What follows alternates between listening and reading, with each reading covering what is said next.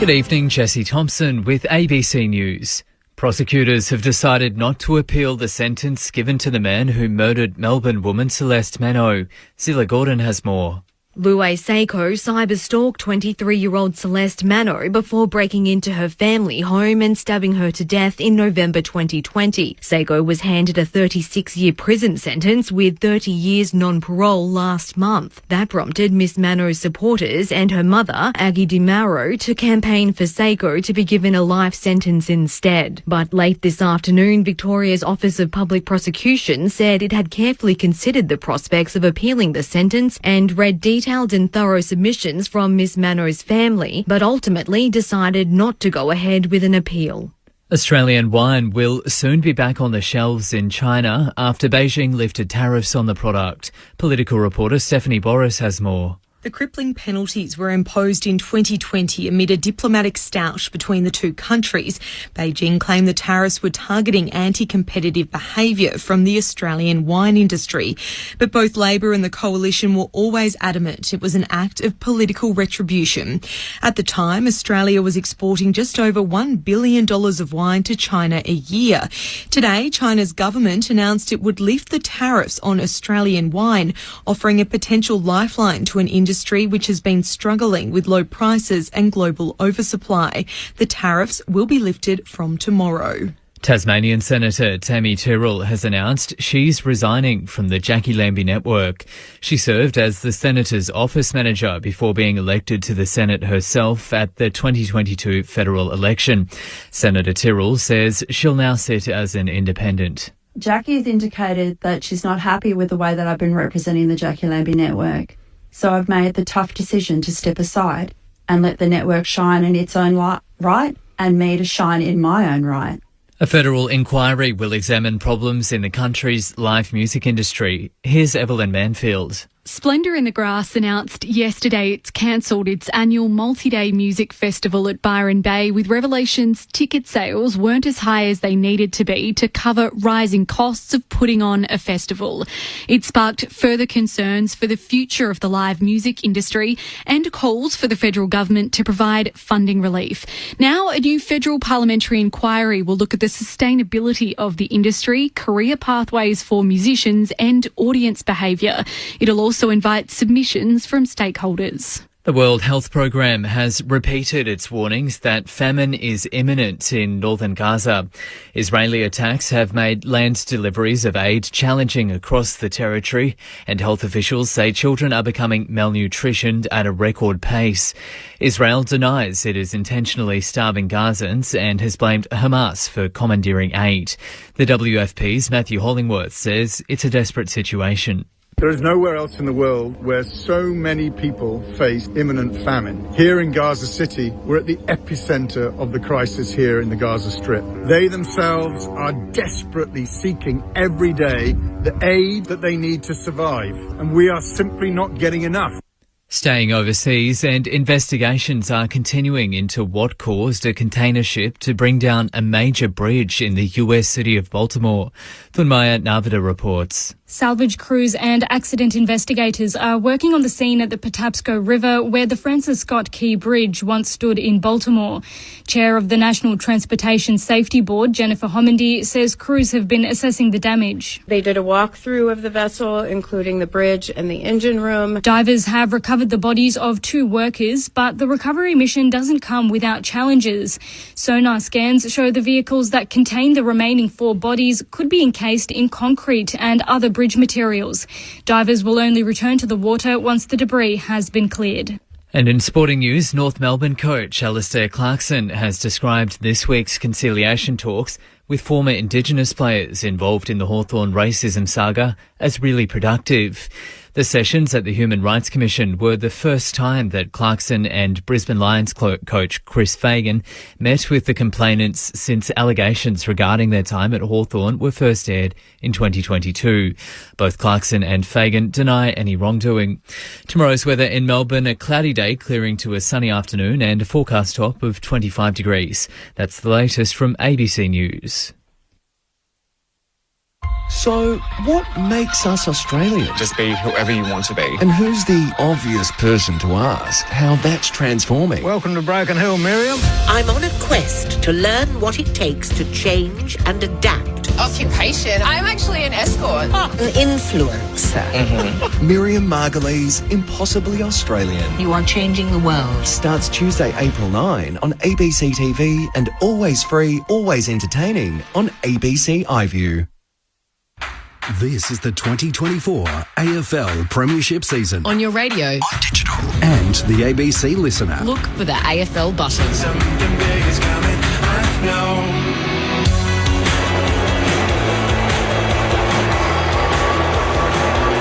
know. The Easter feast begins with the most tasty of footy treats. A grand final for the ages. Well, frankly, it seems ages ago now, doesn't it? Because the two teams that fought it out for the Premiership Cup in a most memorable decider at the MCG last year haven't got a win between them through 5 games of the 2024 season. Welcome to Thursday Night Footy on ABC Sport. My name is Quentin Hull. Come with the ride with us here at the Gabba, a fixture which has certainly become a regular across the last 20 years or so. Easter footy kicking off at the Gabba did many moons ago when these two teams played in grand finals at the early part of the millennium, then went lost as footy north of the Tweed entered a period of irrelevance. But now, with the Lions back among the contenders, they've earned yet again the right to host the biggest club in the land at the start of the Easter weekend. It's Brisbane versus Collingwood, grand finalists without a victory, and in a week where all the attention seems to be on anything but the footy, we'll touch on all matters, tasting your fancy as we get into this Easter weekend. If you're on the roads, eyes on the road, ears on the radio, take care, take your time. We're here to keep you company. If you're already somewhere nestled into a restful weekend, we'd love to hear from you on 0437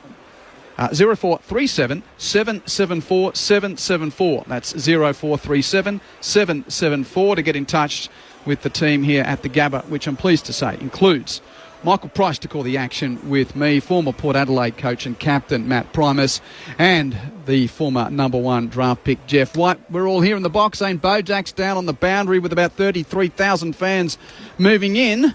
Pricey, welcome to Easter Thursday footy. We've been lucky enough to do this on a number of occasions to start the Easter weekend, but what a build into this one. How are you doing? Yeah, I'm doing very well, Q. It's buzzing already, and a privilege to be here on this is one of the best nights of footy in this town. Collingwood always bring the crowd. They always bring the noise. And this week they're bringing the pressure as well. The pressure on them. There's pressure on the Lions. There's been pressure on both coaches. There's pressure on the stadium. Oh, yes, the antiquated Gabba. Oh, we see how it holds up tonight. Dare I mention, and it's not a flippant mention, but we spend a bit of time here, so we get to know the people who know how the Gabba works. Already Energex has been tending to a few little issues around lights before tonight. I'm just going to put that out there in case things happen. I'm actually putting it out there in the hope that everyone says you're a fool, Hully. What you said, the lights weren't any good. Yeah, so then so we get through the night. It's the reverse curse. Jeff White, how are you? In our pre-game, we're going to be hearing from Will Ashcroft in just a moment, the injured line. And Jeff, welcome. We'll hold our powder about what it's like to be someone who's around the Melbourne Footy Club and who has a young man who's hopefully on the brink of entering Australian football. We'll get to that in a moment, but that's your welcome. How are you? I'm good, Q. And like Pricey and you introduced Matty, I love this night. It's great, and what a spectacle. You know, you summed it up perfect there, Pricey. Issues with the Gabba, both clubs are winless in 2024. I'm really excited about this game, and the crowd is it's going to be electric. Can't wait. Matt Primus knows a thing or two about being around premiership clubs that weren't able to back up the next year, and he also knows a thing or two about getting close and keeping the hunger. So you're well versed in the story of these two clubs tonight. Matt, how are you? I'm great, boys. Great to see you. I love Easter Thursday nights, and Yeah, I'm looking for, I think everyone's spoken about both these teams, what they're lacking in, their ball movement, and certain players are down. But in the end, the footy specifics don't really matter. It's the want and intensity. That's what's lacking from both teams, because these ball players can all kick, mark and handball exactly like they did last year, but they want to run hard back to defend. They want to put their head over the ball for 120 minutes over 2 rounds for Brisbane, over 3 rounds for Collingwood is dropped off significantly, and that's what the coaches are trying to find, and that is the hard thing to do, to back up year after year, and that's why we laud the teams that win. Brisbane 3 flags, Hawthorn a generation, 4 flags, 3 flags over 5 or 6 years. It's amazing to stay at the top, but it's bloody hard to do, and these teams are finding out at the moment it's like that. To the news, of the teams here, no changes to the originally selected 23s. Kyle Lohmann is the sub for Brisbane, and Jack Crisp is the sub for Collingwood, which, interestingly enough, sees both teams with 19 of the 23 men that played at the MCG in the grand final last year. But it's been the talking point of the footy world for the last 48 hours, and we'd better start with it. The revelations of the happenings within AFL football of the illicit drugs code. So there's a link here. We're about to hear from a young man who's gone to his father's club in Will Ashcroft. We'll get to that in a moment. But I just thought we'd start with the story of the week and something to remind you around the Melbourne Footy Club, something that Jeff is very passionate about and knows very closely. So if you missed Sean Smith speaking on 3AW in the wake of these allegations that were spoken about in Parliament, here's a reminder. Well, I mean, obviously Joel's responsible for himself, but if you create a workplace environment that's toxic and you know about it and do nothing about it, it certainly doesn't help. I think they need to be on top of it. If they test twice a week for it, then I'm pretty sure the players won't be doing it because they won't be playing. But I guess it just boils down to money, I guess. I don't know what the exact answer is, but if you know you've got an issue with cocaine, which is it's right through society, it's a horrible drug. If my son was 17 right at the moment, I'd be saying, I can't AFL footy because obviously there's a bad culture there. So, the AFL need to fix that problem ASAP, because it's not just the player it affects family, it affects friends, partners, everyone. So that was Sean Smith speaking earlier this week. Who better to get a reaction from than a dad? And a dad who is a champion of the Melbourne Football Club and has a son who, if all goes well, could have a choice between his dad's footy club or the footy club that he's currently with. I speak about Kalani White, Jeff, your son, who it's been wonderful to see him pop into the box over the years. He's a young man now who seems to have the footy world at his feet. But outside of that, I want to ask Jeff White, the dad, what he feels about when another dad comes out and says that about 17-year-old boys. Yeah, well, I know Smithy really well. I know Joel quite well as well. And, my feeling for that is, I mean, Kalani and I have chats. We've had chats about that. So it's all about the education sort of process. And Kalani was as shocked as anyone when he heard about Joel, because Joel has always been the one that's always gone to Kalani at training. He's always been the one, because of their father-son connection. But Kalani, no, I'm not going to stop him doing anything that he wants to do. Whether it's tennis, basketball, and AFL, that's what he's pursuing. But as a dad, it's about having that open conversation with Kalani and my other boys as well. So, and it's just relaying that message and talking about it and making the right choices. And Kalani has made those choices throughout his teenage years already at school. One of the things was that there's a few kids at his school that weren't on the right path, and he removed himself from that. So, I always going to have that open conversation with him, I think, is the most important part about it. And then support him in his pursuit of playing in the AFL, And you've always been really respectful around your boys and what the future lays ahead for them. But you were happy enough to chat about it this week, and it just struck me as someone who's become a good friend of yours over the years, and as a father myself, Whether or not hearing Sean Smith say those things this week, whether it changed your mind, whether you think, well, he's got, if all goes well, a choice to be made, whether he follows the father-son route and plays in number 34 for Melbourne, or as a member for the academy, he could stay closer to home. Yep. So do the revelations of the week, do hearing those things from Sean Smith change your mind? No, not at all. Not one bit. And it's, like I said, it goes back to it's just being open and honest with him. Being open and honest with my kids. And that's, just making sure that we talk about it. He asks me questions, and I think that's really important as a father-son, father-daughter. I know Maddie's got daughters. Just openly talk about it. Don't hold back. I think, listeners out there, you want to know. You want to have that open communication with your kids, and that's the most important thing I try to focus on. And when Joel was found, that obviously this stuff happened over a month ago, whatever it was, Kleiny and I sat down and had a chat about it. This week, this has all come about. We sat down and have a chat about it. So just having that open communication. But I'm not going to stop him from going in the AFL. That's his dream. That's what he wants to do. And from my point of view, with this stuff that's been in place since 05, we've known about it. Maddie's known about it. All that sort of stuff. I think I heard that the positive from this is it's really helped, people if they are struggling. That's what it's been put in place for, and I commend the AFL for doing that. And thanks, Jeff. Seems for so many years you've had the Twins and Kalani around the box, and we never speak about them on air, but I think tonight was the right time. Yeah, and that's fun. And thanks so much for doing that. Matt, Primus, you coached during this period of time since the code was in. Should footy people buy that coaches don't know what's going on? Oh, absolutely. You have no idea. It's just the player and the doctor, and that's it. And it's a real unique situation because there's probably half the population, it might not be quite half, but want to throw the book at somebody if they get done for drugs, and the other half go, well, it's everywhere in society.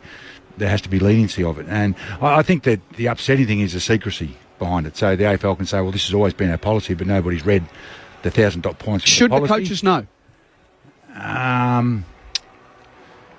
No. No, I don't think so. But the hardest thing about it, the AFL is, their number one thing is integrity, isn't it? They beat on about that, about everything, integrity, and I think this cuts at the heart of the little bit of the integrity. But how do you either got to be black and white with it, which creates its own set of problems, or you have to be pretty loose with it. I'll throw this hypothetical at you. For example, player, midfielder A, 150-game player who is a late withdrawal from a hamstring injury, which may be the cover for a positive drugs test. You've got to then manage him the next week. If you're out there thinking, how do I go with rotations for a guy that's got a hammy? But he might not have had a hammy at all. That's why I ask him. There is the professional diligence part of you are responsible. Once they get out on the ground, the coach is responsible. That's why I'm wondering the difference between plausible deniability, confidentiality, and also the responsibility you have as a man for your men out there. Absolutely. And the hardest thing is, and why do you know this, and I don't want to come across an old man, when I played, there was never a 1 week hammy.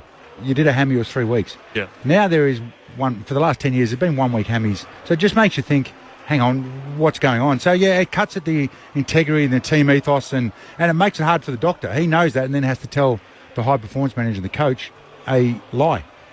So where does that sit in the, he's got to say, he complained of a hamstring and he's out. So where does that sit with your teamwork and your fabric and all those sorts of things? And it's a real grey area, and it's because the AFL weren't honest about this is happening. The same when they had the 3 strike, the self-reporting. That was allowed, but nobody knew. And then it blew up, and then they thought, no, this has always been here. But the not being honest with what's going on, that's what tears at everybody, the public and the fans and the players and teams. If you've got a thought, 0437 774 774. Collingwood's just entered the arena. Brisbane's not too far away. The bounce is about 10 minutes away. But a chance to just catch up with one of the brightest talents in the game. Will Ashcroft, the number 2 draft pick, deemed by many the favourite to win the Rising Star until he hurt his knee late last year. I was able to have a chat to him a short time ago and ask about how his recovery's going. Yeah, it's going well. It's obviously a very long process, as you know, and it's not always linear. There's ups and downs throughout the process. So, I'm just trying to get myself right now. Definitely at the back end, looking forward to starting to build up and get ready to play around mid-year. So, lot to learn from games like tonight, and I can, start my preparation now and get ready to go. Mid-year, okay. Have you got a target? Have the doctors, have the physios, have they told you a space to look at?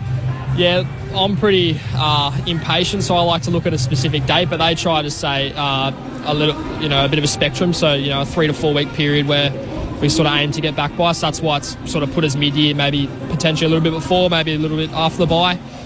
Just sort of, in that sort of 1 month period. So as long as I do everything right and I get my body and my mind ready to go, then, I'll be ready by then. I'm glad you mentioned the mind, because it's a part of anyone overcoming injury. And then you see what happened to Tom Doedee this week. Have you spoken to him? What's the reaction been in the club? Yeah, I sent him a message. I want to give him his space. It's obviously a difficult thing to process. But, the club, as they were for myself and Kitty as well, they've been awesome. They'll rally around. We'll all rally around him again. It's obviously devastating for him. But one thing I learned off him throughout the process is, have a holistic mindset and don't get too down, have a positive outlook on things. And that's something I've tried to adopt, and he was so good at that when he was going through his last one. So, we'll definitely bring that when he's back, and can't wait to have him back around the club.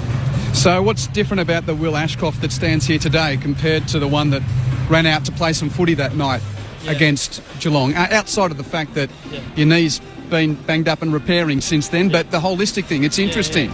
Just appreciate every moment. I think last year I was pretty fortunate to come in round one and play every game up until the injury, and sort of potentially just took it a bit for granted. And, the whole process of training throughout the week, reviewing the game, being around the club with the boys is so awesome. We get that as our job.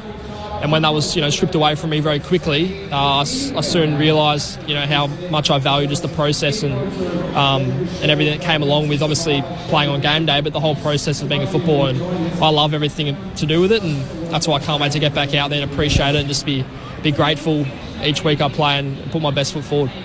A, B, C or D, hardest things of the injury? A, missing out on playing footy in the finals. B, realising that Harry Sheasel overtook you at the end of last year when you couldn't play for the Rising Star, or C, all the rehab? A is probably, playing finals. That's what you want to do. That's, I was starting to get my mind around, preparing to play in a final series. When I did mine around 18, I think it was, we're pretty set in the finals picture. So, I was starting to probably look ahead a little bit and look forward to, because that's why you play the game. You want to play, strong finals football and win a premiership with your best mates. So that was the hardest bit, and that's why I'm don't really mind what round I come back. As long as I'm ready, I can get enough games out so we can hopefully make a push into the finals. That'd be the ultimate goal for anyone, and that's why I want to get back and play my best footy.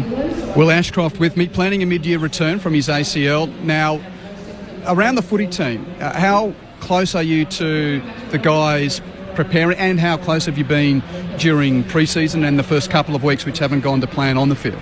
Yeah, it's a difficult one. I've got to try and, especially early days, you're sort of obviously removed. You're not training, you're not around the boys as much, so you're a bit removed, which is difficult. But I've just tried to integrate myself more in the start of the season now that I'm starting to build up and get ready to go myself. So everyone's just really positive. Everyone's we know the process that is required to win, and a big game like this even more so. So the boys just been obviously out the bye, so everyone's itching to go, and looking forward to seeing how they'll respond. It'll be a good game. What have you noticed watching on in the first couple of games that you've seen the team play?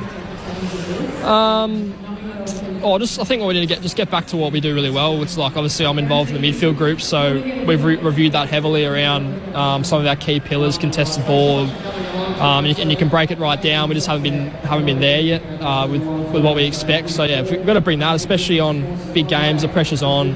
Can I play devil's advocate? It seems that in the big games, the percentages are there. If Lachie Neale doesn't get as much of the ball, they're the games that you're more likely to lose. Do you need some help? Well, as a midfield group, we all need to step up. Everyone needs to step up. I'm obviously watching on tonight, but we have a lot of guys rolling through the midfield. Obviously, Lachie's back tonight, which is huge. We have a lot of guys rolling through there who, they'll take it on themselves to lift and step up when they're needed in that role. And I've ultimate faith, and we all have ultimate faith in each other. And I can't wait to see them all do that tonight.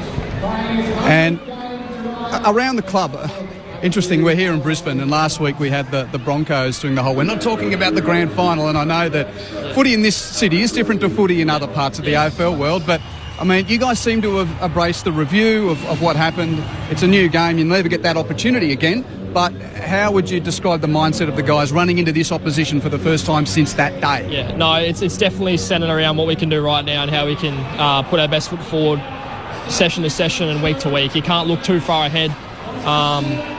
Obviously we reviewed that heavily, and what's come of that is hopefully going to help us this year, but you got to look week to week, and everyone's focus is heavily on this round 3 game, and that's a long way away. We don't worry about that until we get down the line, but looking forward to seeing them respond tonight.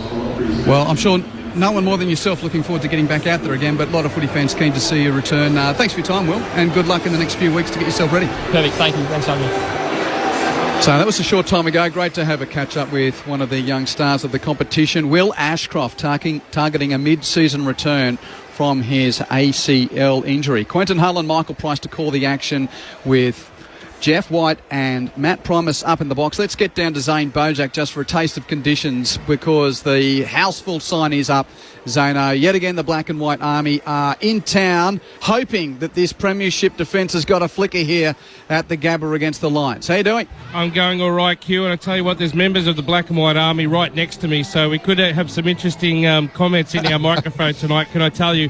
Look, the surface is superb. We've had rain all week here in Brisbane, but as we know, this Gabba ground, it drains superbly, and I haven't seen any divots in the ground during the warm-up. It looks absolutely beautiful, and can't wait for it. It's 24 degrees here. Why wouldn't you want to play AFL footy here in Brisbane on Easter Thursday? It's going to be a great game. As you mentioned, great atmosphere. One thing I am a bit worried about, Q, and I want to ask you this because we both played tennis growing up. I always thought if I hit them well in the warm-up, I played poorly in the game. Eric Hipwood hasn't managed to slot one yet. He's hit the post a number of times, and he's missed it again to the left-hand side. Is that good news for the Lions? I don't think poor practice is ever a good sign. Say no, but I get what you're thinking. Yeah, poor old Eric, he hasn't had a great time in the warm-up. That's one of the talking points. There's been so much talked about these two teams, Brisbane 0-2, Collingwood 0-3. I'm going to start with you, Matt. What to you? What are the stats? What are what's hunger look like to you in a footy team? Hunger for me, for Collingwood, they've been the easy side to transition the ball against, and they were impossible to do that last year. They were the best in the competition, and now they're the worst. So that's significant, and teams might be playing a little bit differently, and both these teams have been hunted a bit more, Q, but that just shows you that their team defence is off, and they haven't played the top 3 teams from last year. They've had a bit of a tough couple of games, but some easy games that they should have won. And Brizzy are still dominating inside 50s and their contested ball stuff, but they're getting slaughtered on the ground. So that's the effort and the want, and I think that's what both teams are missing. You only have to talk to their coaches, listen to their coaches, about from their press conferences about looking for some sparks, some changes, those sorts of things, and it's getting pretty close to, especially for Collingwood, who've already played 3, zipping 4. Your chances of being top 4, where it's you've got to do that to win a flag or have a chance to win one. It's going to be pretty difficult. Well, they're flat out making the finals if they don't win tonight, Collingwood. And I say that from a pure statistical point of view. Yes. I did some numbers in the AFL era, so 1990 onwards. Yep. I looked up all the teams that started 04. There's 47 occurrences of teams starting 0-4 in the AFL era. How many of those have made finals? Made finals since that? 2. 1.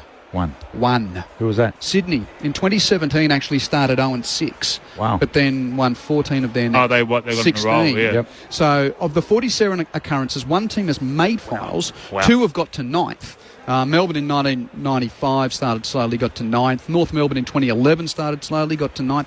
But there you go. Yep. If indeed, and I saw in some of the Melbourne press today, tipsters going all the way towards Brisbane. No one tipping Collingwood, which is extraordinary to think that they're the reigning premier, and no one tipped them in the 9 press that I was reading today. Jeff, as a player, when do you, if you've had a deep run the previous year, is it human nature that sometimes it takes a while to kick into gear for the next season?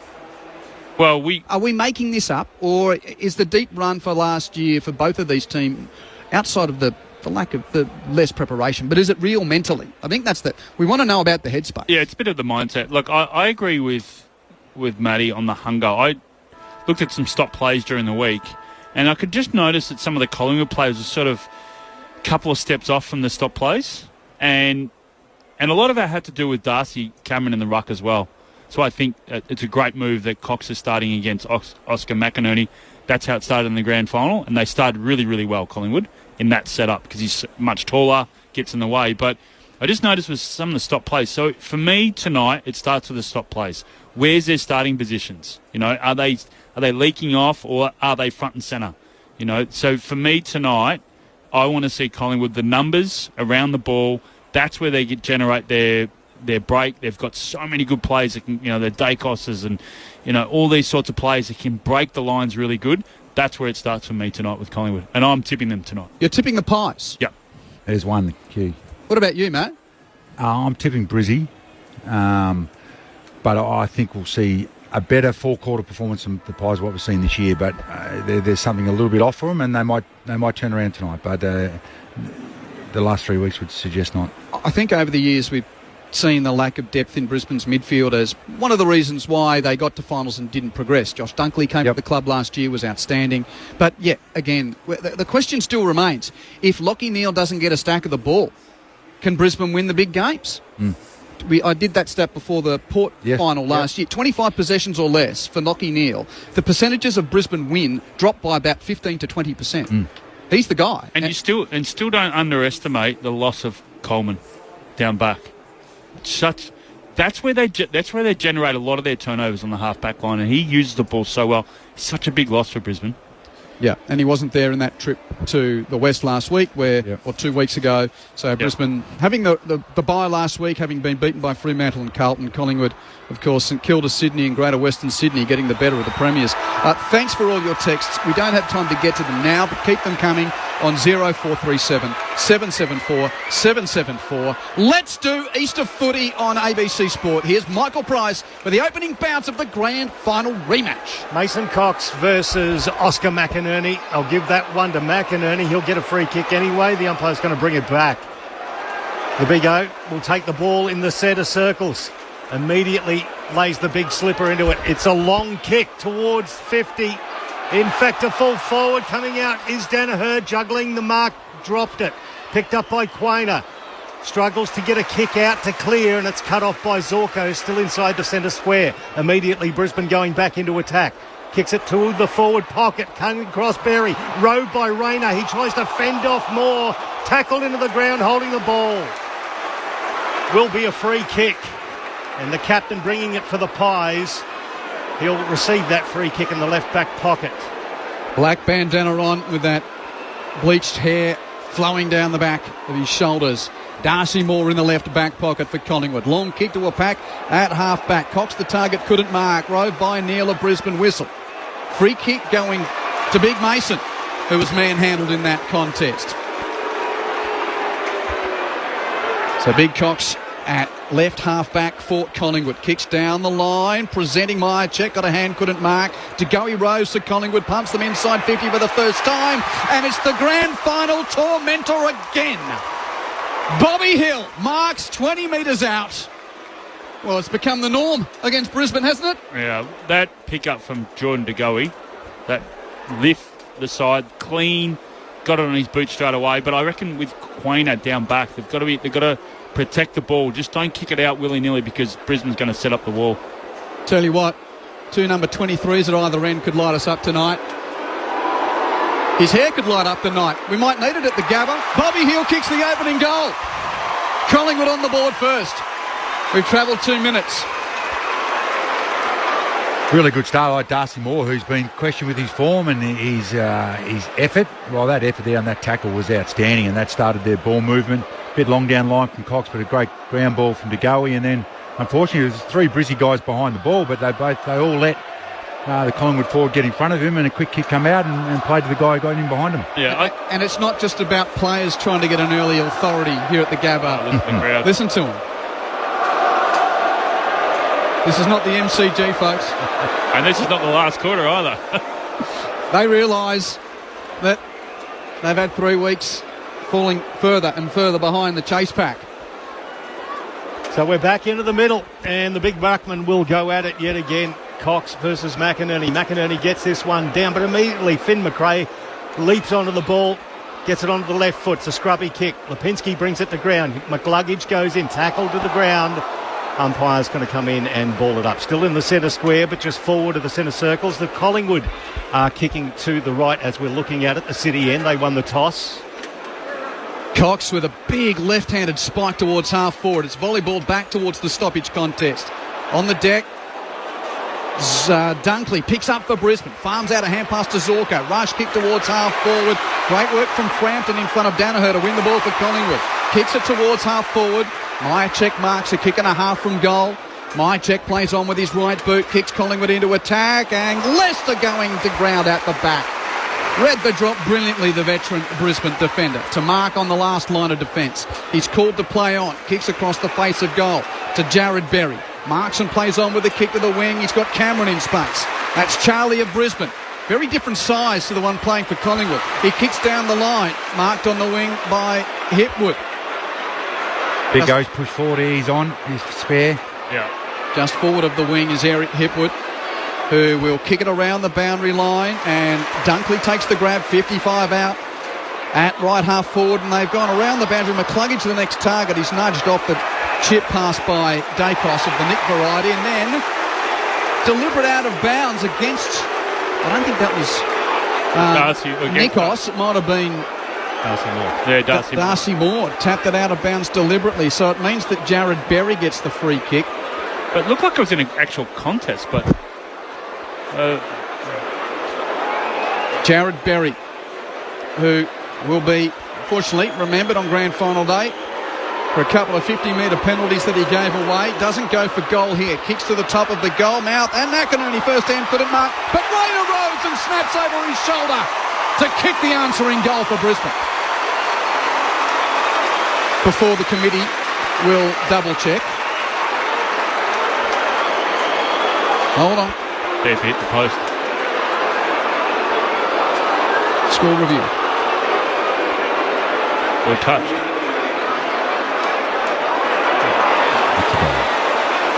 That looks like it's okay. Flirted a little with the right upright. Is not touched, and there's a gap between the ball and the post at all times. It's a goal. Goal apiece, 5.5 play. Poor bloke. I think it was Cox that was down there. Just needed to spoil it a bit harder, didn't he? Yeah, well, Cox actually stayed on the mark. Yeah. The big O was in the goal square. A big O came back, yeah. That was, poor by Cox. He had plenty of time to get down there, but both teams are moving the ball freely and look pretty dangerous. Brisbane are dominating the inside 50s, but they're both playing their own style of play at the moment. The Pies aren't doing anything different from what they did last year. They're trying to get numbers up and race you out the back, and Brisbane are certainly playing a contested style, deep inside 50, try and pin you in. There's a great intercept mark there from Leicester down back. Beautifully read. So back into the middle, the crowd buzzing, a goal apiece, 6 minutes gone to the first term. Live footy here on a Easter Thursday night on ABC Sport. The Brisbane Lions crowd getting behind their team as well. Collingwood with the ascendancy in the crowd early. As the umpire steadies. Darcy Cameron in the ruck now against the Big O. Call that one a draw as it falls to the feet of Lockie Neal. Big dummy. He goes around onto the right foot, kicks it long inside 50. Danaher with a 2-on-1. Darcy Moore flying over the top. Big fist outside the arc of 50, picked up by Archie. He's dealt with over the boundary. There'll be a throw in at right half forward for the Brisbane Lions in attack yet again. Josh Dacos making a tackle there, right near where he made the offensive player of the year back in 2020 when he kicked goal of the year from that half forward flank against Sydney. Boundary throw in at right half forward for Brisbane. A goal apiece early on at the Gabba. Dunkley's underneath the stoppage but can't burst through. We'll do it again. Quentin Holt, Michael Price, Jeff White, Matt Primus and Zane Bojack, your company to start the Easter weekend on ABC Sport. From the stoppage, chance. Dacos had a fumble. Stolen by Neal. Neal has a shot on goal from the pocket but misses to the near side from 40 metres out. It gives Brisbane the lead Lions 1-1-7, Pies 1 straight 6. That's a set play from Brisbane. They did it in the grand final, whereas it just on that 50-metre arc, Oscar punches it out. Oh, Nick Dacos, very dangerous kick. He went straight up the middle, but Degoe made it look good. Fended off a couple, gave it to Lipinski. The handball back into Cox. Back to Degoe, who kept running. A speculating, looping handball inside 50. Cut off by Starcevic for the Lions. His handball to Zorko. Now back to Leicester, now to Jasper Fletcher. The youngster confronted. He retreats the handball at the feet of Zorko. Puts him under pressure on the arc. Picked up by Starcevic. Handball to Dunkley. Dunkley off a step to the wing. Big pack. Brought to ground by McInerney. At the front of the pack, Schultz couldn't pick it up. Nick Dacos in there for Collingwood. He does. Farms out the handball to Pendlebury. Onto the logo. His kick into the corridor. Cut off by Archie for Brisbane. Wants to go quickly. Archie drives a right foot drop punt to full forward. 2-on-2. And it hit the chest of Jeremy Howe, and somehow he marked it for Collingwood. More good luck than good management, but very good reflexes. Chips at the half back. Lipinski marks. Plays on with a short chip to Mitchell. In game 200, Tom Mitchell kicks Collingwood to full forward. Elliott the target. Out the back. Hill a chance. Jack Payne, though, there for Brisbane to rush it through just the boundary side of the Pine post. Boundary throw-in to take place in the left forward pocket for Collingwood. Right back pocket for Brisbane. Lions 1-1-7. Magpies 1 straight 6. 9 minutes played on ABC Sport. Throw in left forward pocket for Collingwood. Cameron gets it down. Loose handball from Brisbane. Mitchell off the deck, gives it to Elliott. He scrubs a kick a half a metre forward. Picked up by Mason Cox. Tries to kick the miracle goal over his head. It tumbles through for 1 behind. 1-1-7 apiece. 9 minutes gone first term. And short inbound from Zorko. Fletcher's the man in the left back pocket to take the mark. Kicks it back to the man who gave it to him. Zorko runs forward. Marks at left half back D50. Kicks Brisbane towards the wing. Andrews is there in front of the pack to mark comfortably in front of Plainall.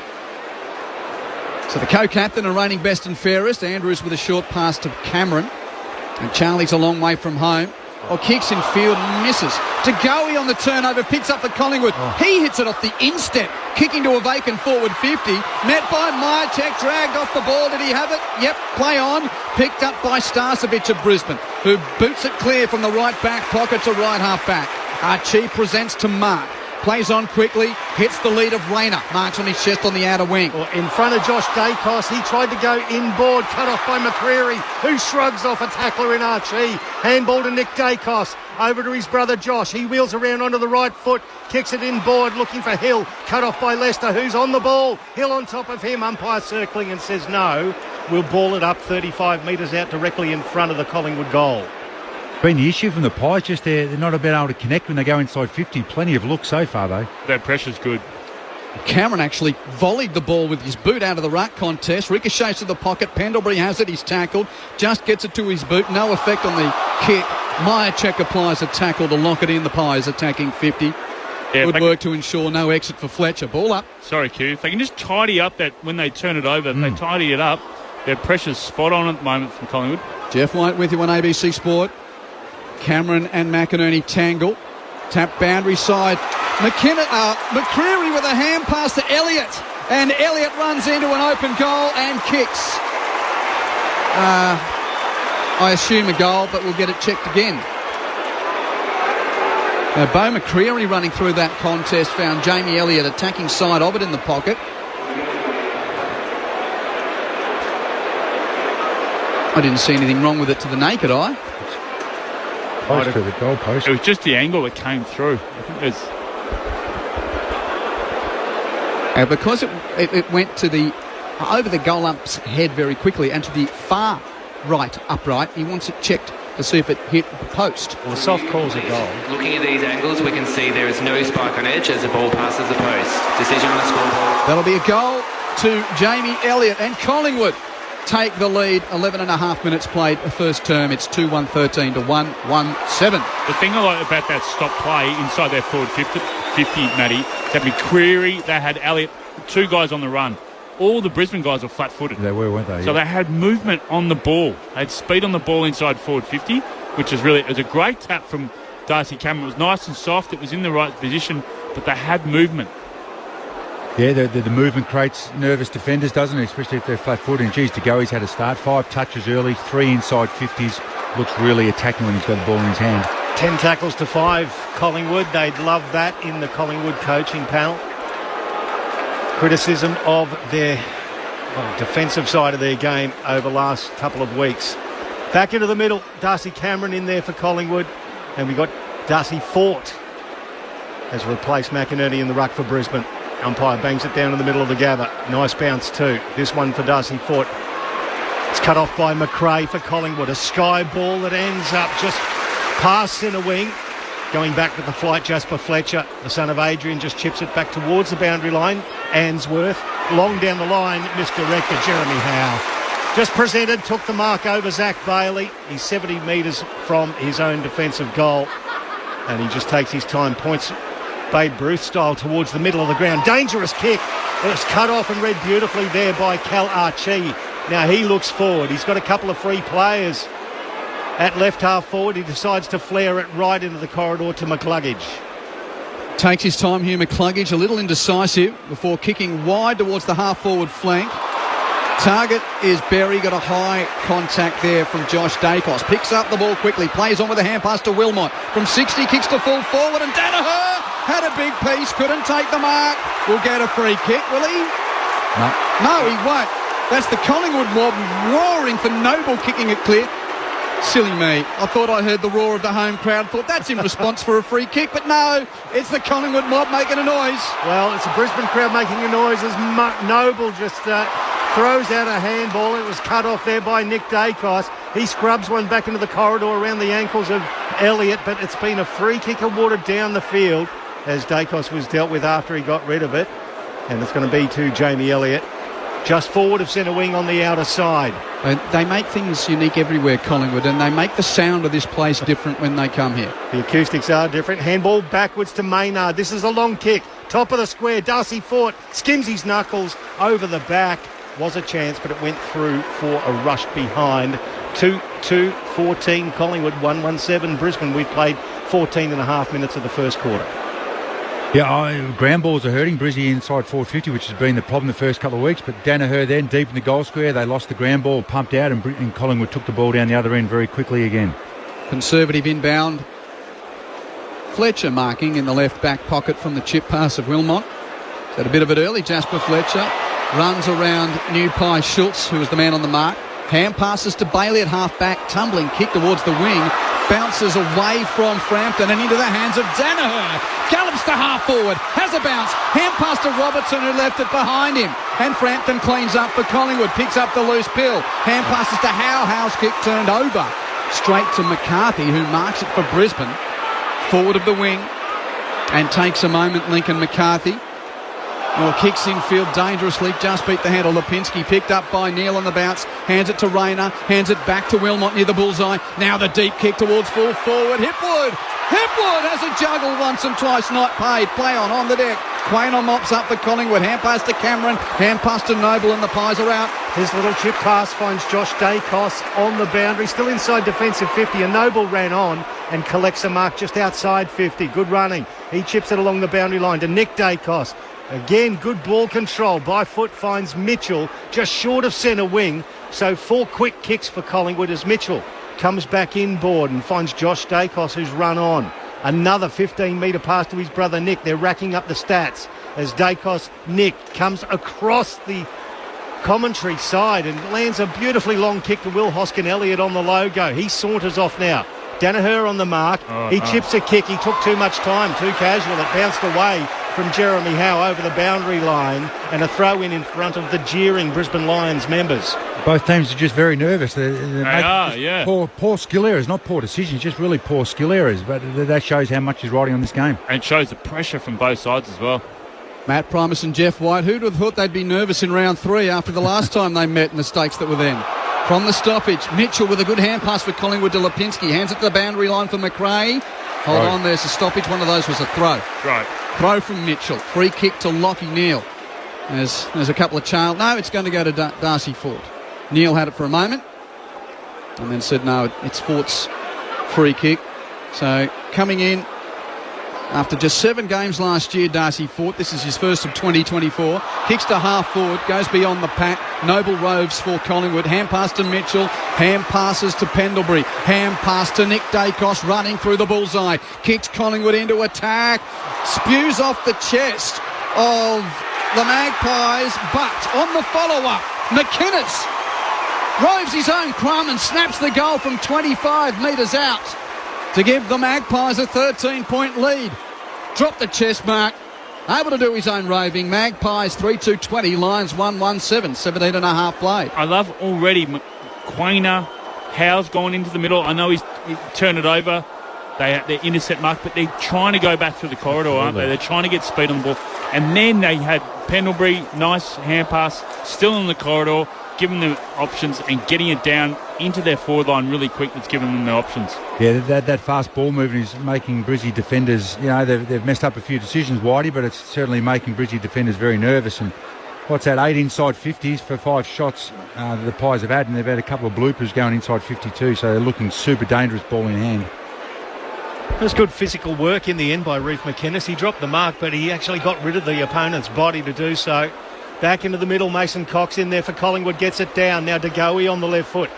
Turns it around the corner, but it's going to be cut off there by Jasper Fletcher. He's mown down, still gets the kick away, but De Goey cuts it off. In fact, he gives it to Mitchell. A towering ball inside 50. Good body work from Payne. Got rid of McInnes there, and he took a good defensive mark for Brisbane on his very large chest, the boy from Noosa.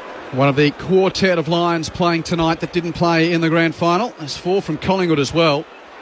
Payne kicks long to the outer wing. Maynard's at the front of the contest for Collingwood and's claimed the mark. I think the lead of Archie was the target. Archie arrived late, but the opposite 4 given the free kick. Maynard kicks towards half forward on the head of Cameron. Couple of juggles from Darcy Cameron, couldn't control it over the boundary line, and a boundary throw in. Chalk and cheese, the ball moving though, isn't it, Whitey? Yeah. It's Brizzy are slow, happy to go long down the line, where the Pies are playing on and taking advantage all the time. And the tools of the Pies are really making a contest. They're not getting out marked, they bring the ball, they're either marking or bringing it down for their small forwards. ABC Sport at the Gabba. Magpies leading it by 13 points from the boundary throw in. Brisbane get the clearance. Fletcher with a hand pass to Bailey. Tries to shrug, a couple of tackles dropped that ump will penalise him. Is it a throw or holding the ball? 6 of one, half dozen of the other, so give it to number 6. Tom Mitchell, the free kick. Playing his 200th game, the Brownlow medalist. Directing traffic. Now it's a long left footer. It's going to lob just inside the attacking 50. Beautifully roved there by McCreary. Flying shot around the corner. Very lucky to score a point in the end. One behind. 21 plays 7. There's that contest again. Cox and Myercheck just bringing the ball to ground, not being outmarked. Jared Berry runs out of the goal mouth for Brisbane. Runs to the right back pocket, kicks to half back, but Cox is in front for Collingwood. Marks plays on quickly to Maynard. Chip around the boundary, taken by Josh Dacos. Marks and plays on from 55, kick to full forward. Andrew spoils the pack for Brisbane. Wilmot Rove took a while, got tackled. Says play on, ball to deck. McCreary picks up, gets tackled. And the umpire calls for a neutral. Harris is the one that is the intercept mark. He hasn't taken one yet. So this is the strength of Collingwood at the moment when it's going inside their forward 50. Ball up's going to happen 45 metres out from Collingwood's goal. Slapped down by Darcy Fort, picked up by Bailey. He's immediately claimed by Mitchell for the Pies, and the umpire will do it all again from the very same spot. Throws it up immediately. Cox gets to the front position, taps it back into the corridor. Hacked out of mid-air by Darcy Wilmot and Lux of Fortune. It lands into the arms of Lincoln McCarthy at centre-half back. He wants to slow things down, and he flares it out to the commentary wing. Puts it in front of Jared Berry, who takes a chest mark and again slows it down. Looks back immediately onto the logo. Finds Bailey into the centre circles and finds Darcy Wilmot, who's run forward.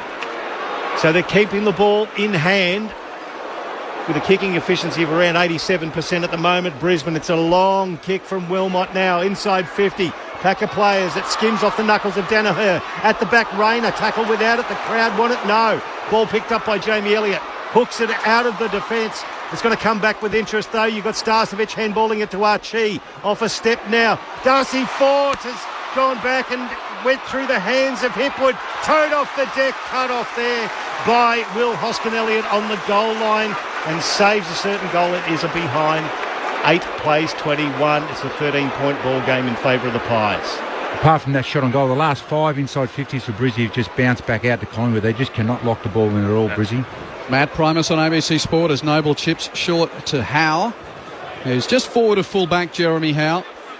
Magpies on the inbound on a perfect Thursday night at the Gabba. Long kick towards the outer side. Couple in the contest there. Cameron was the Pies' target, couldn't mark. Rowed by Andrews of Brisbane. Hand pass to Fort. Kicks it back to attacking 50 for the locals. Bounces away from Charlie Cameron. Although Zorko boots it out of the air on the ricochet, but kicked it straight to John Noble. Noble marks for Collingwood. Kicks it back to full-back. Frampton grabs it. Plays on with a chip to Hoskin Elliott. Right on D50 at right half-back, and Hoskin Elliott chips to Elliott. It's almost poetic there, not of the TS style, but Hoskin Elliott to Elliott, so to speak, Pricey. 20 metres forward, I heard what you did there. Hoskin Elliott ran forward to collect it off Elliott. It went off his hands.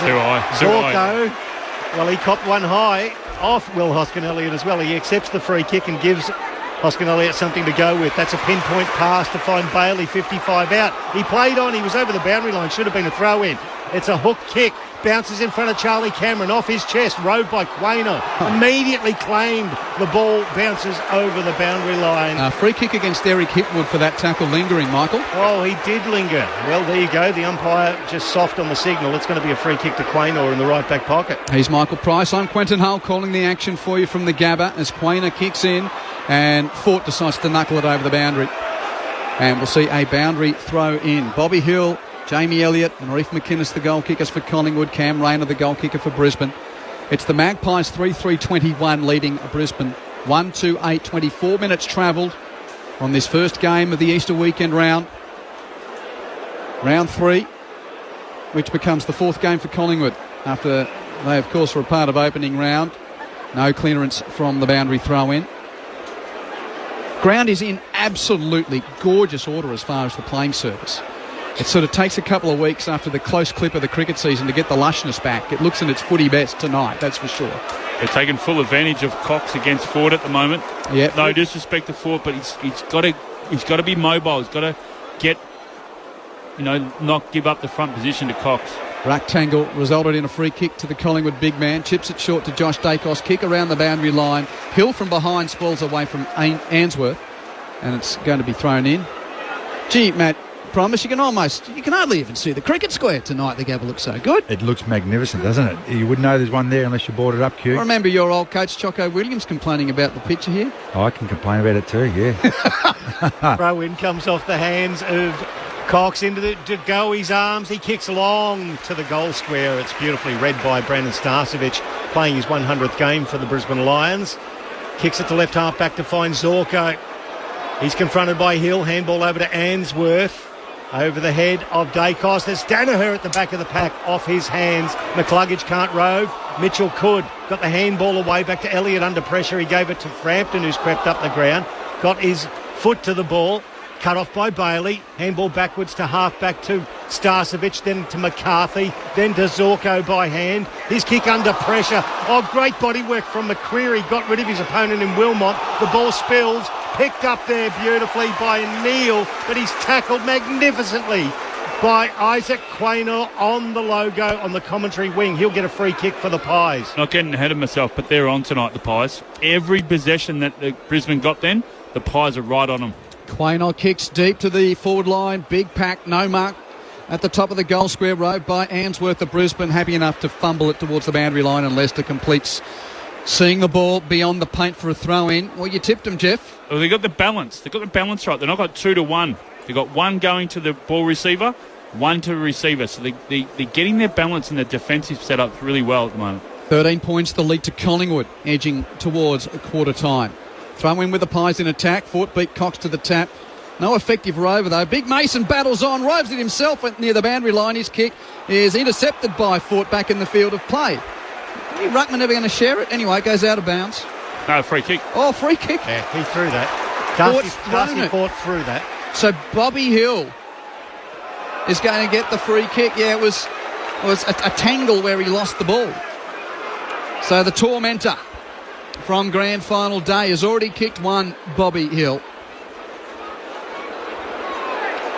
If anyone thought that Charlie was going to go to number 23 in the grand final, it was probably more so Charlie than this guy. Or Normie, should I say. Here he is, Bobby Hill on the left foot snap. He's kicked a second. And Bobby Hill has 2 first quarter goals. Collingwood lead by 19 points at 4-3-27 to 1-2-8. Once again, their pressure in their forward 50. You've mentioned Whitey all over the ground, the pies are on, but in their forward 50, it's Stark to Brisbane, and it's bouncing out of there far too easy. But every time Collingwood, if they don't get a shot or a shot on goal early, they're able to get the ball back and bring great pressure. And like that one there, Bobby Hill just got an arm in there, ball slipped out, paid a throw. Their pressure all over the ground is outstanding at the moment. And we spoke about it before with the bigs. They're bringing it to ground. They're not getting out marked. So it's a really disciplined role they're playing on Harris. Harris is mainly the one who, and Payne, they're the ones that will take the intercept marks and really cut some momentum. They're not having that at the moment, the Brisbane Lions. And Q, while they're still making some poor decisions, their intensity when they don't have the ball, that's what the pleasing thing, and that's what's missed in the first 3 weeks. So far, the first quarter, it's right on. Back in the middle, McInerney gets it out for Brisbane. It's rowed by Rayner, under pressure again. The handball forward to Bailey, tackled off the ball by Maynard. Another turnover. Pies have it in the corridor with Pendlebury. The run came from Nick Dacos, looping handball forward to Maynard. Clever little tap to the run of Noble. Got around Wilmot, had a ping from 40, top of the square Hill. Bobby Hill again. He's taken the mark. The Norm Smith medalist. They'll be having nightmares about him north of the border. He'll have a shot 20 metres out. What about that? Just when you clean below your knees, it just opens up everything. And how clean, I think it was Mitchell was in the centre there. Perfect. Absolutely great play. Hands off, away from goals, straight to the Collingwood player, and then the chain of the handballs along. So Bobby Hill, for his 3rd goal, pops it through. The Pies are on Easter Thursday night. 5-3-33 to 1-2-8 late in the first term. Live footy on ABC Sport. Yeah, exactly right. You just look at that, and the tackles are never anything. But in this game so far in the first quarter, it is 21-12. When possessions are, Brizzy 73 to Collingwood 92. But Brisbane just can't slow down Collingwood at all.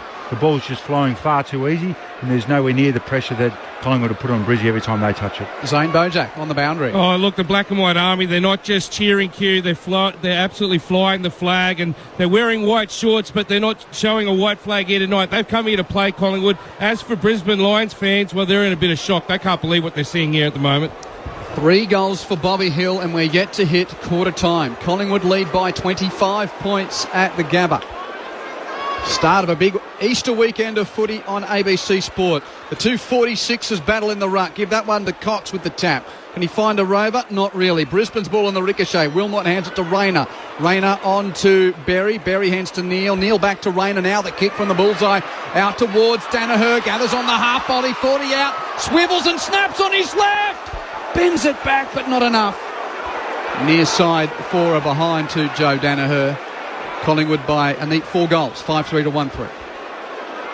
Well, the difference is in the conversion. 14 inside 50s for 7 shots for Collingwood at 50%, and the Brisbane Lions 12 inside 50s for 3 shots at 25%. Long kick to extract in the path of Mason Cox. Gets it down now to Nick Dacos. Scrubs it forward onto the logo. Contest, Harris Andrews. Tackled by McInnes. Could have been pinged for holding the ball there. It stuck back underneath him as it seemed he dragged it back in, but the umpire's going to give him the benefit of the doubt and ball it up just forward of centre wing on the outer side here at the Gabba. He throws it up immediately. Cox belts it back towards the boundary line. Wilmot for the Lions. Handball over the top to Fletcher.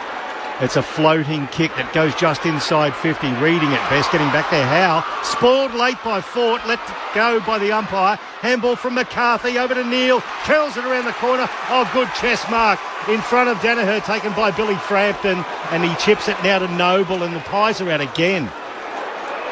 Lockie Neal from 30 metres out doesn't make the distance shooting for goal. Goal kicking has never been one of his strong suits. But that was one for the taking there. Quainoa receives it right half back. Kicks to the wing, off the hands of the pack. Zorko trying to rove. Somehow fumbles it to the advantage of teammate Answorth. Hands it around the boundary to Robertson. Robertson hands it to Rayner. Rayner back to Zorko. Here's the kick. from just forward of the wing towards half forward. Presenting it, hits Bailey on the shoulder and ricochets away. Rode by Pendlebury of Collingwood. Hands it to Frampton, hands to Noble, back to Pendlebury in the tight confines. His hand pass is stolen by Sorko, who had nowhere to go. So, like he was across down at Lang Park, he jumped over the boundary line and scored a try. He's trying really hard, Zorko. He's giving lots of run and moving off half-back, up to 11 touches, but just nothing ahead of the ball, not really working for him yet. But it'll open up if he keeps attacking the game the way he is. Quarter time imminent as the ball's thrown in. 50 from Brisbane's goal. But it's the Premiers who have dominated the first stanza at the Gabba. Both teams looking for their first 4 premiership points of 2024. And one of the major storylines of the grand final is repeating itself through half an hour here. Bobby Hill in front of goal for Collingwood. He has kicked 3 of the Magpies' 5 goals in this first term. Jamie Elliott and Reef McInnes with the others. While for Brisbane, their only goal coming to Cam Rayner. It's the Magpies by 4 goals at the first break. Collingwood 5-3-33, leading Brisbane's 1-3-9. Frenetic start to the night. I'm appreciating your messages. I'll get to a few of them throughout. 0437 774 774 is the number to get in touch. That's 0437 774 774. Jake, listening in Yalgoo in Western Australia, who's waiting for the sun to set. Loving the call, hoping the Lions start his tipping week well. Hello, g'day to Fran from Melbourne, one of our regular listeners. Thank you, Fran. Yes, grand final replay, whatever you want to name it. But we still won the 2023 grand final. Can't take that away. Indeed, Fran. Thank you. Dave and Irene listening in Tassie by the fire.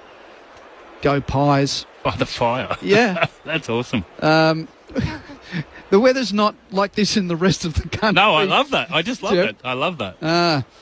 Marcus at Cooroy suggests Brisbane's previous fast starts haven't worked, so better they'd come from behind tonight. Good on you, Marcus. 0437 774 774 is the number to get in touch. In other sport tonight, big game in the National Rugby League between Penrith and the Roosters. That's just got underway. No score as yet. And also, we've got a call on the Listen app if you want to hear Game 4 of the NBL Grand Final Series. Jack Jumpers leading at 2-1. And early in the second quarter, it's the Jack Jumpers 31 leading Melbourne United 27. But here, it's Collingwood by 4 points at quarter time. This is Thursday Night Footy, live on ABC Sport. Hey, want to hear something really funny? Well, of course. The Melbourne International Comedy Festival is back. You ready for a big night of comedy, yeah? With the All-Stars Super Show on the ABC, Wednesday night, April 3rd. And if you missed the hilarious gala, catch it right now on ABC iView. Let that marinate there for a second. The Melbourne International Comedy Festival. Have a great festival, everybody. With the All-Stars Super Show, Wednesday night, April 3rd on ABC TV and streaming on ABC iView. This is ABC Sports coverage of the 2024 AFL season. Every match on the ABC Listen app. Look for the AFL button. Goey Rose to Collingwood, pumps them inside 50 for the first time, and it's the grand final tormentor again. Bobby Hill marks 20 metres out. His hair could light up the night. We might need it at the Gabba. Bobby Hill kicks the opening goal. Jared Berry kicks to the top of the goal mouth, and McInerney first hand couldn't mark, but Rayner rose and snaps over his shoulder to kick the answering goal for Brisbane. Nick Dacos running through the bullseye, kicks Collingwood into attack, spews off the chest of the Magpies, but on the follow-up, McInnes roves his own crumb and snaps the goal from 25 metres out. But they're trying to go back to the corridor, aren't they? They're trying to get speed on the ball. Yeah, that fast ball movement is making Brizzy defenders very nervous. Clever little tap to the run of Noble. Got around Wilmot. Had a ping from 40. Top of the square hill. Bobby Hill again. He's taken the mark. The Norm Smith medalist. They'll be having nightmares about him north of the border for his third goal.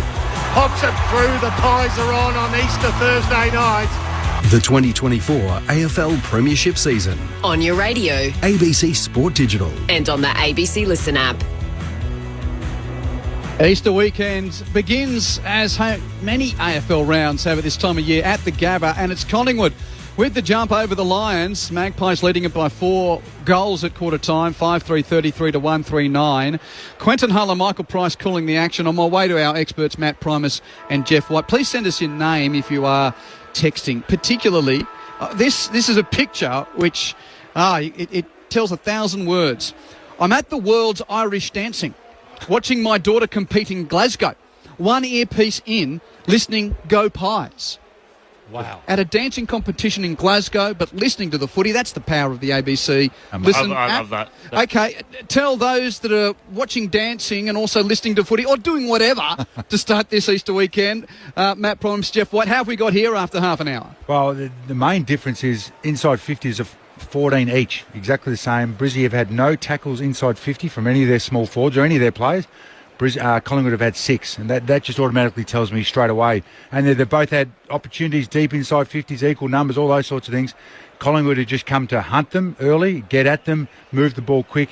Brizzy are hoping that they can mark it, hoping that a forward wins, hoping a midfielder gets it forward. They're hoping. Collingwood are just taking the game to them and are playing with so much more passion. And just another little thing, and you're trying to create some atmosphere, Collingwood, because they've been low the last 3 weeks. Quarter time siren sounded. All their bench that plays ran out to their players who'd been on the ground and got around them, where Brizzy are just all dawdling all amongst each other and not really getting scattered, into the weren't they? Yeah. It was just the belief, and Collingwood are trying to build some passion in there. They've certainly played that way in the first 30 minutes. Game 200 for the 2018 Brownlow medalist, and Tom Mitchell starts with 8 disposals, of which 4 are contested. And he started on the bench. 2 clearances and 4 tackles as well. I mean, those parts of Tom Mitchell's game that weren't necessarily a part of what won him the Brownlow medal, but we were looking for something from... You could just sense, whether it's the scenario, the season, the personal milestone, or just going out there and do your job for the team, he started on fire. And they've been clean below their knees, and that's what's really generated. But the most impressive part I've seen about Collingwood, is their ability to press up. So when the players got the ball, one presses up, then they press up to the receiver. They're always in front of their face of the Brisbane Lions, forcing them to either kick it or make an error. 24 tackles to 10, just to reiterate. 24 tackles for Collingwood, only 10 for Brisbane. And it's only 9 possessions, the difference between the teams, or 10, I think it is. So it's not as if they've had lots more opportunities. Both teams are pretty equal. It's not as simple as that, but there's a hunger stat for you. Second term underway. Michael Price. Back into the middle. McInerney gets it down immediately to Neil. Gets a handball away under enormous pressure, and a pack of players on top of Zorko as he comes in. Dunkley in there as well, and the 11 will ball it up. 11 possessions, by the way, for the Zork to start, Pricey. Well done as the umpire throws it up again. Finlay McRae comes in, and immediately he's claimed by both Dunkley and Neil. So we've moved about 2 metres to the left of the centre circles. That's the end that Collingwood are kicking to this quarter. Off hands now. Archie, handball backwards to Neil. It's on to Lester by hand. His right foot kick is going to be marked on the chest by McCarthy, who made a lot of ground to get there. On the boundary, he chips back 45 degrees forward. Now it's with Dunkley. Still 80 from goal. Collingwood have got back en masse as Dunkley goes long to the right forward pocket. Making his way to the front of the pack was Danaher. Off hands, Nick Dacos versus Archie. Archie gathers, gives it to Hipwood by hand, then to Neil. His kick smothered by Howe. The ball falls into the hands of Maynard. He taps it forward for Schultz, who gave the handball to Nick Dacos, who's tackled over the boundary line. They're just looking crisper, Collingwood again, as the umpire's going to throw it in at right half forward. But he's the sub tonight, Michael. Oh, too quick for you tonight. Oh. Looking crisper? Fabulous. Jack Crisp on the bench, waiting to be called into the game from the stoppage. Rove by Neil at right half forward for Brisbane. Hand passes along the ground to McCluggage, 60 out near the boundary. Chips to full forward, placed in front. Pendlebury makes the spoil. Rove by Nick Dacos. Hand pass turned over. Archie has it. He's tackled, gave it to Dunkley. Hold on, free kick. Must have been a throw. Just again, got more numbers at the contest. Yeah, another grand ball winner, and they're playing 3 tools, Bridget, to start with. Danaher, Fort and Hipwood all down forward, so they're not marking the ball. They better be on their bikes. And it was Tom Mitchell again to win the free kick. Chip to Noble, chip to Nikos. Nikos back to Noble. Nikos and Jacos. You know what I'm talking about. I'm with you, Q. Noble just forward of left half back. His dad helped build half the list here at Brisbane. Kick towards half forward. Cox takes the mark. Played on. Tackled by Zorko. Holding the ball. Seriously, this bloke's 35, the oldest guy on the list. You reckon some of the younger guys could show the enthusiasm with the Zork? He's the barometer, that's for sure. Handball backwards to McCluggage. A sizzling pass hits Neil on the bounce. McCluggage had to go back and retrieve it. He gets the handball receive. A long kick to half forward. Good fly from McCarthy, brings it to ground. Roving, uncustomary roll from McInerney. Handball back to McCarthy, who chips it into the pocket. Pies with numbers. It went over the boundary line, though the umpire's going to call it back. It will be a throw-in the right forward pocket for Brisbane. They're trailing this one by 24 points. Only 3 minutes gone of this second term. Well, the Big O had to win that ground ball inside 50. I don't think Brisbane want that to continue. He looked all at sea below his knees there. He had a crack, though. The throw in off the hands of Fort, cut off by his opposite number, Hoskin Elliott. Handball back to Nick Dacos. His kick forward. It's spoiled by Dunkley. Well done over the boundary line. It'd be a throw in on the arc of 50 at right half forward for Brisbane. Michael Price and Quentin Hull calling the action. 4 goals the lead to Collingwood. You're hearing it on ABC Sport across the country, across the world, wherever you're tuning in. Great that you could start your Easter weekend with us. 3 minutes played, second term. Cameron Darcy nudges Ford over the drop. Kick smothered, though. Ricochets to Dunkley of Brisbane from 50. Snaps to goal. It pitches in the pocket and out of play. Will be thrown in next to the behind post. At least they're locking the ball in. They weren't able to do this in the first quarter. They've been able to get 3 or 4 repeat inside 50, so their pressure's up early. Pies by 24 points. Umpire just beside the behind post in the right forward pocket will throw it in. Brisbane in attack. Fort gets it down in front of Cameron. Dev Robertson underneath the pack there for Brisbane. Can't extract it at all. And the umpire's going to come in and ball it up 20 metres out, more or less directly in front. Thrown up again. Darcy Fort brings it down to the feet of McCarthy. He tries to hack it out of mid-air. It's just handed over. It's picked up by Darcy Cameron, tackled off the ball. He missed his foot. Crowd wanted ball, nothing happening. And it was with Howe. Handball to Frampton, worried off the ball by Danaher. At ground level, he shuffles it forward. Howe went back to make good and rushed it through for one behind. Crowd didn't like that at all. It is 33 playing 10. Back to a 23-point margin as the Pies bring it in quickly to Maynard, who's got Nick Dacos running for him in the back pocket. Received the hand pass, chips the Hoskin Elliott. Or hand pass was in behind Nikos there. Lost it. Brisbane's ball. Dunkley picks up, hands it to Lester, 60 out. Hand pass to Rayner, 50 from goal. Breaks a tackle, doesn't go for the big sticks, chicks it to Neil. Neil marks in the pocket, 40 metres out. You can see what Collingwood was trying to do then, but it was great by Brisbane to be onto that with the handball received to Nick Dacos. Like this distance, Q? Distance not the issue. He's just for a highly decorated, and he's looking for options here. He's not keen to kick for goal. For a highly decorated Brownlow medalist, he does not hit the scoreboard. It's one of the problems that Brisbane has. Their midfield does not kick enough goals. Can Lachie Neale kick one here, though? He wasn't keen to take the set shot, but he is a class footballer. There you go. He points to the crowd and kicks a much-needed goal for Brisbane. His first of the season. And the margin is 17 points in favour of Collingwood at 5-3-33 to 2-4-16. Zane on the boundary. Oh, the Lions fans are up and about after seeing their skipper do that. You just wonder, Q, whether or not he's just trying to look after that hamstring. That's why he missed the match against Fremantle 2 weeks ago. Maybe he just didn't want to stretch out, but he gave it a good follow through there, and it went through the big sticks. He was a happy man. He was pointing at you, Q. He was pointing the exact opposite way. Great finish. I am not criticising Lachie Neale at all, but it's a characteristic of his football and Brisbane as a whole. They're not a team. Usually you see really good teams at the back. They've got a lot of goals coming from their midfield. It's something that Brisbane doesn't have. Yeah, and you need to have that, especially when they're going down into the forward line to most of the stop plays. You want them to have some scoreboard pressure. So the crowd's awake here at the Gabba with Lachie Neale's goal there as the ball goes back into the middle. Darcy Cameron brings it down. There's a whistle on play. Holding. It's going to be a free kick holding. Hugh McCluggage off the ball. Zorko wraps around for the handball from the centre circles. A long kick from the Zork in the Hipwood direction. It's fisted away from him. At ground level, McInerney did well. Handball over to Fort, who went backwards to Rayner. He has to go back to the arc and retreat. Handball to McCluggage. He sold a dummy. Ran in from 40. McCluggage sprays it to the left. And again, is he a not his forte.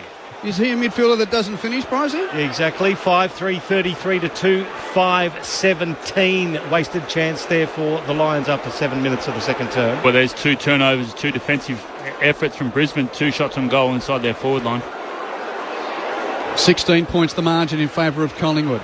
Long inbound from Maynard, looking for Myercheck. Payne does the spoiling, but Myercheck roves to Collingwood at left half back. Ham passes to the Hall of Fame legend in waiting. Pendlebury at half back for Collingwood. Finds space. Kicks brilliantly to Elliott. He has time when others don't. Elliott marks, chips infield to Mitchell. And Mitchell's on a heater tonight as well in his 200th, coming up for possession 10. Chips it short to Maynard, slowing it up on halfway the Magpies. Now the quick entry from Maynard to full forward. Out the back, chance for McCreery in the goal mouth. It's kicked off the ball by McInnes. Did it get rushed through first? No, free kick. Push in the back. Darcy Wilmot got nudged one hand for, other hand for in the back of his jumper. Free kick for Brisbane at fullback. Chips it to Berry. Berry marks and gets the Lions out of trouble. Well, it's a long kick towards the wing. Darcy Fort does well from the back position. Got his hands to it. Rowe front and square by Bailey. He delivers a kick up the ground to Charlie Cameron. Yes, he is playing. He gets up just forward to centre wing. Gets around Jeremy Howe. Long kick inside 50. Hipwood was the target. Spoiled by Maynard. Ball falls around Maynard's feet. He goes back in and has a crack. Towed out of the pack and just roving on his own. It's Tom Mitchell. Must stink. Nobody around him. He just handballed it to Pendlebury, who sauntered out of defensive 50 and delivered a lovely pass to Will Hoskin-Elliott. That was too easy out of defence for the Pies as Hoskin-Elliott goes laterally back to Pendlebury. Matt, can you look if somehow Fly McRae's created Pendle's playing loose? I don't think he's got a man at the moment. Or if it is, I mean, he's sort of playing a half-back role and taking Lincoln McCarthy to waters he doesn't want to be in. He's getting some blocks too. They're creating some blocks through the midfield to try and get their best receivers or best kickers to receive the ball. 16 points the lead to Collingwood. Chip mark to the wing. Lipinski now kicks to half forward. Myercheck presents, can't mark. McInerney does the roving for Brisbane. Hand pass to Rayner. Had a fumble, got it back. Had another fumble. DeGoey crashes through. Tackled, lost it. Holding the ball. McCarthy. Got to go quick.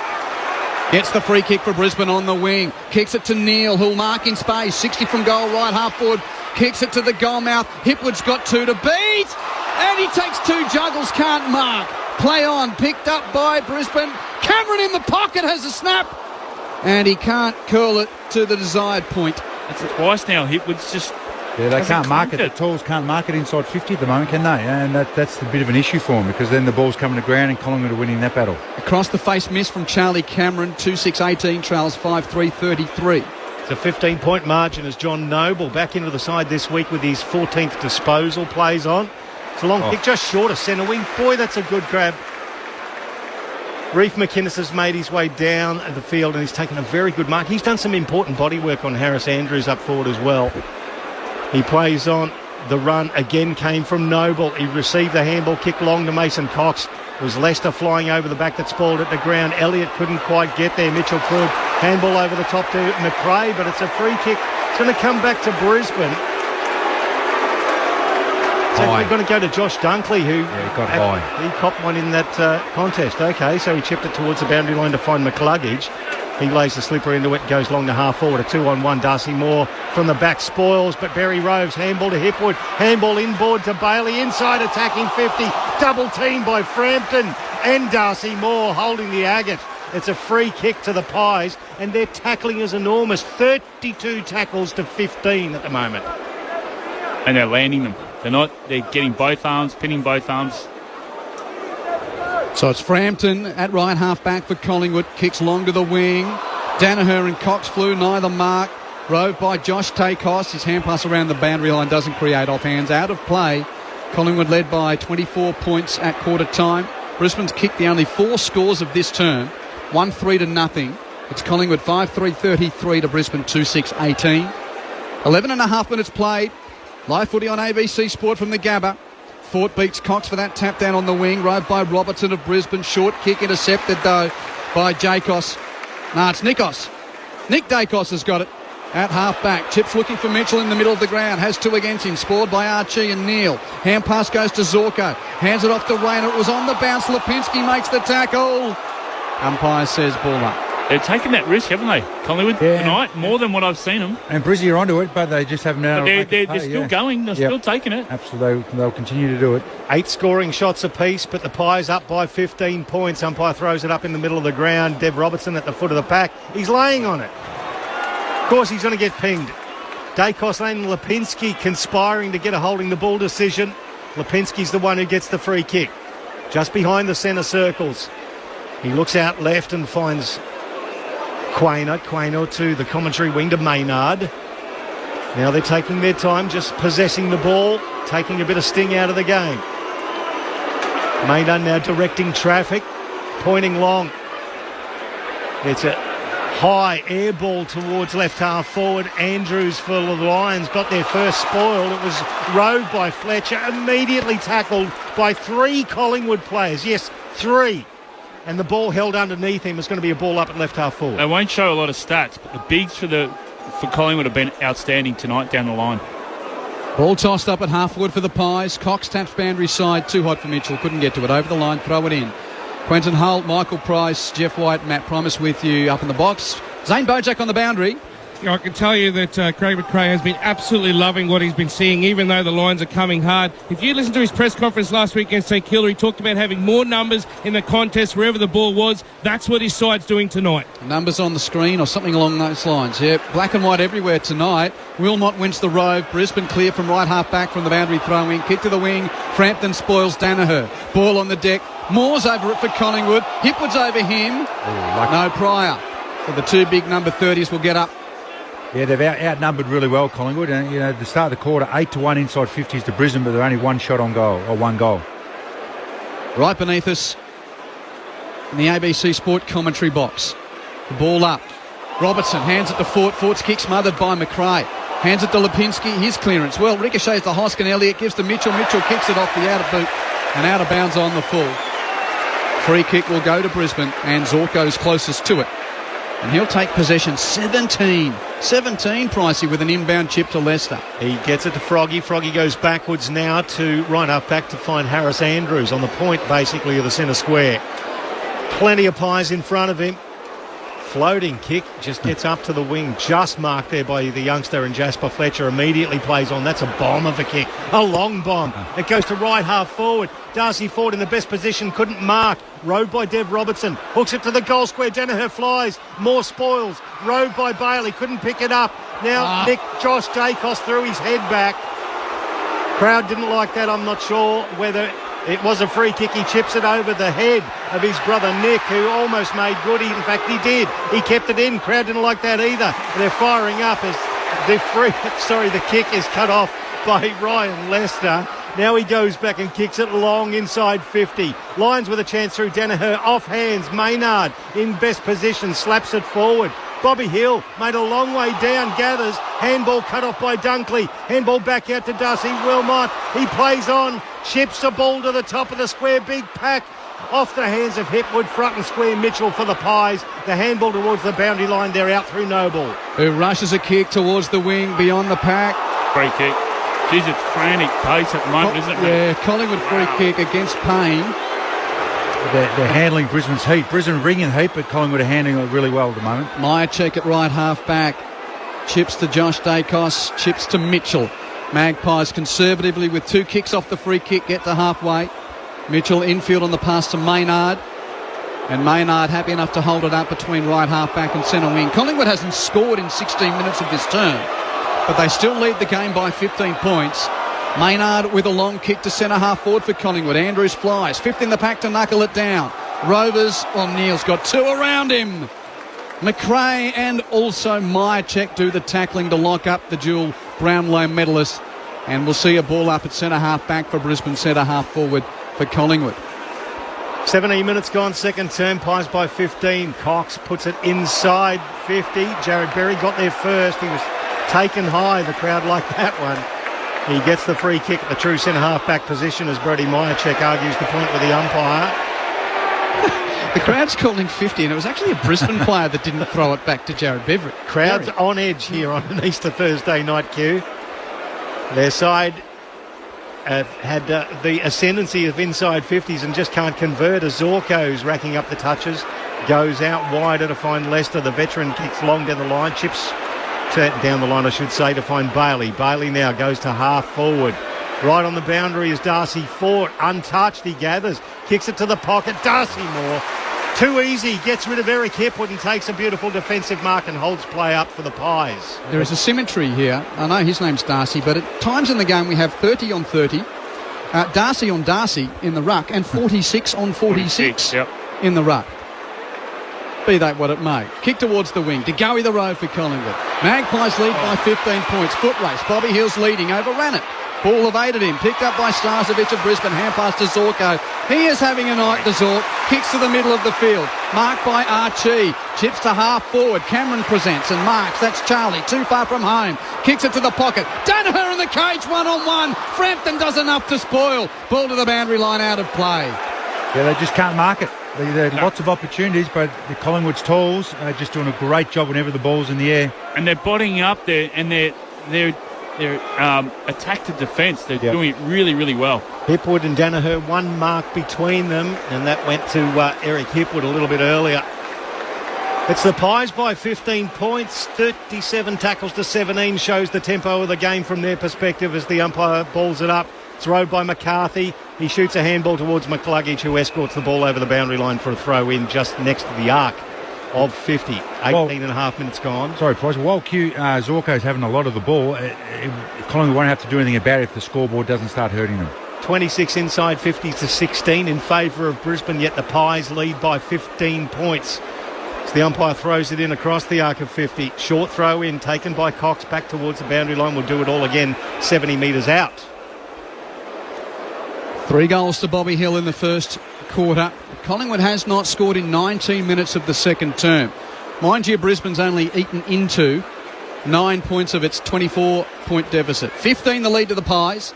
Throwing it right half forward for Brisbane. Won by McInerney of Brisbane. Hands it to Fletcher. Fletcher's rush kick into attacking 50. Beats the pack. Tapped to the boundary line by McCarthy, who roves. Doesn't shoot for goal. Oh, very, very unselfishly. Kicks across the face of goal to Charlie Cameron.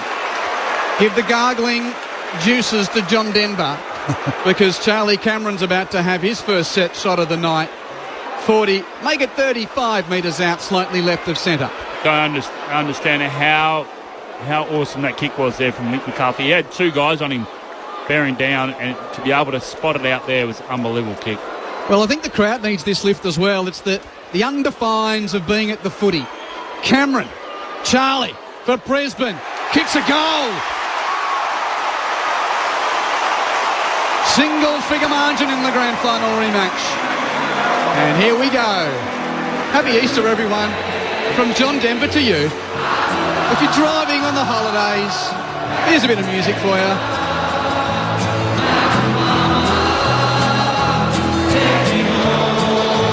Who would have thought the footy would be road trip music?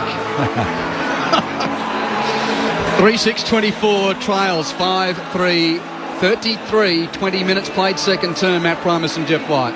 They're getting a reward for their work. They're smacking them in the contest. They're smacking them inside 50s 13-2, but Collingwood's defence had really stood up. But eventually, if you keep asking questions, you'll get the scoreboard to tick over, and they're getting their reward and their nourishment for a lot of hard work, and their pressure is lifted and denying the Pies some easy movement. So game on.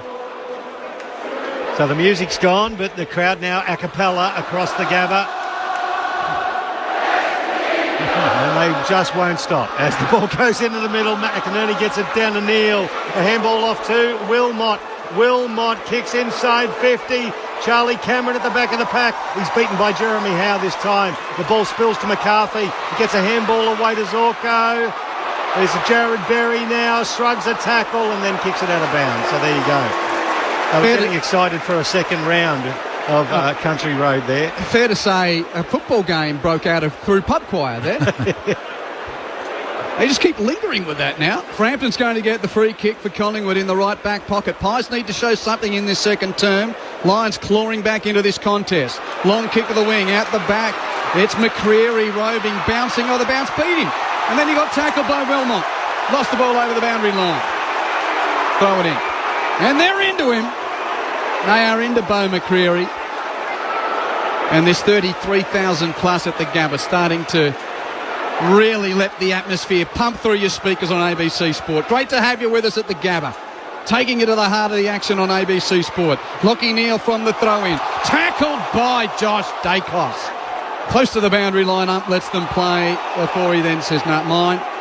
They're starting to win those one-on-ones now, Brisbane. It's woken up this game, hasn't it? Yeah, it was clearly in favour of Magpies in the first quarter. Umpire throws it up on the outer side, just forward to centre wing for Collingwood. It's cut off by Neal. His handball cut off by Josh Dacos, and then he turned it over. It's Zach Bailey who chips it forward. Now Danaher on the left point of the centre square. He wheels around onto that long left foot and bombs it over the head. Oh, Charlie Cameron flew. He brought it to ground though. Quainer on top of him. Darcy Moore holding up. The ball stuck underneath as the umpire circles and says we'll ball it up 15 minutes out. He flew high on the shoulders of Darcy Moore. Oh yeah, that would have ride. A massive mark if you got that. Umpire throws it up 15 metres out for the Brisbane goal off the hands of Danaher. It hits the deck. Quainer tackled into the ground by Danaher over the boundary line, in fact. The umpire says we'll ball it up right on the boundary line, not a throw in. Although he took a massive fly, Charlie Cameron, Joe Danaher, he doesn't circle very quickly. No, too slow, Q. Yeah, it was one-on-one there, Matt, wasn't he, Cameron? He just put it on his head there and hoped for the best. It was the second Magpie defender that got back in time because the entry was too slow. Boundary throw in Brisbane in attack. Goes beyond the two ruck combatants. McCarthy kicks it out of the air for the Lions. No great timing. Pitches in a dangerous spot. Top of the goal square. Cameron Rhodes! And snaps too far across with his left boot. Charlie kicks a point. 8 points to lead to Collingwood at 5-3-33 to 3-7-25. So the crowd just murmuring now as Jeremy Howe takes it out of the defensive area for the Pies. A long kick towards the outer wing. Good position by Darcy Cameron. And blocked, he takes the mark, but it was a block. Yeah, they blocked the big O from making the contest. The umpire saw it. He threw the big hands up, received the ball back, and now he plays on. Lays the big slipper into it. Darcy Moore in the rear position, double fist it towards the boundary, and it's rowed by Berry. Handball to Bailey. Bailey chips the ball back into the middle, off hands. Bobby Hill a long way back in defence. Helps now, gives the handball to Quainer off the outside of the boot. It's cut off by Starcevic. He went over the top of Elliott, gathered the ball back internally to Hugh McLuggage, 70 metres from the Brisbane goal. He's got Cameron on the lead in the pocket. Dummies around, Elliott on the mark. Kick towards the goal square. Off hands, Pies with numbers. Ball slung out. McCarthy cuts it off. Handball back to Fletcher. Off a step, the youngster kicks a goal for the Lions. Brings them to within 2 points.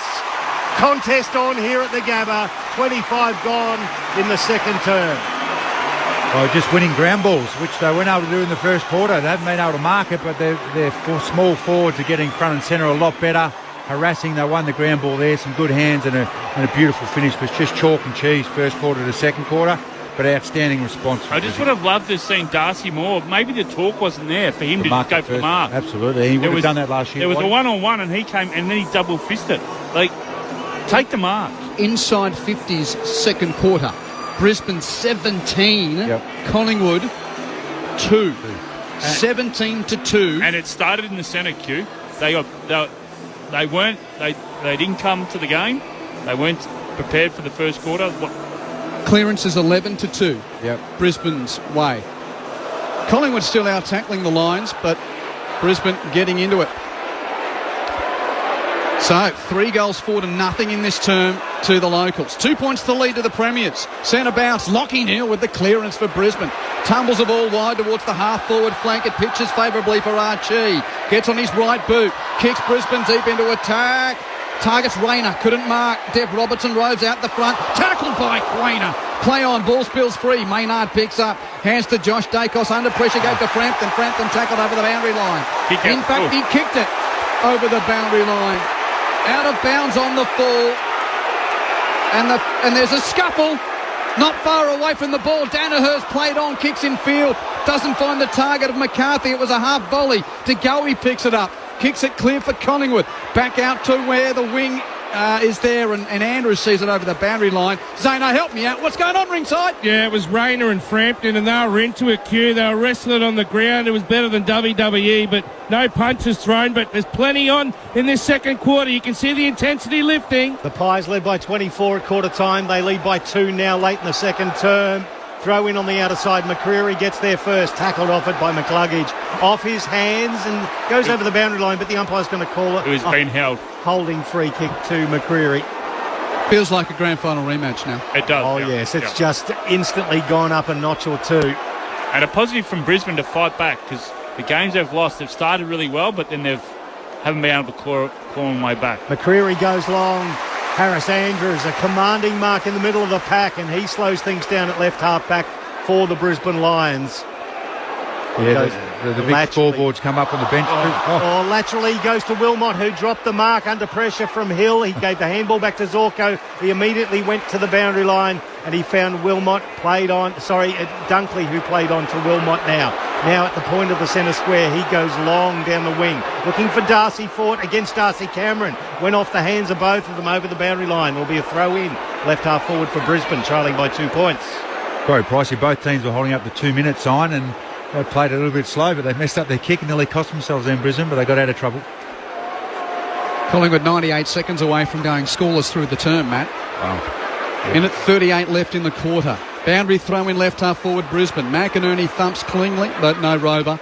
Gains 10 metres for his team over the paint for another throw in. A little bit closer to Brisbane's goal. Shot on the big screen of Craig McRae hollering from just beyond the bench.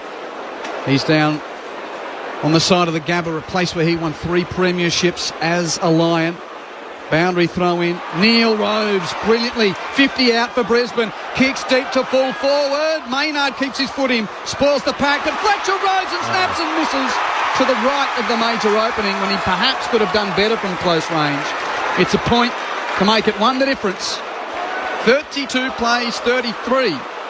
4-8 to 5-3. Pies in front. Close to half-time. 3 goals, 5 to the Lions in this quarter. The Pies yet to register a score in the second quarter.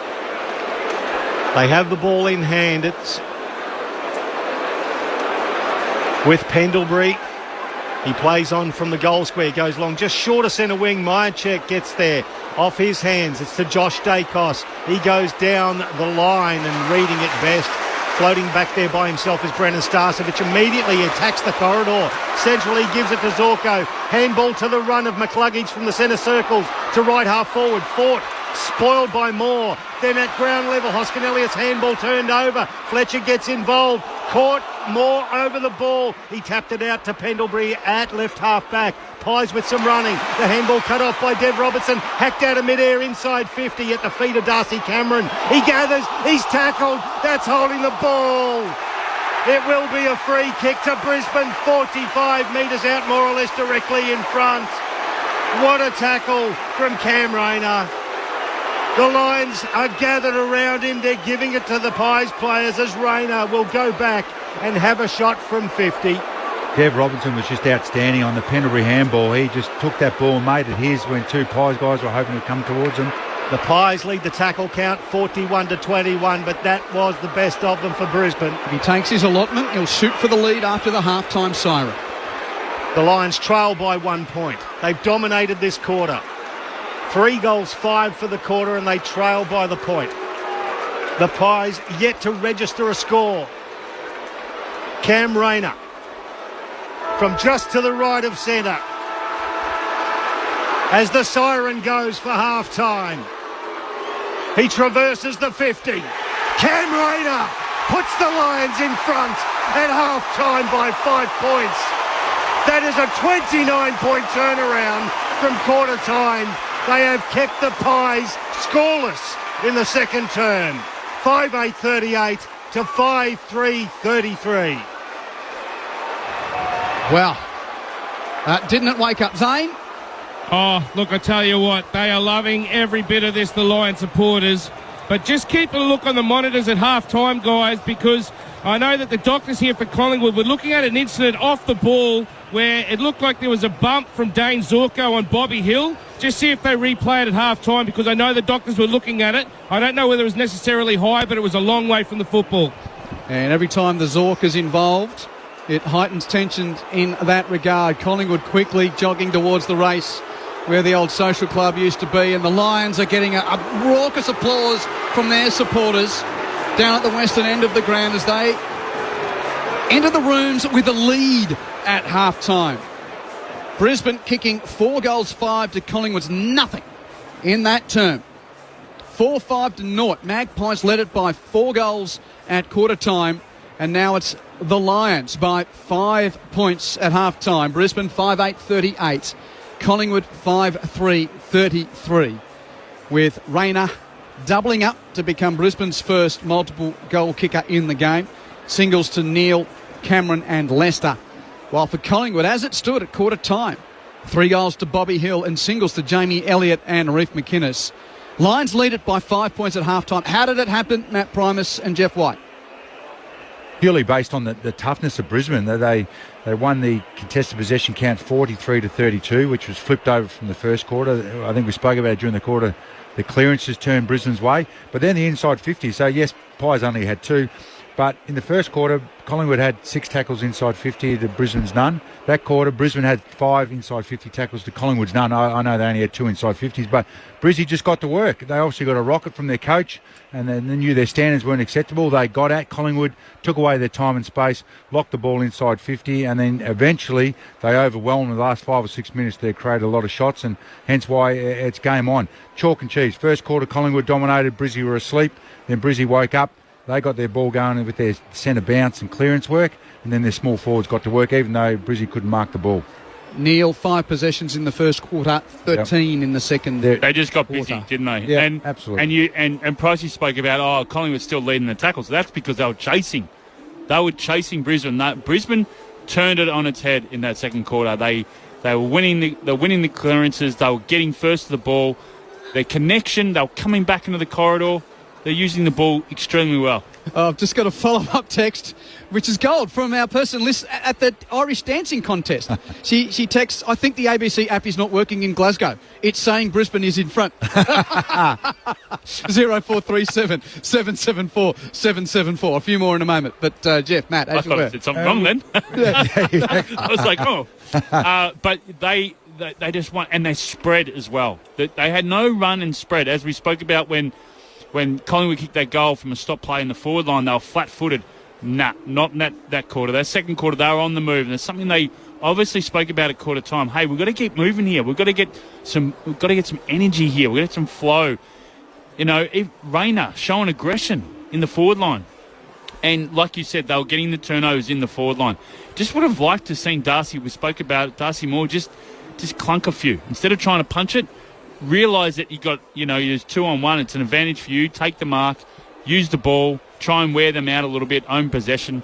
But what a quarter, what a game this has turned out to be. And both coaches would love the intensity that their teams are showing, but only for a quarter each. And that's the doubt coming into them. They're both second-guessing themselves a little bit. Who can keep bringing that intensity when they don't have the ball for the next 2 quarters will win this game of footy. Yeah. Thanks, gentlemen. 5 points the lead to Brisbane at half-time after Collingwood led by 4 goals at quarter time. A few of your messages before we get to regular commitments. The Ellers, family of 6 North supporters, are headed to Melbourne from Canberra for Good Friday footy. So that cues me to give the news of selection tonight if you've missed it. No changes to the North team that lost to Freo last week. But big ends for the Blues. Marchbank, Wiedering and Hollands back into the team. And when I say Hollands, that's Elijah Hollands. Hollands, yep. So Marchbank, Wiedering and E. Hollands in for the Blues. Young and Kemp omitted, Cunningham out with a calf injury. No change for North. So Corby and Kelly will be there for the call at Docklands for the Good Friday game tomorrow. And then our team in the West will bring you Fremantle against Adelaide. No change for the Dockers, who are 2-0. 2-0. And for Adelaide, who are 0-2, James Borlase and Lockie Scholl come into the team for the dropped Sam Berry and the ankle-hampered Jordan Butts. So 2 changes for the Crows. So both of those calls coming your way on ABC Sport tomorrow. Around the grounds in the National Rugby League, second half is underway between the Roosters and the Panthers, and the reigning premiers leading there. It's Penrith 14 over the Sydney Roosters 4. In the 4th game of the NBL's Grand Final Series, Jack Jumpers win tonight. Then they've claimed the title. They're trying to defend the island. What are you pointing at? It's 3 points of difference in the third quarter. Yeah, that's right. Jack. You want to do the? You can do it, Jeff. No, well, yeah, Jack Jumpers are on top, 55-52. Looks like at the is that the 6 minute mark of the third quarter? Well done. Yep. Jeff? No, it's even now. So they've just scored a 3. Melbourne United. Well, and Melbourne United. I know Jeff White's commentary is really good, but if you want to hear the whole game, you can hear Chris Rowbottom and the team calling it on the ABC. I don't want to steal their thunder. Listen app. Yeah. By the way, probably one of the highlight pieces of sporting vision of the week. Yep. That game clinching shot. Amazing. I know you love your hoops, Whitey. He shot that from Werribee. Was it so far away? I'm not as au fait in basketball as I should be. Jack Wiley, was that? I think so. But just how far it was, nearly half court. Apologies if I've got that wrong. So that's what's happening around the ground. A couple of more texts, and thank you. Thursday of the Easter weekend. I know it's not technically Easter Thursday, Holy Thursday or Maundy Thursday. Yes, a couple of texts. Thank you indeed, but colloquially, the Thursday of the Easter weekend. But thank you for your messages in that regard. Where are the others? And a couple that still are slow to get on board with John Denver stuff. An Essendon supporter text, Brisbane can't even sing an original song, go the Victorian teams. I can't believe that's an Essendon supporter wanting Collingwood to do well. Ken from Sandringham, one of our texts regularly. Hi, what's the go with the rubbish country road? Why does it keep getting played? Very annoying, says Ken. I was with you early on. I'm starting to come around. It's only taken me 2 seasons, but yeah, it's different. Steve from Darwin says, please stop calling them Brizzy. That's a message for you, Matt. No problems. Okay. The Lions or Brisbane. Yeah. And Q, you keep bagging out Lockie Neal and the Lions. Just one word of advice, mate. Scoreboard. I don't think I'm bagging him out. I'm just saying he doesn't kick a lot of goals in a midfield group that doesn't kick a lot of goals. I wouldn't call that bagging out. I'd call that an assessment of the way that they go about their football. Yeah. But then he kicked a goal when you said it. Yeah. That was perfect. Everyone's on fire here. Long weekend ahead. And a great game of footy as well. Brisbane have turned it around the second term. 5 points the difference going into half time. Let's take a break and be back. ABC Sport at the Gabba newsroom coming up.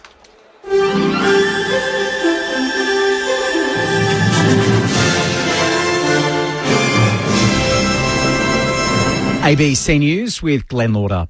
Australian wine will soon be back on the shelves in China after Beijing lifted tariffs. Here's political reporter Stephanie Boris. The crippling penalties were imposed in 2020 amid a diplomatic stoush between the two countries. Beijing claimed the tariffs were targeting anti-competitive behaviour from the Australian wine industry. But both Labor and the coalition were always adamant it was an act of political retribution. At the time, Australia was exporting just over $1 billion of wine to China a year. Today, China's government announced it would lift the tariffs on Australian wine, offering a potential lifeline to an industry which has been struggling with low prices and global oversupply. The tariffs will be lifted from tomorrow. More than 2 years after its first hearings, the Royal Commission into Defence and Veterans Suicides has wrapped up. Commissioner Nick Caldis has closed proceedings by saying there's an indisputable link between military service and suicide rates, and that the Commission's outcomes shouldn't be ignored, like the reports and inquiries that preceded it. The Commission's final report will be handed down in September, and if you're a veteran or serving member and you or your family need help, you can call Open Arms on 1800 011 046. Tasmanian Senator Tammy Tyrrell has announced she's resigning from the Jackie Lambie network. Senator Tyrrell says she's not being kicked out, but Senator Lambie has suggested that she go her own way. She says she wants to continue to see Jackie and the party succeed and will sit on the crossbench as an independent. The Northern Territory government says police will have the power to intervene if a child's found in the Alice Springs CBD after already being dropped home or to a safe place. The government's imposed a nighttime curfew for people under the age of 18 in response to extreme violence in the town this week, sparked by feuding family groups. The NT Police Commissioner Michael Murphy says officers don't see children on the streets often, again after engaging with them in the first instance. Most children want to get a lift home and they want to go somewhere safe, and once we separate some kids from ringleaders, they welcome that and actually go back home, and sometimes home might not be the best place for them, so we need to find another safe place. And that's the work that Territory Families have been helping us, the police force down here, with the co-responder model. Investigations are continuing into what caused a container ship to bring down a major bridge in the US city of Baltimore. Here's Thanmaya Navada. Salvage crews and accident investigators are working on the scene at the Patapsco River where the Francis Scott Key Bridge once stood in Baltimore.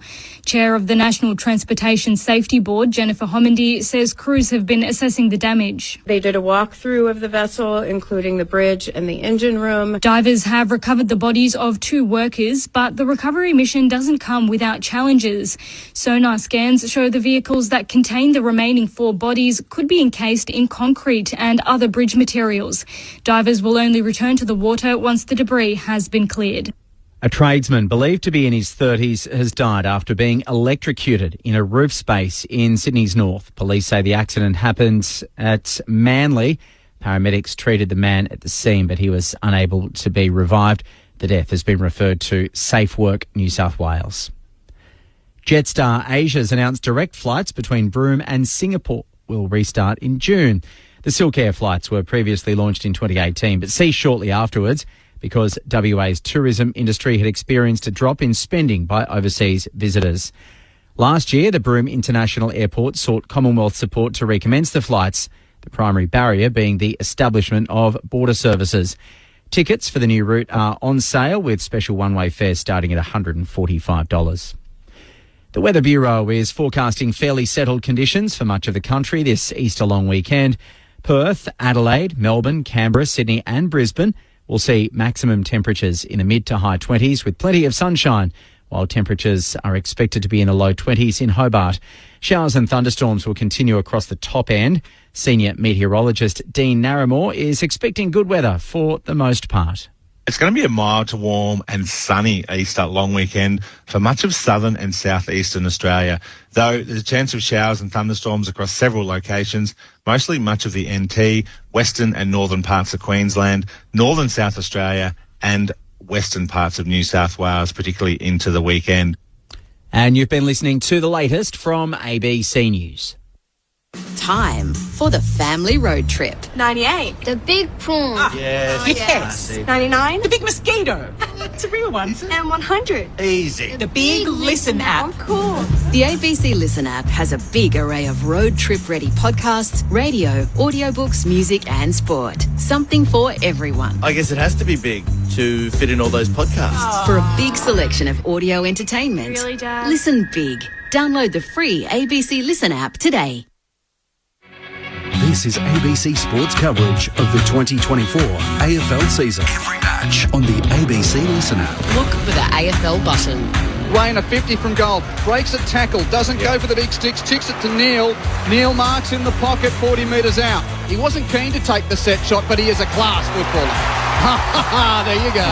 He points to the crowd and kicks a much-needed goal for Brisbane, who will be, fortunately, remembered on grand final day for a couple of 50-metre penalties that he gave away. Doesn't go for goal here. Hacked out of midair inside 50 at the feet of Darcy Cameron. He gathers, he's tackled, that's holding the ball. It will be a free kick to Brisbane, 45 metres out, more or less directly in front. Cam Rayner traverses the 50. Cam Rayner puts the Lions in front at half-time by 5 points.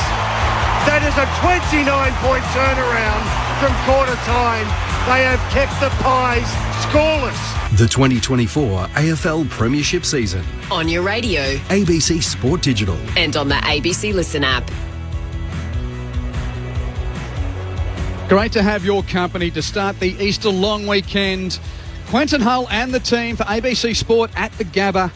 Collingwood led by 4 goals at quarter time, but Brisbane kicked 4 goals, 5-0 in the second quarter, and it's the Lions leading by 5 points at the long break. Brisbane 5-8-38 to Collingwood's 5-3-33. Story of the night, Bobby Hill lighting up the first term. Deja vu from grand final day. He kicked 3 goals for the Magpies in that first term, only for Brisbane's hunger and tackling to win their way back into the contest.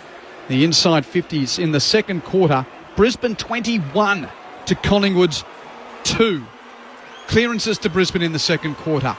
Lions 13, Collingwood 3. So there's a couple of the choice numbers as to how the Lions have fought their way back into this one. Magpies have just re-emerged from the rooms, having taken the message from Craig McRae at half-time. Here come the Lions as well. I'm calling alongside Michael Price, former number 1 draft pick Jeff White, former Port captain and coach Matt Primus, Zane Bojack keeping you updated from the boundary. A couple of numbers as we roll into this imminent third term. At 35 years of age, Dane Zorko continues to be such an important player for Brisbane. He leads all comers with 20 disposals. 20 possessions for the Zork. Lockie Neal has 19. And 12 each for Brisbane's Wilmot, Berry, Dunkley and McCarthy.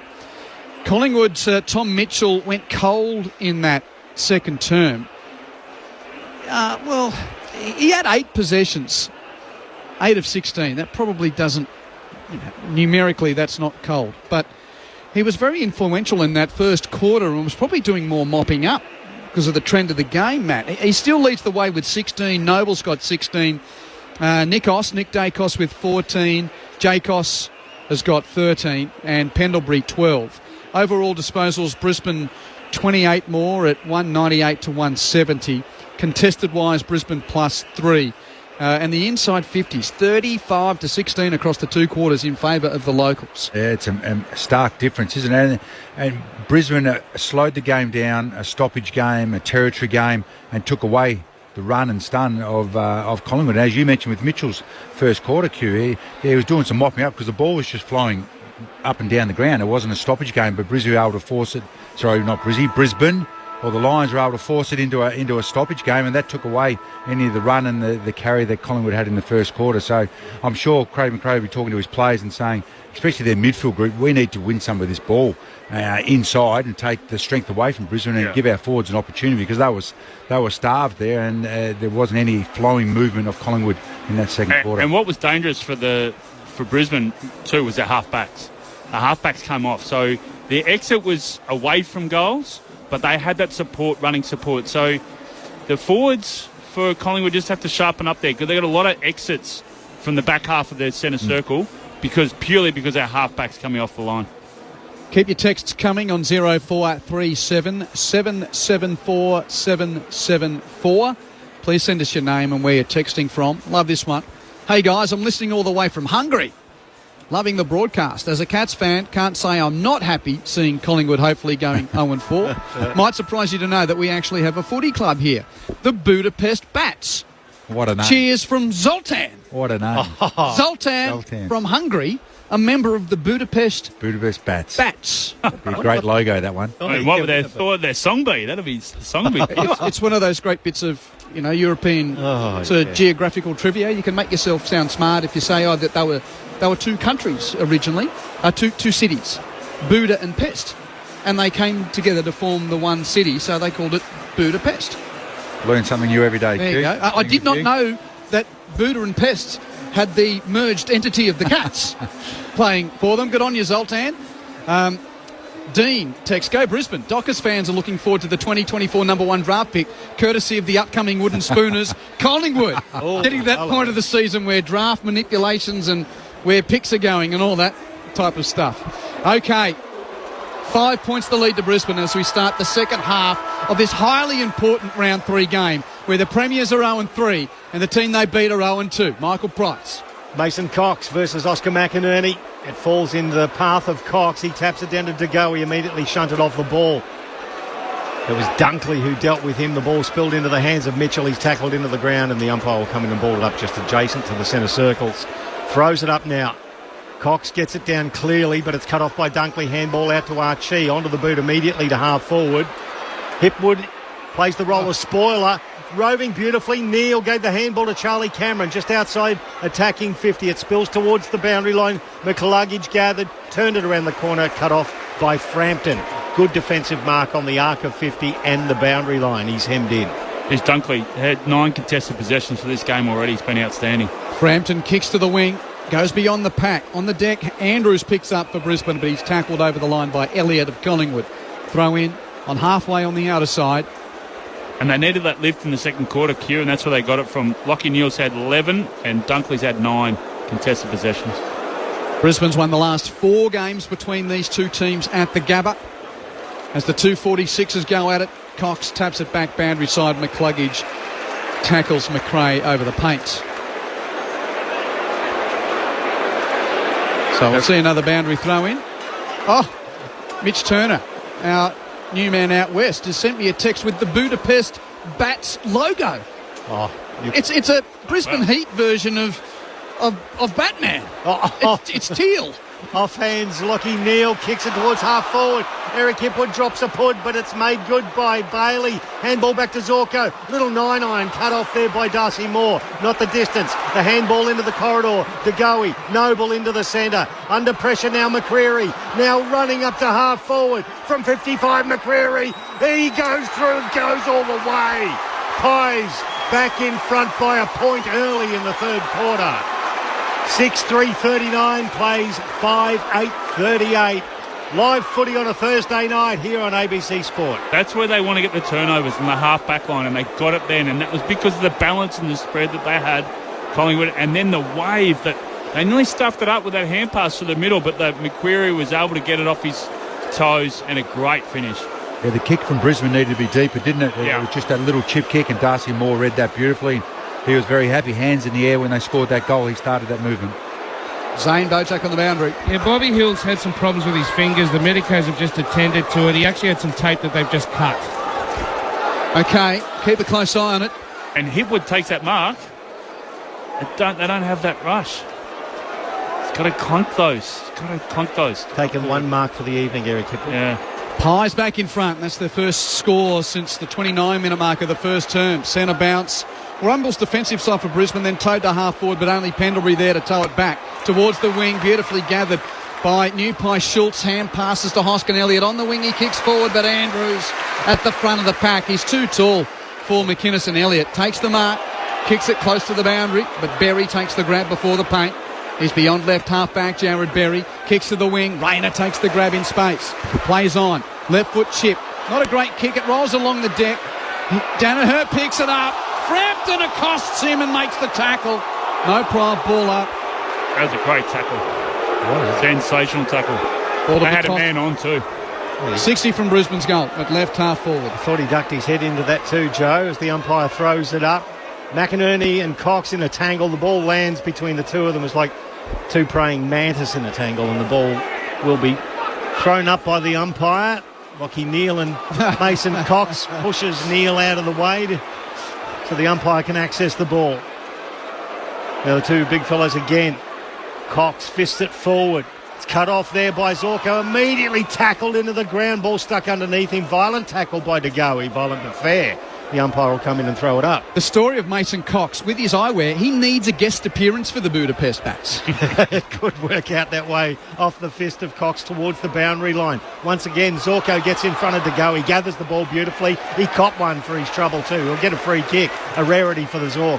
45-degree kick finds Jared Berry on the logo. Handball back to Zorko. Knocked over as he kicks forward to Danaher. Marks it 55 out. 45-degree angle to the left. It's in Joe's wheelhouse. He comes back. We're right behind it in the commentary box. The importance of Zorks too. Yeah, those first two stoppages there, the Collingwood continue to leave Zorko off the back of the stoppage. So they're backing in their game plan early in the third quarter. But it's a Coleman out. You know, we've seen Zork off the half-back line so many times, Q, and that's what they're using him tonight. He used the ball so well. Joe Danaher, only the 5 disposals this evening and the one behind. Comes in from 55. He chips it forward, trying to pass. Off hands of the pack row by Berry. Tackled. He did a 360 holding the ball. That is great awareness from Collingwood right there. Yeah. Great awareness. And John Noble comes up with the free kick. He spent so much time around this footy club with his dad, David, responsible for bringing the likes of Lachie Neale and Charlie Cameron to the club. He's kicked it out in the full, though. Kicked it out of bounds on the full, and it will be a free kick to Jack Payne of Brisbane between wing and left half forward. Big man from Noosa is going to kick Brisbane back into attack. Kicks it to the pocket. Oh, there's about 8 that fly. McInerney's juggling, claiming the mark nonchalantly, and the umpire agrees. I reckon everyone had a piece of that, but the big O must have had first-hand telling pieces, or all thereof. He's been paid the mark, and Cox is now standing the mark a couple of metres in from the boundary, 30 out in the left forward pocket. They had all their 4 towards, their ruckman and their 3 tall forwards there, and he was still able to claim the mark. He plucked it, didn't he? Oscar McInerney to kick a goal this year. Needs to kick a score to either level or put Brisbane in front. He tries for the set shot on the right foot. It's going across the face, lands in the opposite pocket off hands. Dacos the road. That's Nick for Collingwood. Hands it to Maynard. Under pressure, toes it along the deck. Crowd want no intent, and the ump says ball it in. Out of play, Brisbane still in attack. It's definitely a tactic, the 3 tall forwards. They're just bombing in on their heads and then getting numbers there and trying to lock the ball in and stifle Collingwood's run from their forward 50. It's the Pies by a point early in the third term. The throw-in 45 out from Brisbane's goal. Cox versus Fort. Cox just slaps it straight up in the air. A second hit into the path of Archie. He fists it forward. Rayner, handball out there to Bailey. Tackled across the boundary line by Howe. Holding the ball. Well, his intent was nothing else but to go towards the boundary line, and Howe helped him there. He has the free kick in the left back pocket for Collingwood to relieve some pressure. Wheels around onto his right, kicks just short of centre wing. Cox at the front of the pack, couldn't take it. Rode by McInerney, tackled by Cox. Thrown to the ground, ball underneath the pair of them, and they hair off. Free kick, looks like. No, it's just mass exodus towards the interchange benches that the umpire's going to throw it up. Yeah, stoppage near the gate, so about 3 changes. Collingwood by a point, ball up on the outer wing. Rove by McRae of Collingwood, toes it to half-forward, met by Payne of Brisbane, kicks it back from whence it came, but straight to Noble of the Pies. Hand pass to Nick Dacos, hands it to Pendlebury. Pendlebury chips short to McRae. Finlay McRae for the Pies in the centre square, chips infield marked by Maynard. Kick and a half from goal, but right in the corridor. Maynard goes short with his kick to Pendlebury. Pendlebury marks it and kicks it to left half forward, marked by Quainer, 65 out. Very short pass, just gathered by Elliott, 50 from goal. No play on, says the umpire. Elliott does, gets on his left, kicks to the pocket, looking for Myercheck, goes beyond that contest. Hold on. Free kick, Myercheck being held. Free kick, Collingwood. Andrews the offender. That was certainly something they didn't do in the second quarter, Matty, when they won the ball back, they took some poise. Yep. And they did that just then.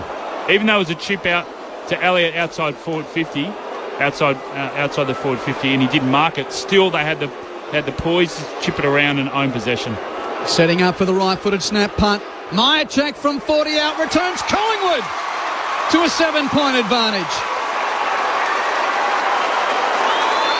Magpies 7 goals, 3, 45. Lead Brisbane 5-8. 38, 9 minutes played third quarter. Zane Bojack on the boundary for ABC Sport. Yeah, Jack Crisp has been activated, and from my understanding, Craig McRae was pointing at John Noble, and Noble's being told by the coach now, yep, you're out, mate. Sorry about that. He's 19 touches to half-time. I thought he's been pretty good. I'm not doubting Zano, but that is interesting. He's the leading possession winner for Collingwood, John Noble. Maybe it's Crisp. He's gone back. He's gone straight in the centre. So maybe they need that bigger body, one to break the lines. Zano? It's McRae. McRae. Okay. In fact, Finney McRae's come on to the back bench. Yeah, thanks, Zano. There you go. We're back into the middle. Cameron versus McInerney. McInerney got it down to Neal, tackled by Pendlebury and holding the ball.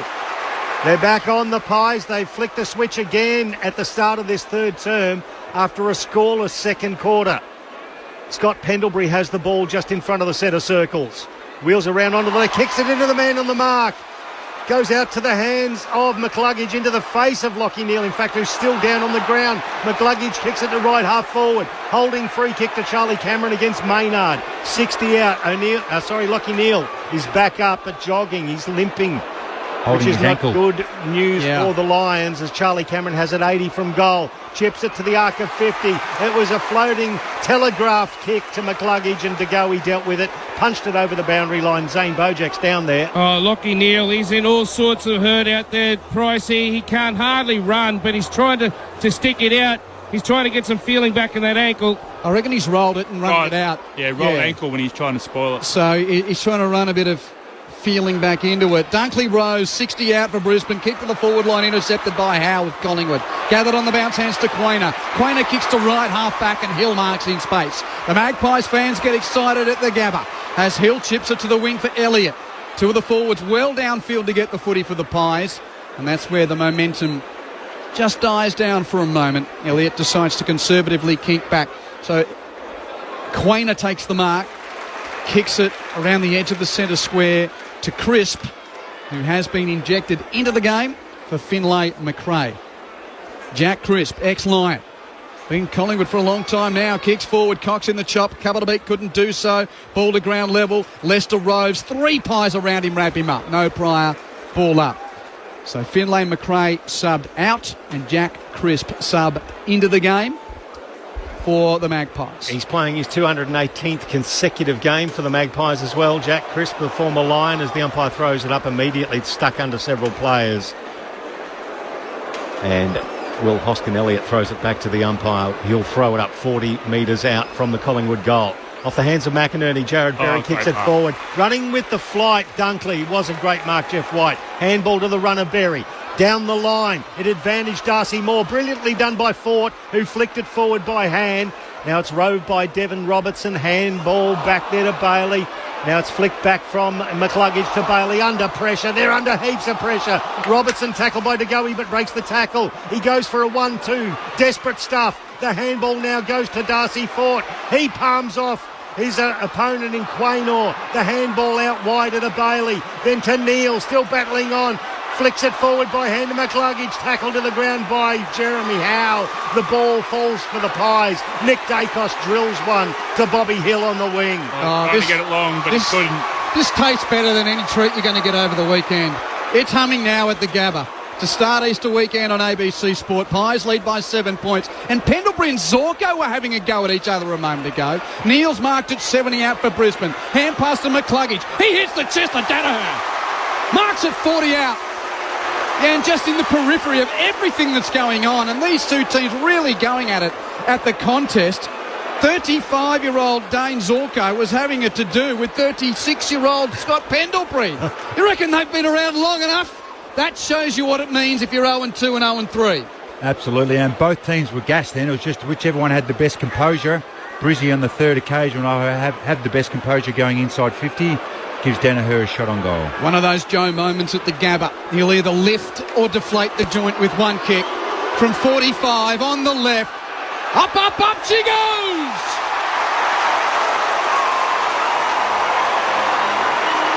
Danaher's first of the night. A point the difference.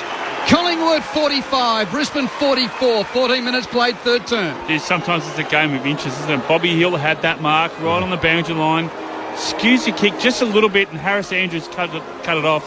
Elliott was clear on the half-forward line. Would have just gone over his head, would have gone in an open goal. Turnover, and great kick there from McCluggage. Inside forward 50 to Danaher, but goal umpire didn't move then, did he? Big Joe, leading goal kicker at the club. Last year played every game, and that's now 5 goals for the season. And this one's living up to the expectation. Hope you're enjoying it with us on ABC Sport. Yet another lead change, and the Lions one behind Collingwood on 45 to 44. We're back into the middle. McInerney slaps it forward. De Goey retreats, gathers the ball. He's taken high by Dev Robertson. No umpire says fair tackle. He'll come in and ball it up just forward of the centre circles by about 10 metres towards the Lions' goal.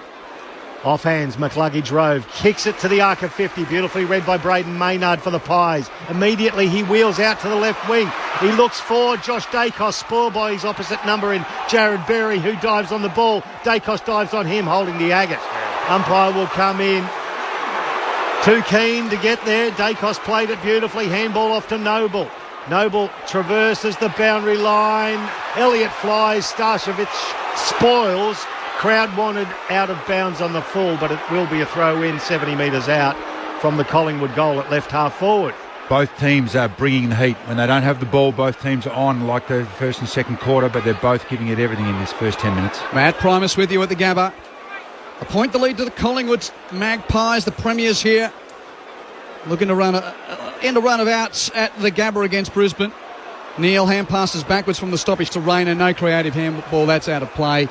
To the man, I just look at him now with a shaven head and playing across half-back for Brisbane. There's shades of Martin Pike about Brandon Starcevic now. He's kept it, didn't he? Yeah. He's shaved it and he's kept it. Playing his 100th game, he's made his debut back in 2018. When others were leaving, he came because Uncle Craig was here and he stayed. Brandon Starcevic, originally out of the West. Boundary throw in, Collingwood in attack, no clearance. And we'll do it again. Just looking at the vision a little bit earlier on, he was handed his jumper on the first game by Jamie Charman. Wow. A couple of good-looking young roosters there. 1 point at the margin, the Pies lead this one. At left half forward, it comes off the hands to Jared Berry. He overruns it, goes back and has another crack at it. Joined by Wilmot, crisp for Collingwood. Tumbles it by foot towards the top of the square. Zorko tapped it in the path of Fletcher. Immediately, he's under pressure, kicks it towards the wing. Beautifully handled by Quaynor under pressure, and then he let loose the handball. Still in Collingwood's favour, crisp. Handballs it over to Josh Dacos. 70 from goal. He kicks it to the top of the square. Harris Andrews, one hand, taps it down. Roved by Schultz, the new Pie. Gets it to Hill. Hill from 20 metres. Hooks it around. That's not his fourth goal. It's one behind. 2 points the margin. 46 plays 44 in favour of the Pies. Zane Bojak's on the boundary. Yeah, Lockie Neal's gone down into the rooms. Obviously, that ankle's got the better of him. He's getting a bit of treatment. He stayed out there a long time. Keep an eye on it, Zano. Fletcher marks the inbound. He's at D50 left, half back for Brisbane. Chips it short to McCluggage. 2 goals, 1 to Collingwood this quarter, 1 goal to Brisbane. 2 points the lead to the Pies. McCluggage down the wing. Andrews flew, couldn't mark. Howe rode but tackled. Somehow got a hand pass clear to Noble. Looks infield, now gives the hand pass to De Goey. De Goey punches it back to him without taking possession. Very cleverly done. Noble with an underground hand pass to Myercheck. Wobbly kick to the pocket. Somehow it stayed in. And Hill takes the mark. How did Collingwood conjure that? Hill chips it around the boundary line. He's got a man free. And it's marked in the pocket by Lipinski. They'll turn their heads here, Lions. There's so many walking around, they've got to be on their toes. Well, sheer creativity from the Magpies on the wing. Found a way to get the ball forward, and now Pat Lipinski, who was the sub in the grand final but played most of it because of Lockie Murphy's concussion, on his left, snaps around the body near side for a point. And at the 19-minute mark of the third term, Collingwood lead by 3 points at 7-5-47 to 6-8-44. It's the Lions scoreless in the last few minutes as well. The Lions bring the ball back in. Collingwood intercepted. It's towed forward by Josh Dacos. Myercheck couldn't pick it up. At ground level, Lipinski taps it back towards the boundary line. Both Myercheck and Josh Dacos take it over and will be thrown in about 40 metres out from the Collingwood goal at left forward pocket. Collingwood by 3 points, 19 gone in the third term. It's live footy on ABC Sport. Both ruckmen make their way inside, attacking 50 for the Pies. Darcy Cameron for Collingwood and Darcy Ford for the Brisbane Lions. Cameron in front for the Pies, taps it into the path of Elliott. Beautiful handball over the top to Lockie Schultz. He drops it. He's under pressure from Jasper Fletcher. The ball spills out in front of Bobby Hill. Once again, Starcevic involved. It's towed out of the pack there by Crisp. Into the hands of Schultz from 35. He hooks it around the body on the goal line. Has that been awarded a mark against Harris Andrews? They'll review this, I think, to see whether it was controlled beyond the line. Well, it was Myercheck who put the diving effort in, but there's a conference on the line. Yeah, clearly behind, isn't it? Yeah. Umpire has signalled that it is a review, and we'll have a look at that at the moment.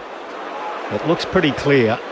Well, the boundary and goal umpire are in the perfect position, and they've got a better view than the camera angle. Well, if he hasn't juggled it, it's a chance. But his feet are, The boundary ump is 2 metres away. The goal umpire is 3 metres away. He's taken it in one grab. And this, if two sets of human eyes employed to do this job can't do this better than the camera. Looking at this angle, we can see the ball is marked before completely crossing the back of the So they paid it a mark. So it wasn't juggled over the line. And if we have a look at on the replay, that's a fair call as well. The ball obscured by the posts and is the body of Brody Myercheck. So he's going to have a shot at goal. He's going to be taken all the way to the boundary, a couple of metres from the behind post.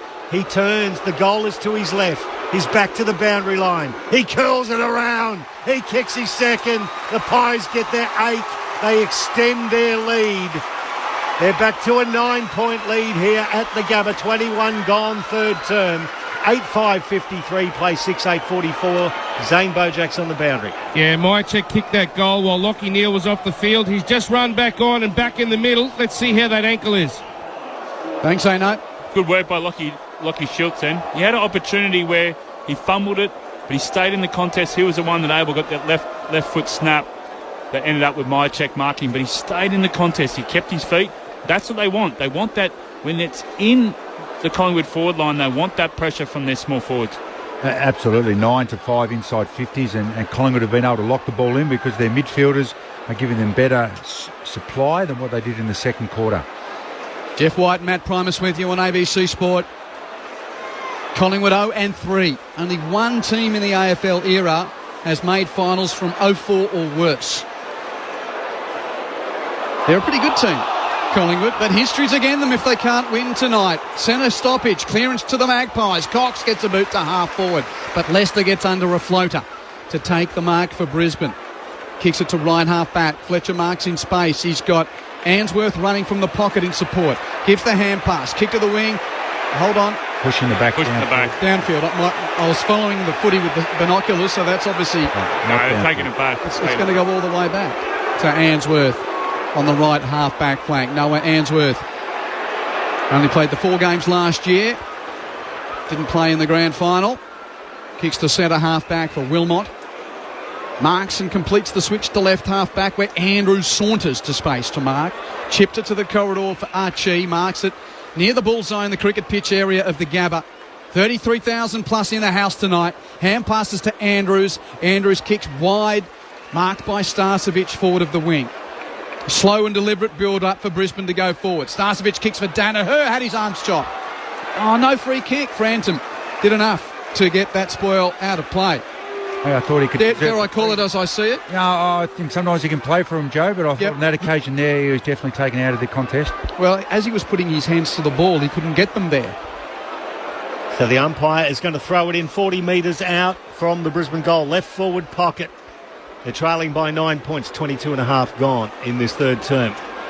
It's a short throw in. Slapped down in front of Danaher. It's going to fall to Archie. Got the handball at the Rayner taken high. No, they called for it. The umpire said no. Quainer picked it up. Kicked it around his body. It's cut off by Harris Andrews forward of the wing. Handball to McInerney, then over to Dunkley. Retreating to Payne, back on the wing to Andrews by hand. Now forward to Starcevic. He took him on. He took Josh Dacos on. He tackled him over the boundary line. Me thinks that was prior opportunity. Should have been holding the ball, but it will be a throw-in just forward of centre wing. Their forward pressure on getting up to the receiver is what they had in the first quarter. They got it back again, the Pies. Jeff White with you. Boundary throw in. Rolls towards the boundary line. Near looks like he's running on that ankle okay now. Gathers the ball, hands it to Dunkley. Dunkley tackled by Crisp. Turnover. Picked up by Mitchell of the Pies. Gave it to Dacos. Infield kickers pinched by Rayner of Brisbane. Launches a long ball to fall forward. Off the pack. Ball goes to Dick. First to meet it is Nick Dacos of Collingwood. Finds a path. Kicks to the middle of the ground. Big 2-on-2 here. Payne makes the fist. Pendlebury the road. Pendlebury kicks to the advantage at half forward of McCreary. Had it. Lost it under the pressure of Leicester, who comes again. Great tackle from Froggy. That's the best one-on-one contest all night. Leicester forces a ball up on attacking 50 for Collingwood. He was out then, McCreary. What a kick from Pendlebury too. He's got the pace, McCreary, but the veteran just kept up with him. I don't know how he did it, but he did. This is going to be a hotly contested ball up here on the arc of 50. In fact, the umpire's going to hold it up because the ruckman was still going at each other. He throws it up. Off hands McCreary again. Was he taken high? He was. The tackle slipped up there by Big Payne. And Bo McCreary's going to have a shot 40 metres out, 45 degrees to the left. Definitely high. Definitely high. It was Darcy Wilmot with the right hand that slipped up, not Jack Payne. But once again, Pricey, the movement, when they're on top of their forward 50 or when they're inside their forward 50, they got movement. McQuarrie again. We saw it in the first quarter, didn't we, Matty? Just on the move. Yeah, just generates that movement. Makes defenders and midfielders nervous, and that's how they got the free kick. He's got 1-1 with his 5 disposals, Bo McCreary. Comes into the hoots of the Gabba crowd, releases from 45. It's a good-looking kick. That's a goal for Collingwood. Extends their lead yet again. It's out to a 15-point margin. 26 gone in the third term. 9-5-59 plays 6-8-44. Zane Bojak's on the boundary. Yeah, Jack Crisp had to run off the field. He had blood pouring out of the bridge of his nose, and the doctors are still attending to him now, but they've been able to stop it. They're just trying to patch him up. He had a head clash down here on the wing with Dunkley. So we went to tackle Dunkley's head, hit the back of Dunkley's head. That's where that blood reel came from. But once again, Collingwood on the move with those stop plays. But what about the effort from McQuarrie? Not only did he, with Leicester, have that one-on-one contest that was absolutely brilliant, but on the move with the secondary stop straight away. If you've got a ticket at the school end, you're dudded tonight. Score going to the Western End. Yeah. 13 goals to the school end 2. Collingwood couldn't kick a score going the other way in the second term, but they're back to their ways of the first quarter where they kicked 5. Well, they've now kicked 4 in this quarter and lead the game by 15 points. Centre bounce Collingwood clearance. Nick Dacos coming off half-back, picks it up. Boots a high ball to the wing on the head of Elliott. Spoiled away by Wilmot, but DeGoey roves. Hand passes to Mitchell, 55 out. Hand pass to Elliott, 45 out. Elliott shoots and scores! And the Magpies have kicked 5 goals to 1 in the third term. And you mentioned it, Q. Nick Dacos off the half-back line. He was the one that set that up then. He came in off the half-back line. The exit came off the backside of the circle, and away they went. Great clearance from the Pies. Great finish from Elliott from the pocket. Jamie Elliott now has 2 goals. And the chant rings around the Gabba yet again. Magpies 10-5, 65, Lions 6-8-44. Similar to the grand final. It's such a seesawing. Pies got up, Brisbane came back, Pies got up. It's just great game, this. Well, Collingwood are taking away Brisbane's strength, 12-6 clearances, and they're kicking their goals from stoppages rather than general play like they were the first quarter. They're taking it away and giving Brisbane what they don't want. Has Lachie Neale been hampered while momentum's changed? He's still out. He's out there, so... Leading question. Yeah, I think... Well, no, he had time off the ground with his ankle. Yeah. 21 points the margin. The Pies leading it. Umpire with a secondary bounce in the middle of the ground. Cox picks it up, tackled by McInerney. He lets loose the ball. Enter Bailey, gave the handball off to Danaher inside the centre square. He tumbles his left foot towards half forward. Hipwood fell over while Howell dealt with the ball. Got the handball out to DeGoey. DeGoey hampered there by Dunkley. Still got the left foot towards the wing. That's a really good defensive mark. No, it's not. The third juggle was dropped. Umpire let it go. It spills in the path there of Bailey. Gave the handball back to Jared Berry. He kicks long inside 50. Through hands of Charlie Cameron, spoiled by Darcy Moore. Great. Through the goal. That was a great spoil by the skipper again, and the Lions have to settle for another behind. 20 points the margin, 65 plays 45. 3 minutes left in the third term on ABC Sport. Thursday night footy from the Gabba as Darcy Moore runs beyond the goalmouth. Long inbound for Collingwood. On the head of Maynard, punched away by Payne of Brisbane. Cox roves, but the big mace can't get clear. He's tackled by McInerney, and we'll see those pair go at it in the ball up. We'll share it down. Neale under the contest, jumped on by Pendlebury. Was it in the back? Nope. I'm really loving Mason Cox. Every time he's gone to a stop play, he's punching it forward, getting it out in the circle. He did it just then. He's done it several times. This time McInerney gets it to his toe. Kicks Brisbane into attack. Hold on. There's a whistle at the stoppage. Play down. And Lachie Neale is down. Zane, what did you see? I feel like he collided with Scott Pendlebury, but I haven't seen a replay yet, but he's feeling at his ribs. It's the back of the stop play with the replay was. Just trying to see. And it's a short, sharp jab to the guts. I didn't see that. Here it is. Anyway, ball's gone into attack for Brisbane. Roving McCluggage. Hand pass to Charlie Cameron. Fumble. Regather. Gubba needs this. Brisbane need this. Cameron misses. To the left. In a scenario where he would have kicked a goal on many other occasions, just to behind. 19 the margin in favour of Collingwood. Yeah, probably a fine. It was a flat from a week, but it was just a little tap in the gut. Or Pendlebury. He was into Zorko a moment ago, so he's targeting the senior men, isn't he? Yeah. Wasn't a fist, though. It was a palm into the stomach. Yeah, judo chop. As it goes from Jeremy Howe. Long kick towards centre wing. It's got a free kick. It's going to go to Collingwood. It's going to go to Reef McInnes at the front of the pack. He's pointing. He's going to go long. He's just wide of the logo. He doesn't go long. Deceived everybody. A little chip short to Jordan De Goey. There's only a couple of minutes left of the quarter. The sign's being held up on the Collingwood bench. I don't know whether the number 2 sign was for the minutes or kick it to number 2. Right. De Goey's there, kicking it inside 50. Wide to the pocket.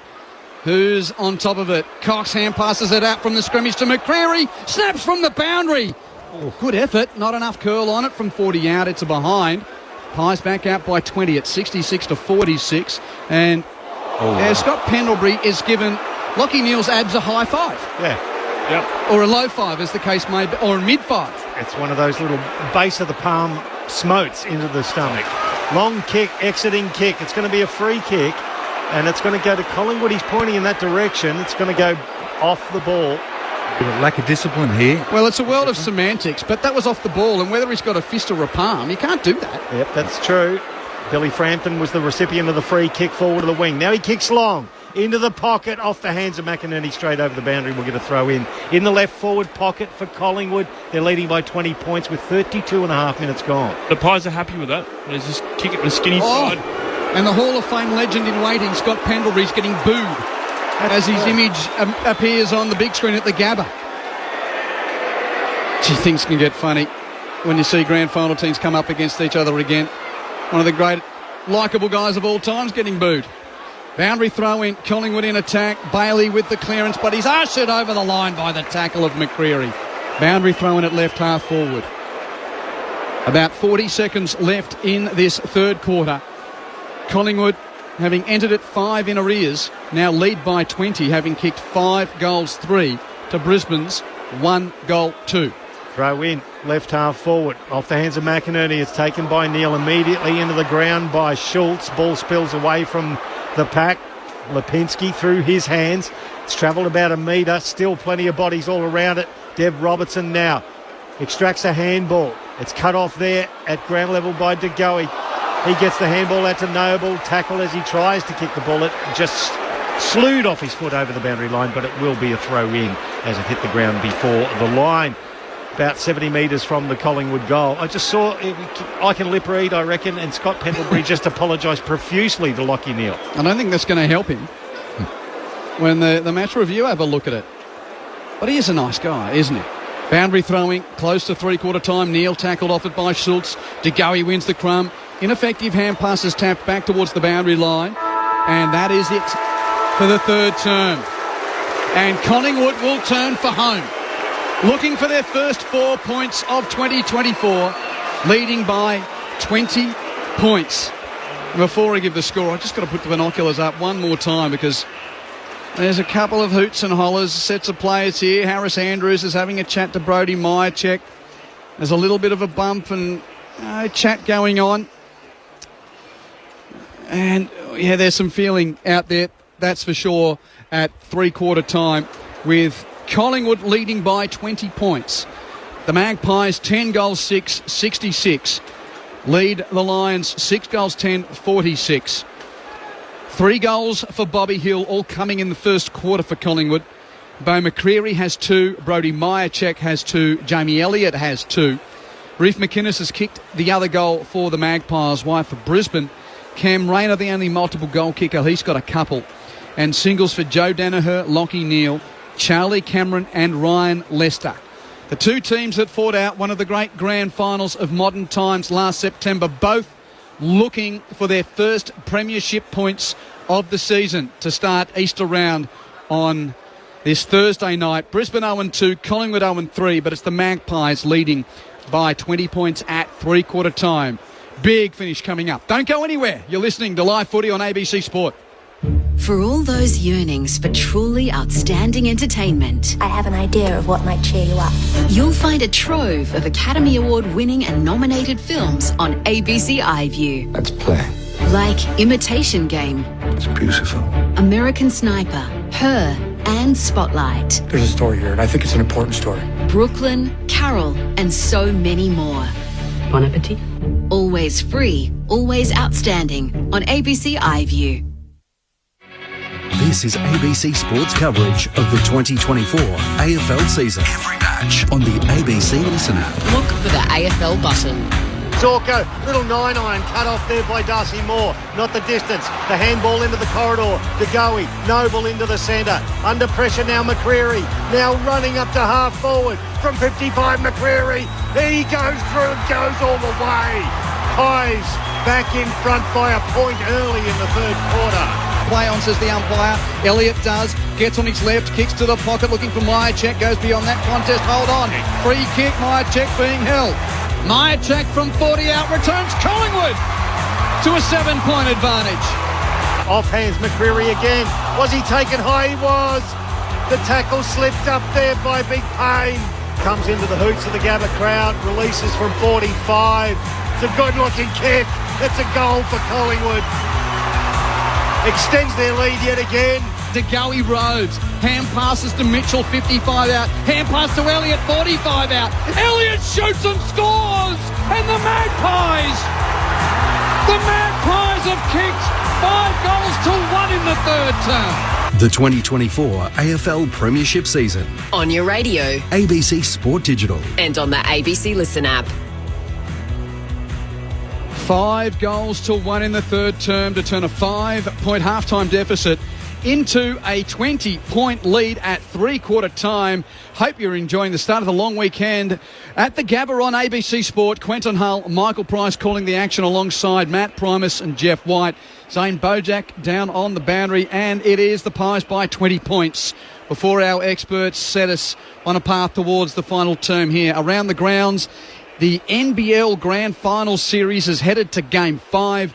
Melbourne United has defeated the Tasmania Jack Jumpers 88-86. Melbourne United 88, Tasmania Jack Jumpers 86. Deciding Game 5, 2-2. And I'm not sure when that Game 5 is going to be played, but they forced the deciding game, Melbourne United. Zano, when are they playing that? Sunday, thank you. Meanwhile, in the NRL, Penrith 22 lead the Sydney Roosters 6. About 10 minutes to go in that game. Panthers 22, Roosters 6. Huddles formed here. Three-quarter time. Momentum with Collingwood. What say you, Jeff White and Matt Primus? Well, just a great response from Collingwood. I'm sure at half-time the Collingwood coach would have said, to mainly Collingwood's midfield, Brisbane just got on top of us. They dominated territory, didn't give our forwards an opportunity, and you put our backs under far too much pressure. You guys have to lift, and they did. Contested possession was equal, clearances just slightly in Collingwood's favour, but because Collingwood are slicker with ball in hand, if they can have enough of the ball, which they did in that quarter, they win the inside 50 count, and they certainly look more dangerous going forward when they don't get pinned. So will the game swing back the other way? I'm sure Fagan will be saying to Brisbane's midfielders, hey, you've got to give us more use. We need more inside 50s, more clearances from you. Otherwise, we're not going to be able to hit the scoreboard, where McRae would be saying, just give us the same with the midfield there. Our back line will look after itself if there's pressure on the ball, and our forwards will be able to be more dominant against Brisbane's backs. If you want to send a message, 0437 774 774. Make sure you send your name as well. But this is a good one. How is there any difference between a fist and a palm? A slap can do as much damage as a punch. Dirty act from a champion past his prime. No one should accept the argument it was an open palm, not a fist. That's in relation to Pendlebury. 100%, and it was 10 metres off the ball. Yeah, so the ball was 100%. nowhere near it. Yeah. Yeah, and another one here. If that's not reportable in today's game, I don't know what is. So So strange for us to be talking about Scott Pendlebury in that respect. I feel like he'll get off one of those earlier on in the year with a fine as well, where he just returns serve with a little tap in the comic cuts as well. So I think it shows, like, we don't talk about Scott Pendlebury in that regard ever in his career, but it shows how much is on the line for this game. Yes, not an act you've seen him, but how much is riding on it and how much these teams want to win. Yes, you don't want to see you doing it, but that's what it means to both teams here. Inside 50s, Brisbane 45 to Collingwood's 29. Yet Collingwood go into the final term with a 20-point lead.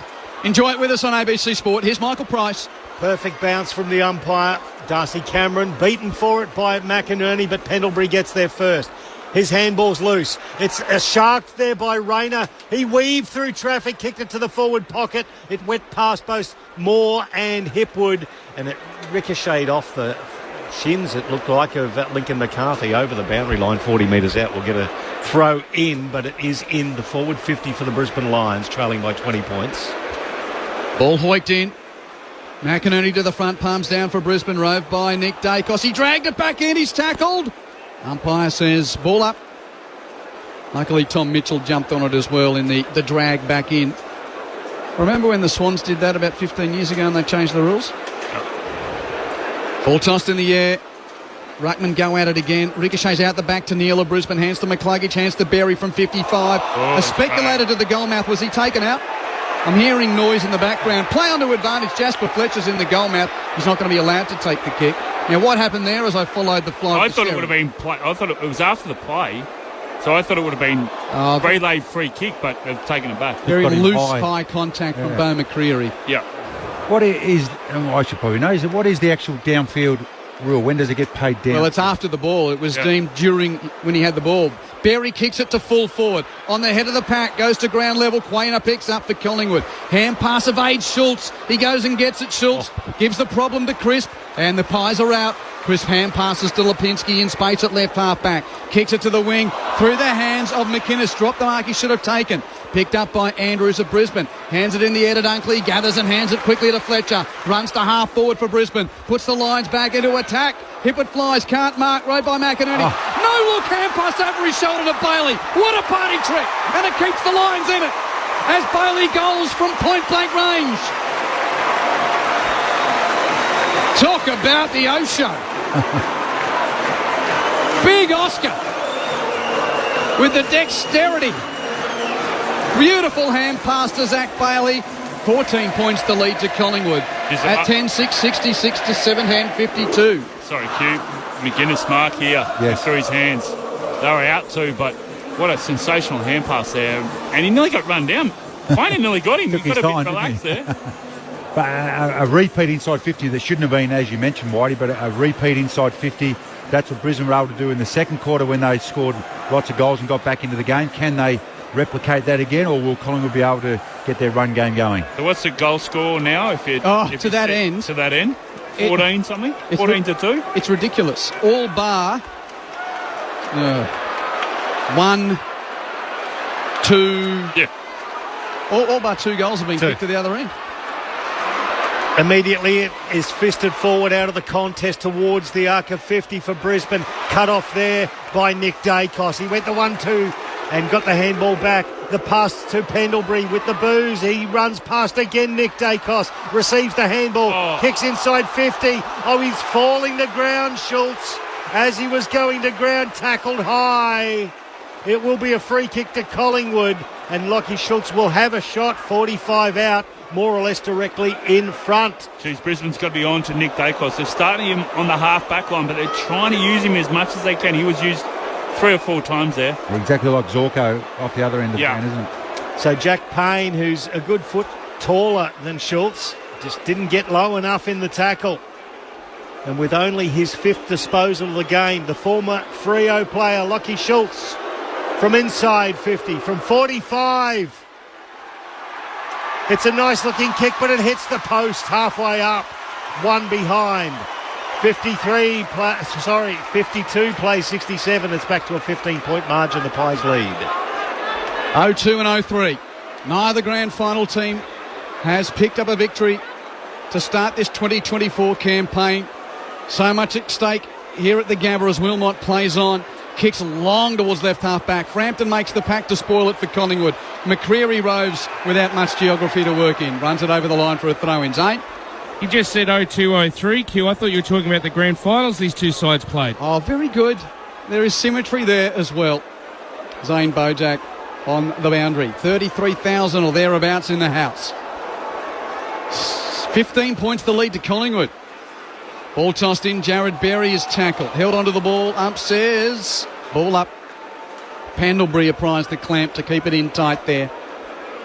I still don't understand how that's not holding the ball. If you've only got one arm available to handball it away and you can't, it's ridiculous. Off the hands of the ruckman, it goes forward for Brisbane. Bailey now under pressure. Tumbles one to centre half forward. It's ill-directed. Jeremy Howe had all the time in the world. Handballed it off to Crisp, who's off to the races. Chips it to the wing. It favours Lipinski, who gathered well. He retreats with pressure from Fletcher and goes nicely inboard to the wing to find Maynard. Maynard now plays on. They're booing everybody now. A long kick inside 50. McGuinness the target. In with the flight was Harris Andrews, gave away the free kick. McGuinness will have a shot at goal from around about 45 degrees. Around about 45 metres out, but he's on a very tight angle to the left. You'll have to face inboard and curl this one around, methinks. That's taken a bit of the air out of the Gabba crowd too, Whitey. Yeah. 15 points the margin now. The Pies lead. 6 gone. Fourth quarter. It's a good kick too to be aware that Harris Andrews was coming up. Reef McInnes. The crowd letting him know about it. From 40, he hooks it wildly out of bounds on the full. Still 15 points the margin. Lions free kick from the right back pocket. And it's Zorko pumping it out towards the left half-back flank. Bounces to the advantage of Rayner. A little in and away to get rid of Josh Dacos and chips perfectly to Answorth. Lovely football. Answorth marks. Nice bit of open field skill there from Rayner. Answorth kicks towards half-forward. McCarthy takes the grab. Kick and a half from goal for Link. Uses his right. Spears it to full forward. Cameron's got 2 to beat. Spoil made by Hoskin Elliott. Ricochets though to McCluggage. Hands it back to Cameron. Goes to his knees. Somehow found space to give it back to McCluggage. And McCluggage kicks the goal from 20 metres out. Charlie Cameron made Superman putting on a cape in a phone books look ordinary with his work in tight there. How did he do that? And once again, Hoskin Elliott. It was 2-on-1. He could have marked it, double-fisted. But then just the ability to get it off the ground, clean it up, keep his feet. The kick inside. Turn around. Oh, yeah. But what about Zorko's kick from half-back? Yeah. Just out, and then Rayner to spin back in the middle. Both these sides are trying to own the corridor as much as they can, can't they? Yeah, exactly. They're both trying to own the corridor and play quick through there, which is going to create some turnovers and an outstanding finish to come, I reckon. 9 points the lead to Collingwood at 10-7-67 to 8-10-58. Zane. Yeah, Kai Loman's out there now, Q, and Jasper Fletcher's been given the bib. Back into the middle. Cox versus Fort. Fort gets it down. It's shucked by DeGoey. Fends off Bailey. The long right foot kick towards half forward goes straight towards the boundary line. They want it deliberate, but seriously, let's get on with it. Throw in. Right half forward. 55 out from the Collingwood goal. They lead by 9 points the margin. So now that ridiculous stat, what is it? So all but 2 goals. I think it's 16 of 18 goals. Kick to that western end. From the ball up, attacking 50 for Collingwood. Somehow, Crisp gets a boot to it. Crisp! He's kicked a goal! From the scrimmage at the stoppage. Jack Crisp comes up with a much-needed major for Collingwood. Pies back out by 15 at 11-7-73 to 18-58. Gave the fans something to cheer about down that end too. Yeah. So that's what... 19 goals in the game. 16 of 19 goals have been kicked to the other end. What I really like from this, there was a stop play there. Cox again punching it forward. It's almost like they've said, right, you try and hit it out, we'll try and get some movement on the ball. Every time they've had a stop play, forward to centre, he's tried to hit it out of that circle. Instead of just dropping it just punt. I'm loving this. Yeah, absolutely loving it. Takes it away from the Lockie Neals and those types of the inside, doesn't Correct. it? Makes them turn around and face the goals. So the ball up in the middle of the ground. The clearance with Bailey. Just scrubs it forward. Pendlebury retreats, tackled by Loman, still out there. Handball now. Goes out to Bailey. Bailey chips into the 50 and finds Link McCarthy. He's pointed that he will have a shot, and he turns his back on everything, which indicates he will certainly do that. He'll have to release it from just outside the arc of 50. Slight angle to the right. Definitely has the distance. Usually a reliable kick. 162 goals, 86 over his AFL career to attest to that accuracy. Lincoln McCarthy, the Lions desperately requiring this, and he answers that plea. Kicks it straight through the middle. Game back on. 9 points the margin. What a ripper here at the Gabba. This is a cracker. This is such a great game that both are just the arm wrestle of those contested footy at the moment is whatever side's clean is the one that's getting that forward motion and getting that connection going forward. This is a great game. So actually Dev Robertson, who's been subbed out of the game for Brisbane, Kai Lohmann's into it. Zano? Yeah, I was just about to say it was Dev Robertson that's on the back bench. Sorry about that, boys. No, thank you, Zane. 9 points of the lead to Collingwood, 3-1 to Brisbane in this term. Yeah, both teams are efficiency. When they get the ball inside 50, they look like scoring all the time. In the last quarter, the game is starting to open up. Whoever can get the ascendancy forward of the ball. And changing the angles too, the way they kick it. They're not just trying to go towards goal. Gabba fans haven't seen back-to-back losses for their team since the final series of 2019 when they went out in straight sets to Richmond and Greater Western Sydney. Collingwood hasn't won here the last 4 trips to play the line. Centre bounce, Chris with the clearance for the Pies. Hand pass in tight, got it to McCreary. Rush kick to half forward, not effective. Goes to Deck.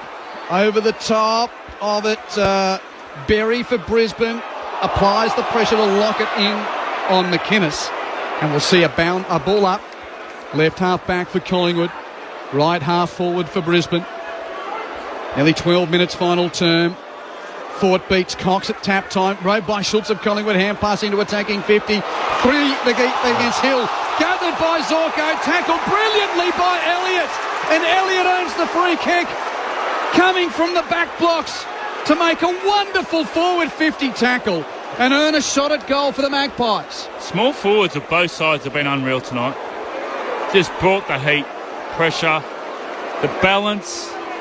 Haven't rushed at the player, but he had to go then, Elliott, because Zorko was out. Well, he knows a big moment goal, doesn't he, Jamie Elliott? Absolutely. This one is, well, of relative simplicity for a man of his class. 40 metres out, no angle. Jamie Elliott for his third. On the right boot. He's got it! Magpies by 15 points at the Gabba. Elliott's third, Collingwood 12-7-79, Brisbane 9-10-64, 13 minutes final term.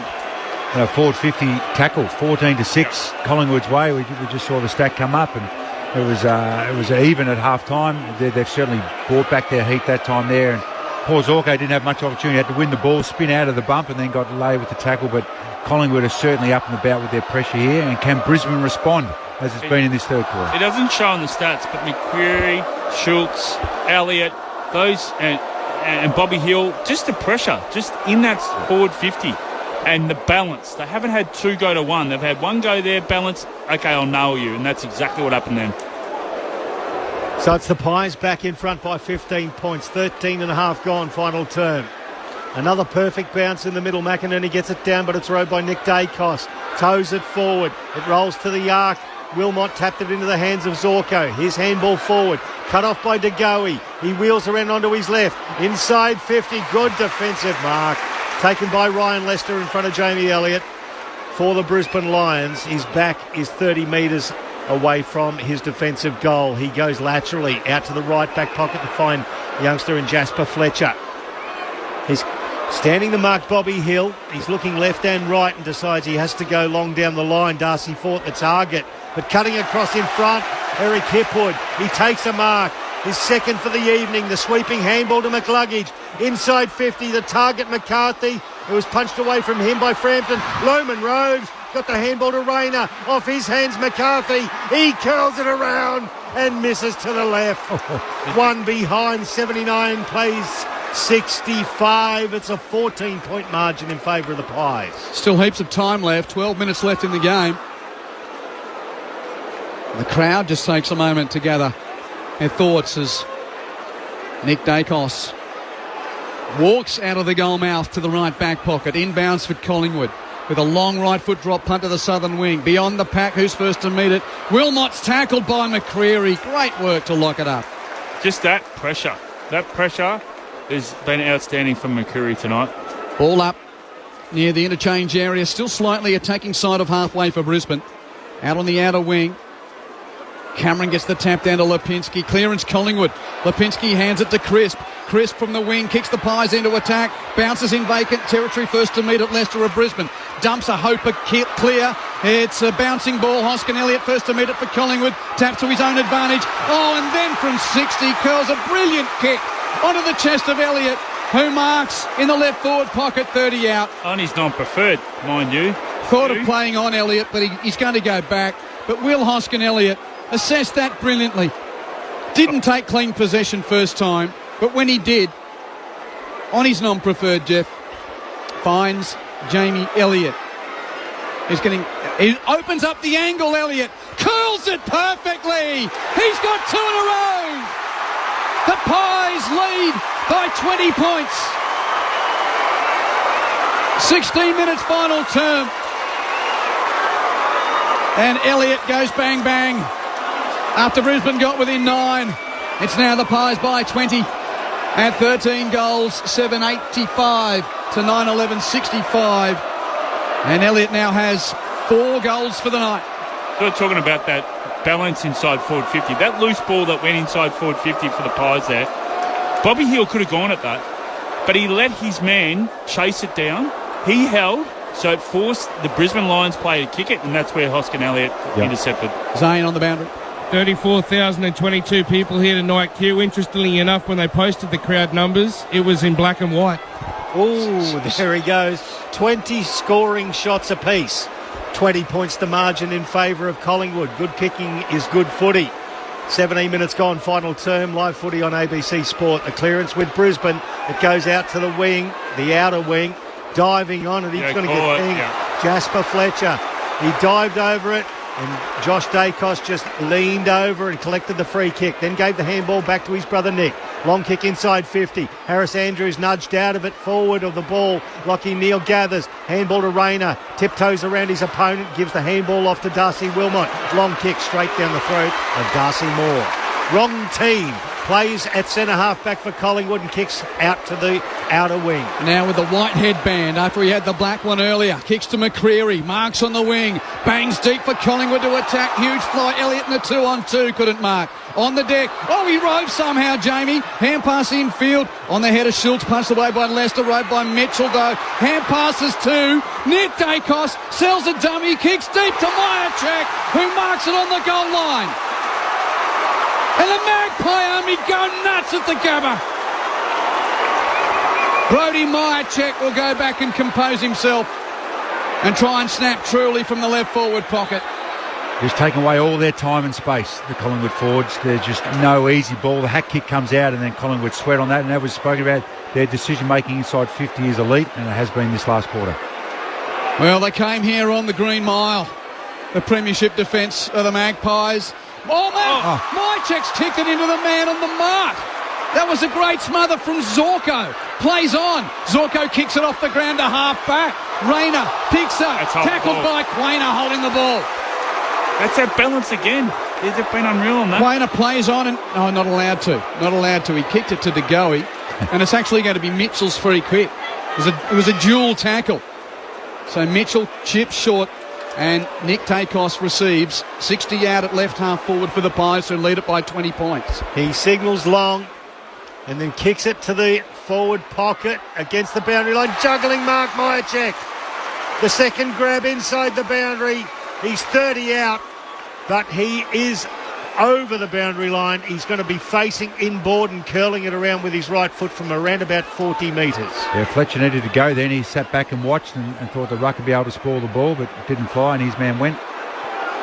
Brody Myercheck, he kicked it into the man on the mark just a little earlier. He wheels it around. It's perfect. 3 goals to Brody Myercheck, and the Pies are marching on here at the Gabba. 14-7-91 plays 9-11-65. It's Collingwood by 26 points. Wow. One of the most impressive parts, Pricey, when the ball has gone, it's been a high ball and they've been in contest, is they've always had numbers. I know it's a basic thing in football, but front and centre. Collingwood have always had someone front and centre. Balls come to ground, they've been there, they've had 2-3, they've outnumbered Brisbane, especially in this last quarter when they needed that run. There's a moment there where the ball came in. Nick Dacos was in the centre circle, ran to front and centre, got the hand pass, and away they went. In the old days, Joff would be getting the gold jacket out, wouldn't he? That's game over, isn't it? Well, the way Collingwood's mids are on top of Brisbane's, yes, because they're not going to give themselves enough opportunities, Brisbane's midfield. 26 points is the lead to Collingwood, and that's as big as the lead has been for them all night. Yeah. It's a game-high 26-point lead, and we've now got 8.5 minutes of playing time left at the Gabba. Ball tossed up. Cox with the tap for Collingwood. Coming off the... Wilmot. He had it and got rid of it and lost it. Ball kicked into attack for Collingwood by Crisp. Payne was underneath it, though. Off hands. He's locked it up for Brisbane. There's that punch from Cox we're talking about. Just clearing it out, giving Brisbane no opportunity to win it in close. Ball up 40 from the Magpies goal. Cox clean possession here, got it to his boot, not an effective kick, cleaned up by Archie of Brisbane. Hand pass to Neil, Neil hands it to Answorth, Answorth to Archie as they run to half back. Archie kicks Brisbane to the wing, Frampton's in front of Danaher and marks. He's played well tonight, Frampton. Big Joe was nowhere near that. And Frampton takes the grab for Collingwood right on halfway beneath our commentary position here on the Vulture Street wing. Pies by 26 points on ABC Sport. It's a long kick to left half forward from Frampton. Spoiling was McInerney. Front and square was Rayner. His handball inboard to Dunkley was ground level. He overran it. Crisp didn't. Gave the handball off. It's Schultz. His kick to the goal square. Oh my goodness, it was dropped there by Will Hoskin-Elliott. He gathered though, went backwards. Clever. Found Myercheck with a kick that was barely the required distance. But Myercheck will line up. About 45 out. He's on a tight angle to the left, but not as tight as the one he just nailed. Yeah, the pressure on Fletcher again. It was a ground ball, but he had pressure on him. He fumbled, second grabbed it, and Collingwood were able to get the ball back, and that's resulted in this shot on goal. Harris Andrews looks exasperated, standing the mark. Just put his hands on his head as Brody Myercheck comes in. From 40, tight angle, he's tugged it left. It's only a behind. 92 plays 65, a 27-point margin now with 22 and a half gone in the final term. Zane? Yeah, just been watching the physio try and do some work on the hip of Jamie Elliott on the right side. Also, he's been off for a fair while now. Scott Pendlebury, I think he's cramping badly. He's been into the pickle juice. Okay, thank you, Zane. Wilmot takes a couple of bounces, chips to Neil, marks it right half back for Brisbane on the inbound. Infield on the 45, trying to create something with the kick. To a contest, Dunkley Rose for Brisbane. Hands it to Rayner. Hand pass goes to Deck, cleaned up by McCluggage just forward of half back. McCluggage finds a path. Kicks to Ford, who's in a space, 55 out. Marks and kicks to Lohman in the pocket. Lohman taken out by the late arriving spoil. Illegal that from John Noble. Free kick to Kai Lohman in the right forward pocket to Brisbane. But you think even now it's beyond time, Matt? Yeah, 6 minutes to go, but the first time they've been able to play quick, wasn't it, from coast to coast? They had a bit of poise then too. So Kai Lohman wearing the number 1 for the Brisbane Lions. Facing back-to-back home defeats for the first time since the 2019 final series, the Lions. Lohman tries to minimise the damage and does with a fine set shot. Slices it through, 21 points. Well, dare we go back to the great premiership coach of these two clubs, Lee Matthews, who says Minutes left, goals difference. Goals difference, less than 4. Minutes left, 5 and a bit. 21 points the lead to Collingwood at 14-8-92 to 10-11-71. Well, it goes without saying, this last quarter, Brisbane have not been able to get any dominance in the centre bounce and therefore not get any dominance with territory. The next 5 or 6 minutes, they're going to have to do that.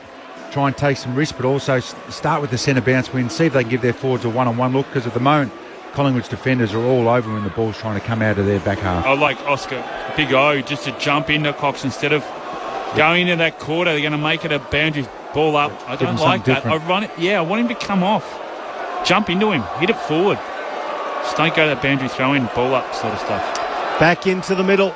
Another good bounce from the umpires as McInerney slaps it down. Well done by Mitchell, who retrieved it for Collingwood. Great handball into the path of Schultz. He just gets away from Zorko, kicks long. Reef McInnes at the back, skims his knuckles over the boundary line, throw in right forward pocket for Collingwood. They're leading this one by 21 points. 25 gone, final term. Just what Collingwood needed, bit of territory, see if they can waste a couple of minutes down this end of the ground if they can't score. The throw-in's a good one. McInerney versus Cox. Cox taps it to himself, throws a boot at it, misses, picked up by Archie. His exiting kick. It's going to be a race on. It's Bobby Hill versus Darcy Wilmot. That is fair dinkum, two speedsters. Hill did beautifully to pick it up, but Wilmot on his hammer as they carried it over the boundary line. It's going to be a throw in 70 metres out, left half forward for the Pies. A little over 5 minutes left in the game. 21 points the lead to Collingwood. The reigning premiers who haven't beaten Brisbane here their last 4 starts. Not many people tipped them. But there's a flicker about this premiership defence. Jeff White tipped him. He's letting me know here in the box. Clearance Brisbane. Dunkley hands it to Zorko. Zorko's kick is smothered. Lohman comes in to pick it up though, but Maynard puts him a metre beneath the cricket pitch turf in the Gabba with a tackle. Ball it up. Boy, a young fella knows he's been tackled. Just quietly, Nick Dacos has crept up to 28 disposals and a game-high 637 metres gained. It's punched forward for Collingwood. Bobby Hill over the top of the ball. Umpire says play on. Coming out of it was Wilmot. He let go the ball. Lipinski now. He lets get go, and it's picked up by Bobby Hill. The umpire's going to come in. What's happening here? He says, I'm just going to break it up. Neil and Tom Mitchell were tangling. Just having another little Tate behind the players that's tapped down into the path of McCluggage. Handball forward to Hipwood, who's had a disappointing night. Long kick inside 50. Danaher spoiled by Frampton. It goes towards the boundary line. Danaher kept it in. Now it's picked up by Josh Dacos. He's tackled. Umpire says it was in the back. Crowd didn't like that one. Wanted holding the ball, but probably a fair decision as Josh Dacos will take the free kick for Collingwood and take his time. They got a man up here, Brisbane, because they'll try and chew up the time now, Collingwood. Long kick to the pack on the wing. Actually goes beyond everyone, rolls towards the boundary, and Andrews can't keep it in. So Collingwood, so many questions asked about them. They'll head to Adelaide next week to play Hawthorn. Brisbane to gather round to play North. But it looks like the Magpies will get the first 4 premiership points of their flag defence here at the Gabba. 21 points the lead to Collingwood late in the game. From the throw-in on the wing, McCluggage wins the stoppage. Hand passes to Dunkley. Dunkley hands it to Archie. Rushes a kick inside 50, and coming from the side, leaping Link takes a nice clutch. Good grab from McCarthy. 30 out, 45-degree angle to the right, and he realised time's on the fly. Yeah, interesting. Then Collingwood put a spare behind the ball, playing 7 backs. Brisbane went and manned it up, so they were playing 7 forwards to allow no one to be able to drop off, and it worked on that occasion. McCarthy kicked a brilliant set shot earlier in this term. Gave Brisbane a sniff at that point, narrowed the margin to 9. Well, if he kicks this one, narrows the margin to 15, but time's running out. McCarthy misses near side anyway, which won't help the cause of the locals. And 28 into the final term. 92 plays 72. Collingwood en route to their first win of the season. It's a pretty pensive Brisbane coach, Chris Fagan, on the big screen there, as Nick Dacos just got better as the game progressed. Little sand wedge to Jeremy Howe.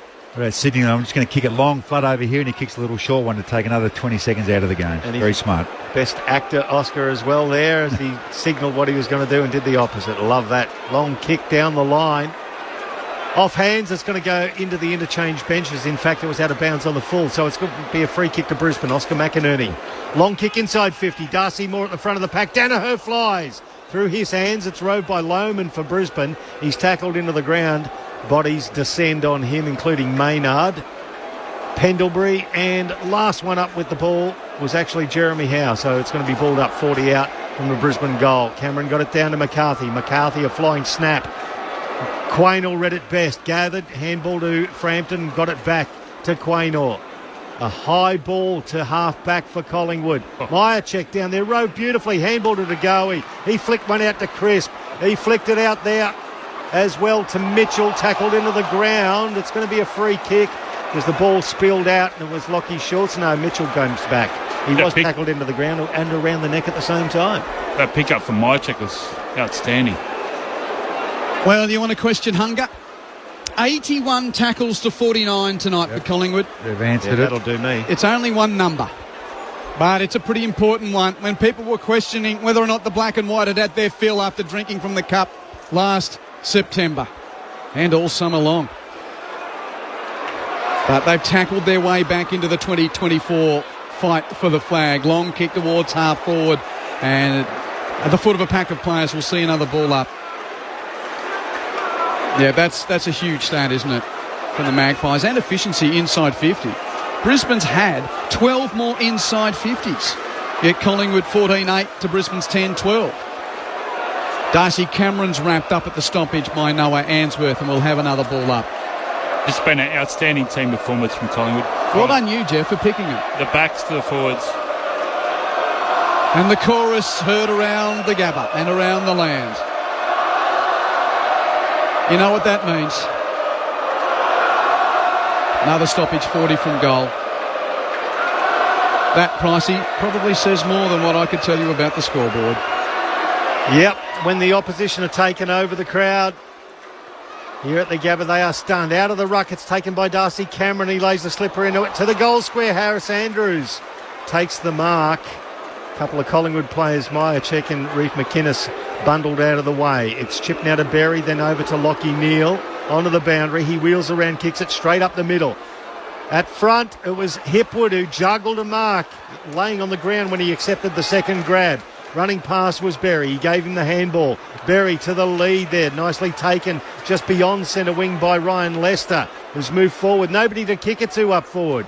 He has to come laterally into the corridor to find Hipwood again. Now he wheels onto the left, looking for Rayner.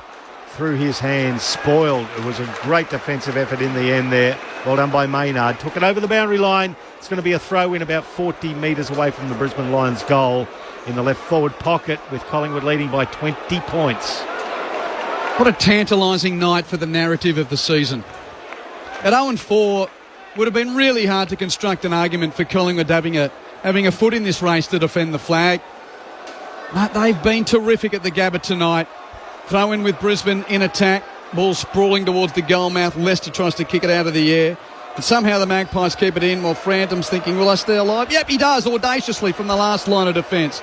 Kicks it to right half back, beyond the pack and out of play. And they've done the basics really well tonight, Collingwood. The one percenters, the smothers, the balance of tackles. They've laid their tackles. They've just really got back to basics tonight. It's been an outstanding effort. 20 points to lead to the Magpies. Late in the game, boundary throw in. No clearance there. Oh no, there's going to be a holding the ball decision going Collingwood's way. McInerney was over the top of it, and Lipinski will come up with the footy. So now the questions will turn on Chris Fagan and his Lions. The beaten grand finalists are 0-3. But the Magpies, for the first time since grand final day, can sing the song at the end of a game of footy. They came north with their premiership defence on tenterhooks, but they'll go back to Melbourne full of gusto, beating the Lions by 20 points.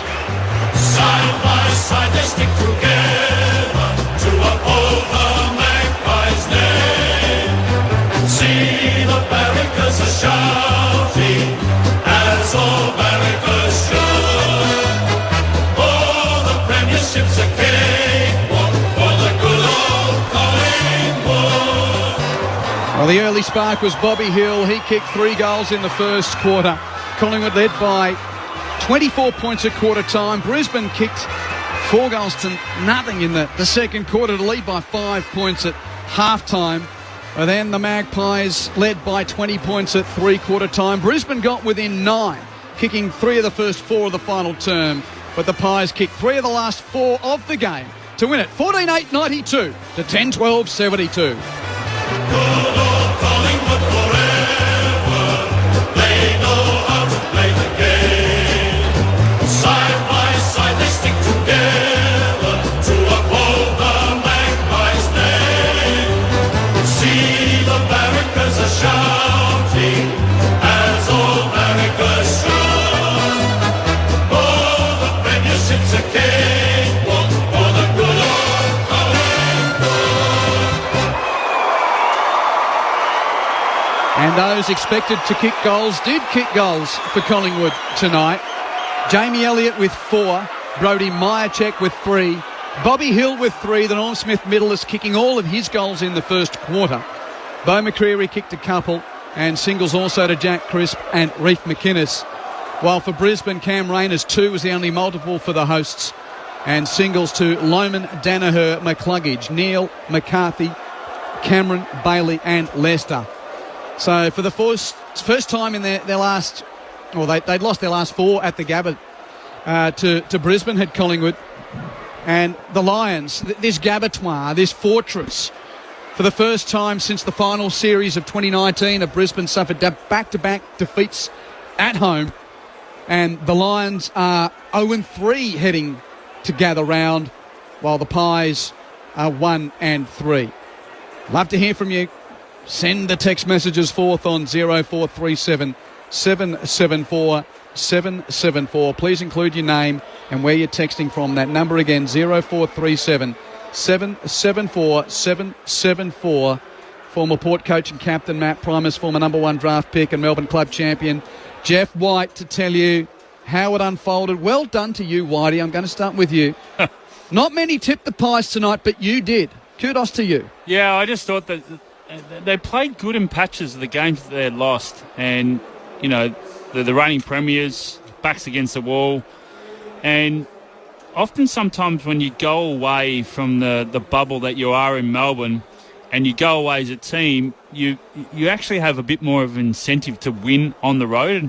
And Matty would attest this too, is that when they're always a special win. So you always feel like, hey, it's us against them and the crowd. And so I just thought that, you know, I watched them play last week and there were a few patches. They just if they could tidy up a few areas, they would be on. And especially their ground ball, I thought Tagoe was, from the outset, just a bull in there. He was clean below his knees and they were using the ball really well. But the most impressive part I noticed with Collingwood tonight was their balance around the play.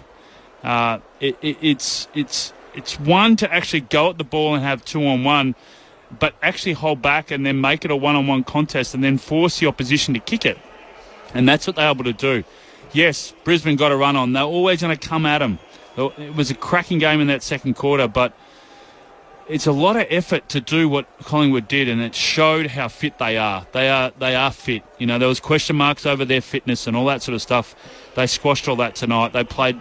That's the brand of footy that they're renowned for playing for the last 2 years. They brought it away from home. They brought it on a track they haven't won here for a long time, as you said, Q, and they played outstanding football tonight, and it was across the board.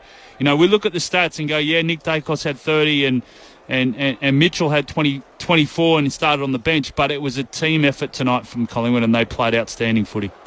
Yeah, good summary, Whitey. I think the most pleasing things for the coaching staff and the fans, they won ugly tonight. Yeah, we loved watching them play and the way they move the ball and the way they defend, but they didn't get that right tonight, some of that stuff. Yeah, they did in periods, but not all night. But to actually get smacked in inside 50s, to get beaten just in clearances, but to the arm wrestle in the second half, they actually outbeat Brisbane in the tough stuff, and they won it in the trenches. And I think that'd be the most pleasing thing, because that has gone missing. There are other stuff that will come as they get going, but if you don't have the basics, the fundamental, what you do when you don't have the ball, what you got to do when the ball's in dispute, They did that a lot better than Brisbane tonight, and that's the basis of their game plan.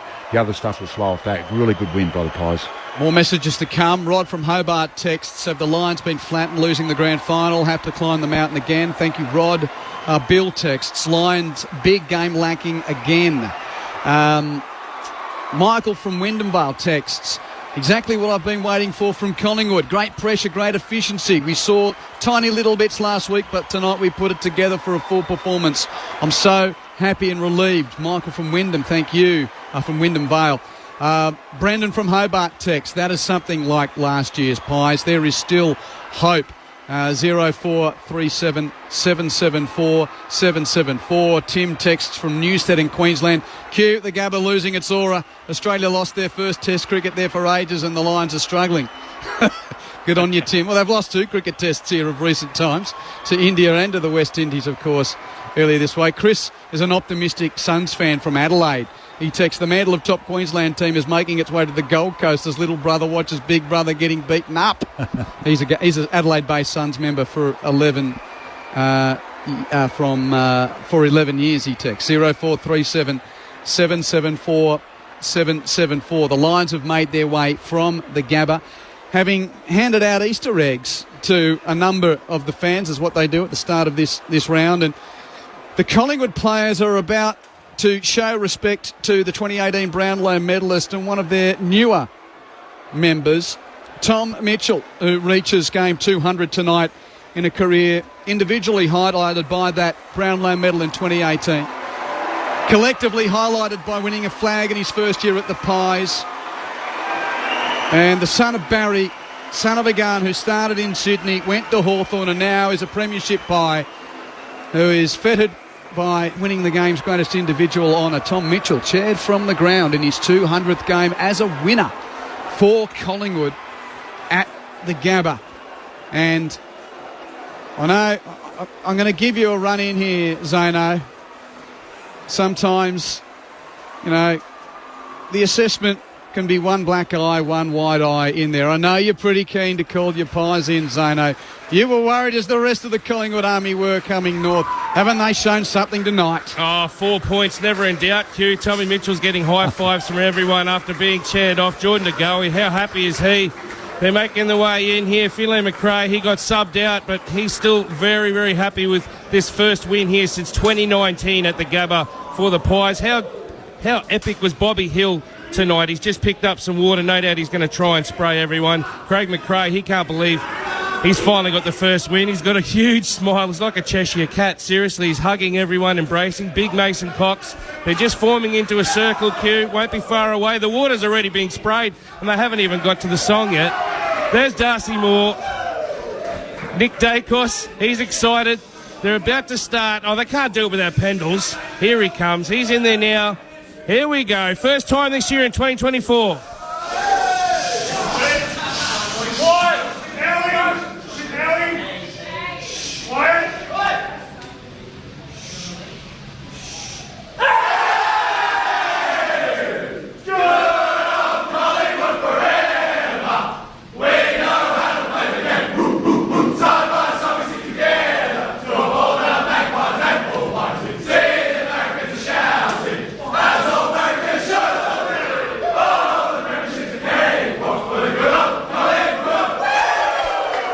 The silence at the start made it even more epic, and I can tell you, Q, the men they chaired off, Tom Mitchell, is who we're about to speak to. Good on you, Zane. We will stay close. Collingwood 20-point victors at the Gabba. The Magpies 14 goals, 892 to the Lions 10-12, 72. Stumpy from Launceston says the Pies have played 4 good sides. Easier games to come now. Yep. Keep your messages coming, 0437 774 774. Quick word on the Lions before we get to Tom Mitchell, gentlemen. Yeah. They're off. They're only just off, but in this competition, if you are just off, there's just not any consistency in the way they're playing. It's a quarter here, a quarter there. It's not. You've got to do 3.5 quarters. Collingwood actually won the second half, and Brisbane weren't able to, apart from the second quarter, they really weren't able to get themselves into the game. They played really good footy in that second quarter, and you're right, they're just a little bit off, but you don't have to be much to be 0-3 in this competition. It's you have that 5% off, and just felt, the forwards, they just, Hitwood dropped a couple early, it just could have turned it. Geez, they protect this ground, don't they, Ken? Let's get back into the Collingwood room, Zane. Tom Mitchell, you've done some amazing things in your career. You've won a Brownlow medal, you've won a premiership medal, but coming here to Brisbane when you're 0-3 and getting the 4 points for the first time since 2019, is that up there? Yeah, it's a really special win. We've been under pressure, under the pump, and to respond up in Brisbane. We were saying during the week that playing Brisbane in Brisbane is as tough as it gets. We respect that opposition so much. They're such a great team, and just really proud of the boys for showing up, put it in 4 quarters of tough effort to get a result. I know you're an unselfish player, but it looked like out there you were just on fire in your 200. Did it mean anything to you, or was it just the situation you guys are in? Oh, it meant everything just to go out and try and get the win. So, I felt as though we were really connected on the field tonight. Everyone, sacrificed and played a role, whatever that was best for the team. And, it's crazy, how we get a great result when we all buy into that as well. Yeah, last week we saw your coach, Craig McRae, talk about he wanted more numbers in the frame. He wanted numbers at the ball. I think it was 81-49, the tackle count. Was that talked about, how you just needed to bring that intensity with the tackling? Yeah, we always want to be a strong pressure team, so we probably haven't brought our best pressure for the first part of the year so far, and I think, throughout tonight we saw some of our best pressure, which was really pleasing. All right, well, I'll throw you up to the panel. We've got Quentin Hull, we've got Michael Price, we've got Matty Primus, and we've got Jeff White. Hey, Tom Mitchell, Jeff White here, mate. Well played tonight, 14 contested possessions. Was really outstanding with your mids, just the ability to win it clean and then be able to spread. But just tell me about big Mason Cox. Was there a set play to try and hit it out of the centre? We commented on it a few times, particularly at stop plays. You just try to punch it out of that inner circle. Yeah, well, with his height, it's such an advantage for us, and Oscar McInerney is obviously a great ruck as well, but if Coxie can get his hand to it and get a little bit of territory from centre bounce, it's a really good play for us. So we saw that a few times, and at the same time, him and Darcy Cameron compete really well around the ground with our hits that are more predictable, so I thought both boys were great tonight. Tom, Matt Primus here, once again, well done on 200 games. I thought your midfield in the second half were outstanding. You very good first quarter, second quarter, Brisbane were all over you, but for the whole second half, I thought you guys not dominated, but you held sway. When there was an arm wrestle, you really got enough of your ball to give your forwards a really good look and allow your backs to defend the way they like to defend. I would be interested in what the message was at half time from your coach about what you needed to do in the second half to get the win. Yeah, it was pretty simple for us. We just wanted to bring maximum effort, and I feel as though we've spoken a lot about structure and getting little things right, but none of that really means a lot if you're not bringing maximum effort and pressure. So it was a pretty simple focus for us, and I felt as though Brisbane came at us multiple times in the game with momentum swings, and for us to be able to hold that and then hit the scoreboard again and get momentum back in our favour was really pleasing. Tom, it's Quentin Hull here. Congrats on the 200. I'm just wondering that the dynamic of the review, when you've looked at the last 3 weeks, what are the areas that have been picked up? Well, there's so many things that haven't been going right, so it's hard to identify one thing because normally one issue leads to ripples and other things like that. So we've really stripped it back to basics, and I'm sure you'll probably hear Fly talk about it, but we've stripped it really back to the foundation of our DNA and how we want to play, and that's with bringing real effort and pressure, and it was a really simple focus going into the game.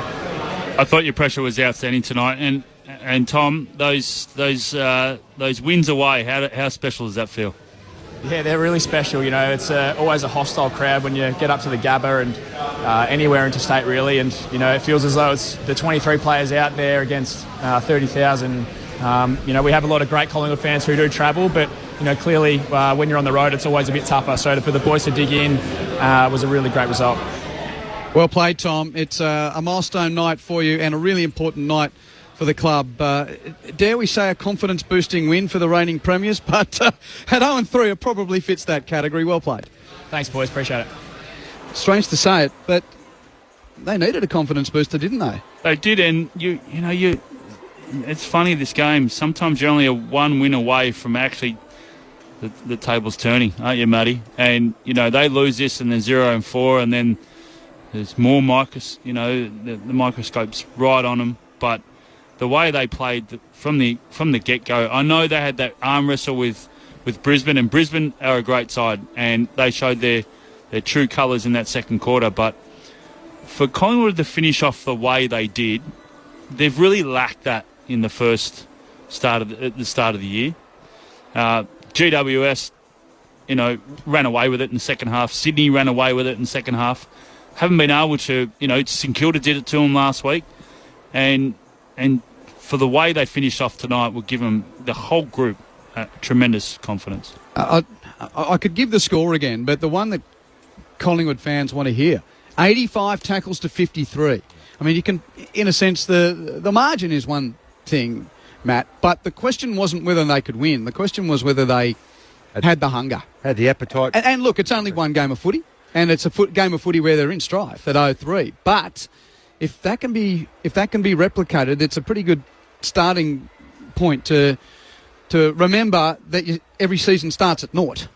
Exactly right. And in the end, what our game comes down to, as you heard Tom say, that the coach stripped the game plan black and takes it away from your structures and your position and your run and all those. Strip it back. We're easy to play against. That's what Collingwood have been in the first 3 rounds. We're easy to play against. Difficult at times, but not for long enough.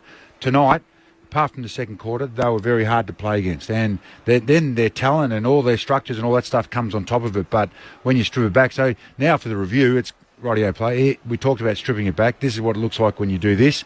Then you get the outcome. Then they can build from that if you have the basis of that hunger. And that'll be determined, can they bring that hunger next week in Adelaide against Hawthorn and then the week after that and get some momentum rolling. But sometimes it's a complicated game. Sometimes it's very uncomplicated. And tonight Collingwood showed that. Oh, we spoke about it at half. Rainey kicks that goal on the siren, halftime siren.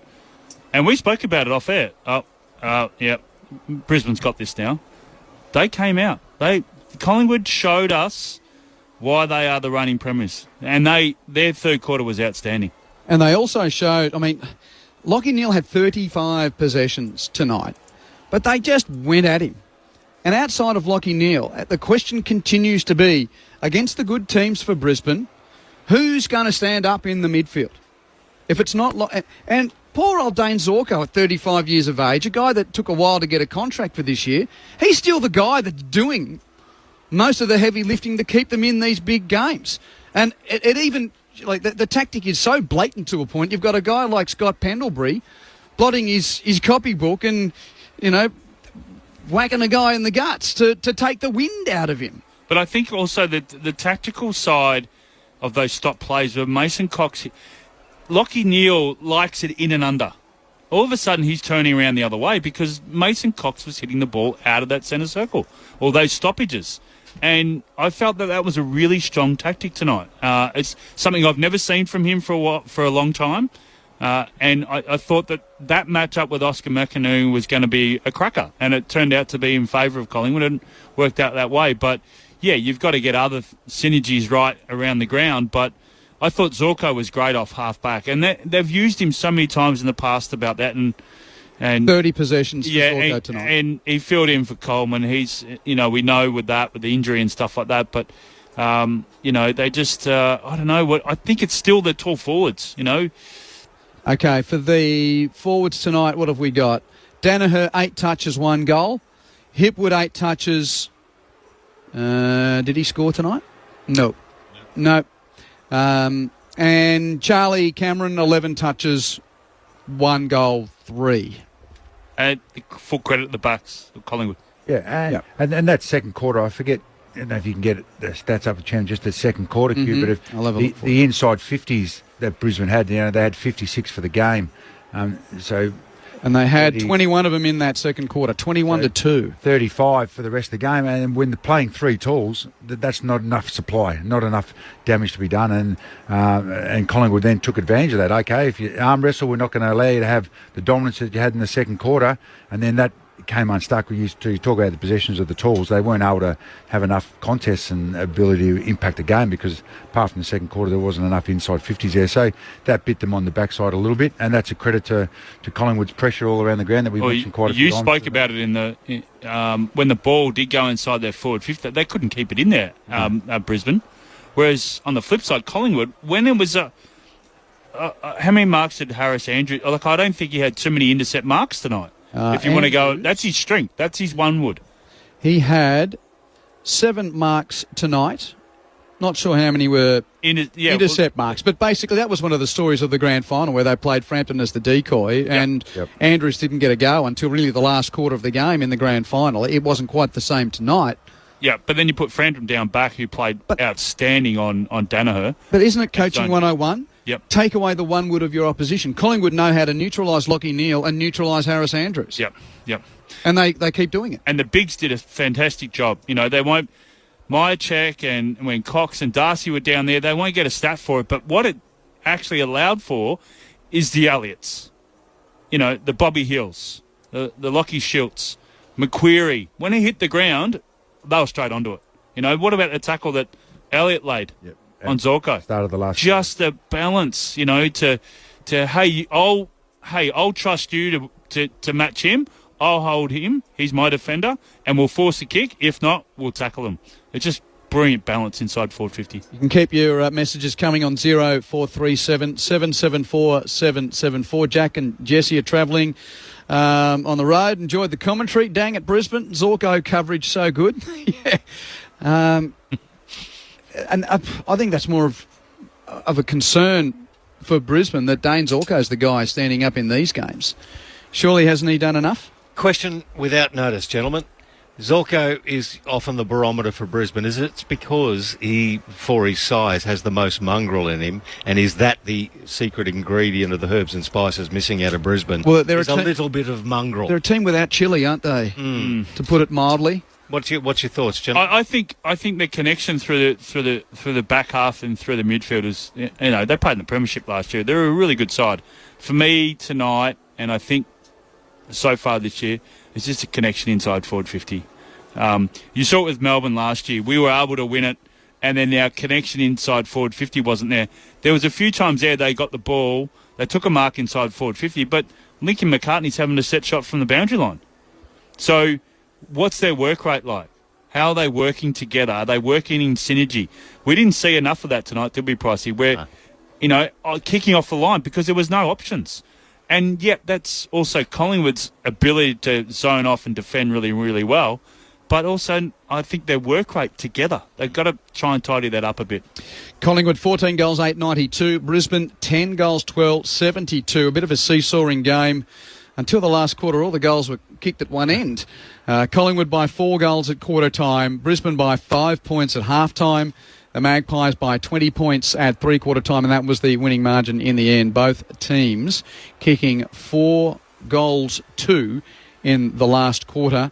So Collingwood has Hawthorn at the Adelaide Oval next week, and Brisbane plays North Melbourne at Norwood in the so-called gather round, which is more of a spread around because they're sort of spread around all over the place in Adelaide. In the NBL tonight, we're going to Game 5 in the Grand Final Series. Melbourne United has beaten the Jack Jumpers 88-86.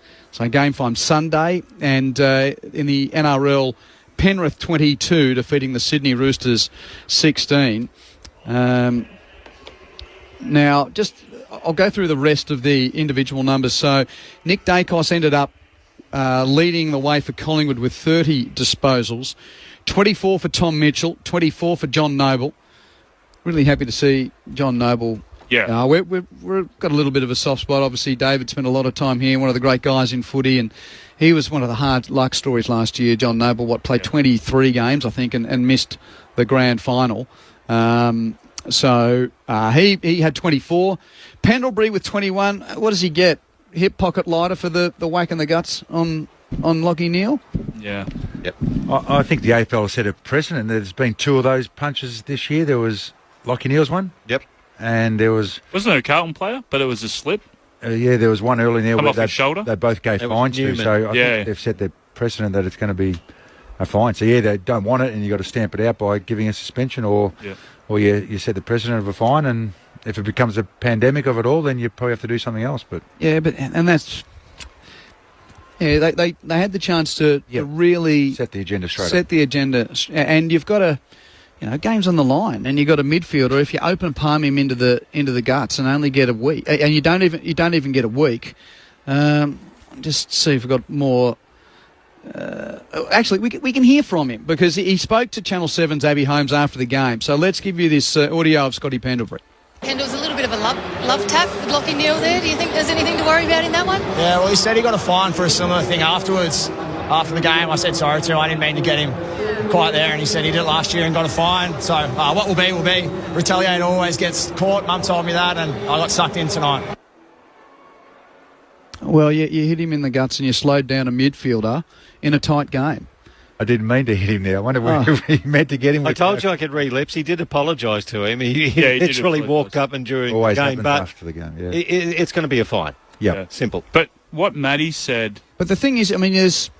sorry, go ahead, Jeff. Well, what Matty said about the fact that, that's uncharacteristic by Pendlebury, but it just shows you how important this game was for the Collingwood Football Club.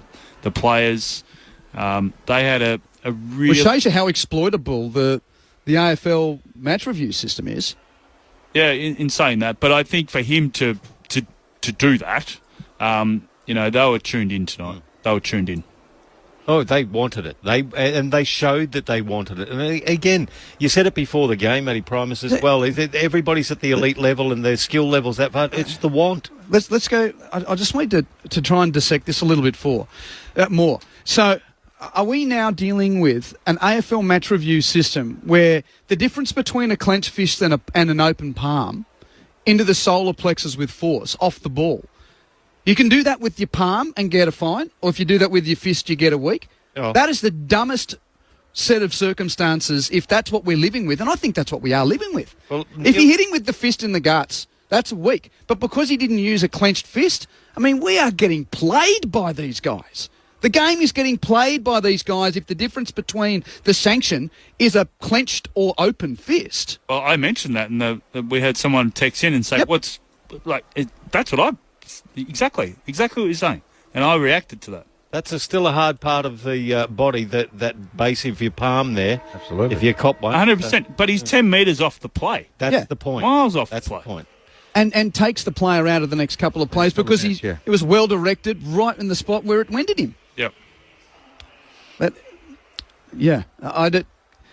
I know we've spent the week talking about, Peter Wright running into Harry Cunningham. Yep. And getting 4 weeks. But at the same time...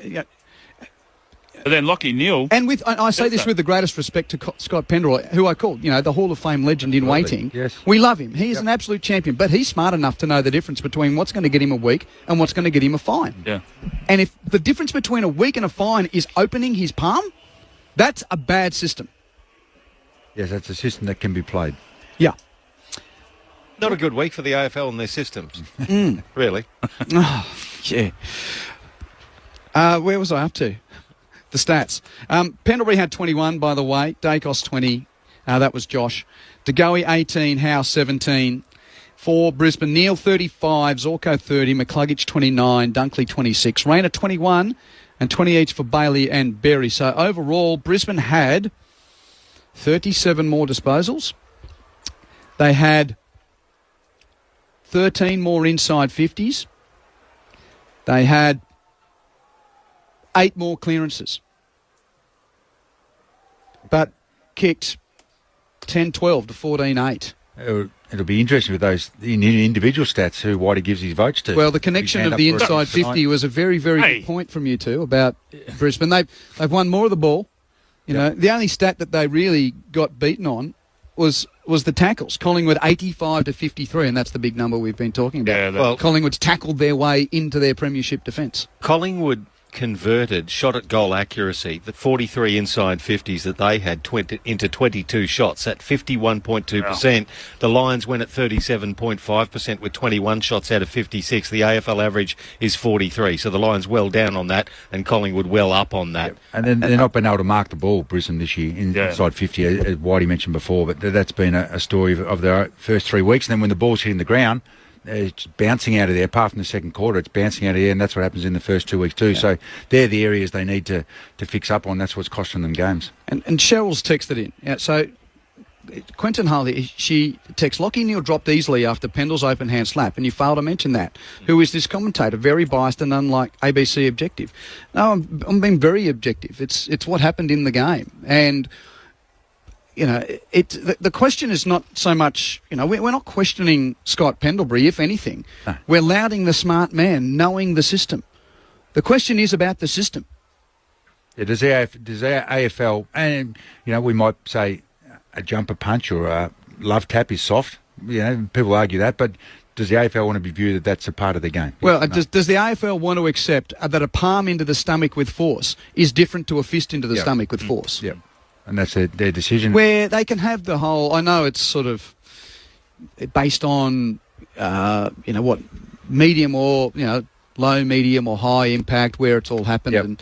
Yep. But I don't think there is a natural sort of, it's almost been written out of the rules, but it hasn't fully.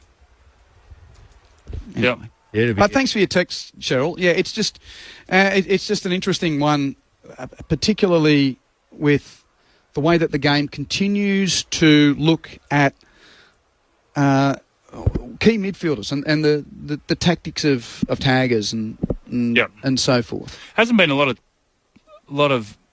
lot of tagging this year so far in most of the games I've seen. A lot of it'd be interesting to see what Sam Mitchell does next week, because he started off last year, didn't he? Or at the end of the year, who did he put from Hawthorn? Mitchell last year, and just tagged Dacos. Yeah, the whole time. Out of the game, and I really like the way they used Dacos. They started him in the middle, then he went on the half-back line, then he went back in the middle, and then he was on the wing. So used him really, really well tonight, Collingwood. Kick to kick still going on here at the Gabba. Might I say that one of the security guards here at the Gabba, when one of the young gentlemen from the school end actually jumped the fence a little early and started heading into the middle, you would have wished that this fella was at the Adelaide Oval last week, because dead set, he's taken off. It was a 100-metre sprint, and the young fella who was only 20 metres away from the fence almost got jagged by the security guard. So whoever he was, the blonde one, sign him up and send him down for gather round. They need that in Adelaide, methinks. They can literally run into the hills at the spread around. Good point. Depending on where you're playing. Well, there's a few games playing in the hills at the spread around, aren't they? Tomorrow's football. North Melbourne plays Collingwood. Fremantle plays Adelaide. The Good Friday game under the roof. The Kangaroos are unchanged despite their loss to Fremantle. Carlton bringing in three big names: Elijah Hollands, Jacob Wiedering, and Caleb Marchbank coming back in. So Lockie Young and Brodie Kemp have been dropped. Davey Cunningham's out with a calf injury. So 3 changes for the Blues, no changes for North. And for the game out west, no changes for the Dockers. For Adelaide, James Borlase and Lockie Scholl come in for Sam Berry, who's been dropped, and Jordan Butts, who has an ankle complaint. Is it time for the votes? I think it is, before we get into other matters across the weekend. Hold on. You got the pen out. So our duelling ruckman, one always takes the tap, the other goes hiding in the forward pocket. So who's hiding in the pocket tonight? Jeff's hiding in the pocket. Jeff's gone down forward for a rest, and Matt's at the coalface. Yes, and normally I'm not into the numbers as much, the impact on the game, but I'll give one vote to Mitchell. I thought his ability, yes, he's an inside, and sometimes he quite often gets subbed out of Collingwood games when the game's turning into a running game, but I thought he's really influential tonight. When Collingwood had to win dirty, and he loves that style of play. I thought he was outstanding in the clinches. I gave 2 to Zorko. I thought he rebound off half-back, his ability to keep trying and penetrating and running and carrying the ball, and also defending when he had to defend really hard because he had quite a few ball coming his way. I gave him 2 votes. And I thought Dacos, not because he had the 30, but I thought the way he used the ball, Whitey mentioned, he kept on changing up his position all the time. And in the second half, he gave a bit of class to Collingwood's toughness inside. Nikos or Jacos? Nikos. And I want to give a special mention. He had a lot of pressure on him this week. Degoe. I thought he had, I think he had 10 contested possessions. Didn't have the massive stats that he normally has and stuff. But the way he played tonight was outstanding for the pressure that he was under all week. And quick shout out to Degoe. Yeah, Elliott's second half was outstanding in the scoreboard. Their forward line was really good, my check. And and they had their small forwards early when they're on fire, kept them in the game also. But I thought those 3 were the most influential guys on the ground. Yeah, and interesting that Dane Zorko gets the 2 votes. First time that we've seen him playing that role since Kitty Coleman went down. Obviously played out west, but there's a problem for Brisbane, as I say. If Lockie Neal and Dane Zorko are still the two guys that need to, the questions are going to start to come more of a guy like Hugh McCluggage to step up, or whether that's just his role. Josh Dunkley, Zach Bailey, Cam Rayner. Yeah, this was the group that, dare we say it, the football world expected the natural improvement to see Brisbane take the next step from getting to the last dance to winning the cup.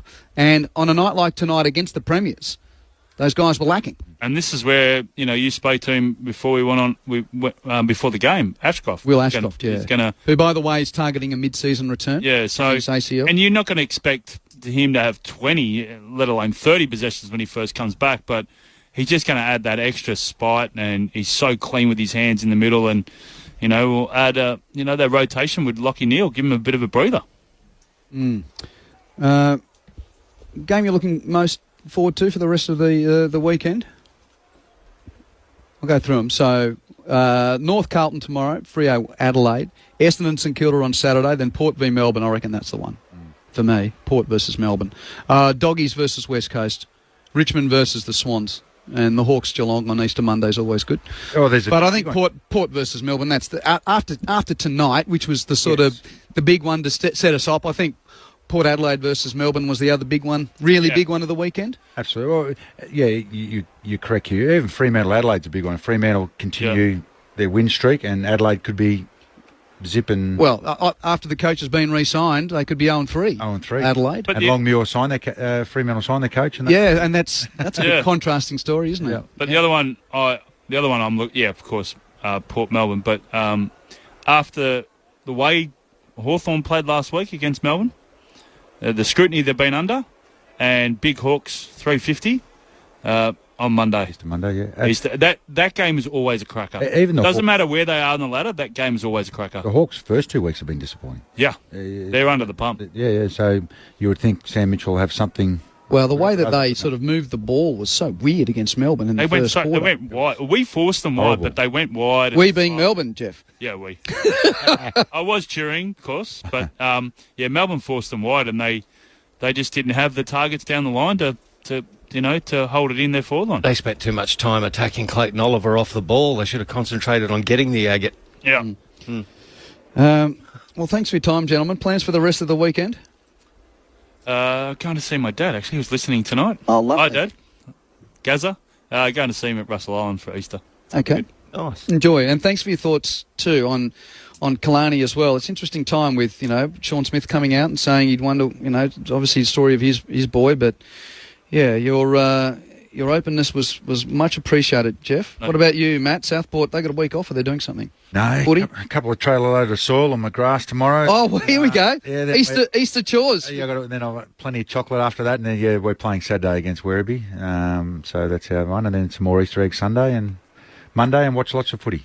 Yeah, okay. Well, enjoy. Thank you. I will. Matt Primus and Jeff White, always great to have their company. What about you, Pricey? Just chocolate eggs and a little bit of sleep, mate. That's basically it, and more footy. Watch the Blues tomorrow? Oh, yeah, absolutely. Absolutely. Great to have Michael Price alongside me. I was saying, we've got some more footy to work across on the weekend. He's happy. Hold on. I've just turned around and there's a blinding light that's hit me. It's the beam from Zane Bojak's face. He was having just been in the Collingwood room. He wasn't as dark as he was before the game. He's smiling. You can hear this like coming up the corridor when he came into work today. Now we'll be tiptoeing through the tulips back to the car park. Oh, you're going to love it, Jake. And Jamie Elliott kicked 4 goals for you too, Zano. Oh, that's his... He's his favourite. He's his favourite. Thanks to Aaron back in the studio, to Aussie on the faders here, and to you for your company.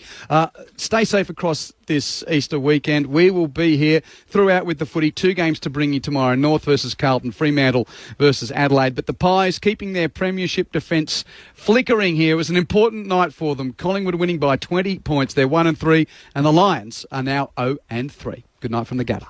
DeGoey Rose to Collingwood, pumps them inside 50 for the first time, and it's the grand final tormentor again.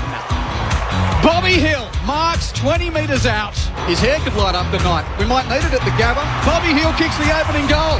Jared Berry kicks to the top of the goal mouth, and McInerney first hand footed mark, but Rayner rose and snaps over his shoulder to kick the answering goal for Brisbane. Clever little tap to the run of Noble. Got around Wilmot. Had a ping from 40. Top of the square hill. Bobby Hill again. He's taken the mark. The Norm Smith medalist. They'll be having nightmares about him north of the border for his third goal. Pops it through. The Pies are on Easter Thursday night. Who will be, fortunately, remembered on grand final day for a couple of 50-metre penalties that he gave away. Doesn't go for goal here. Hacked out of midair inside 50 at the feet of Darcy Cameron. He gathers, he's tackled, that's holding the ball. It will be a free kick to Brisbane, 45 metres out more or less directly in front. Cam Rayner traverses the 50. Cam Rayner puts the Lions in front at half-time by 5 points.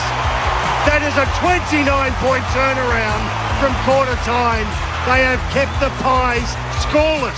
Zorko, little 9-iron cut off there by Darcy Moore. Not the distance. The handball into the corridor. DeGoey, Noble into the centre. Under pressure now McCreary.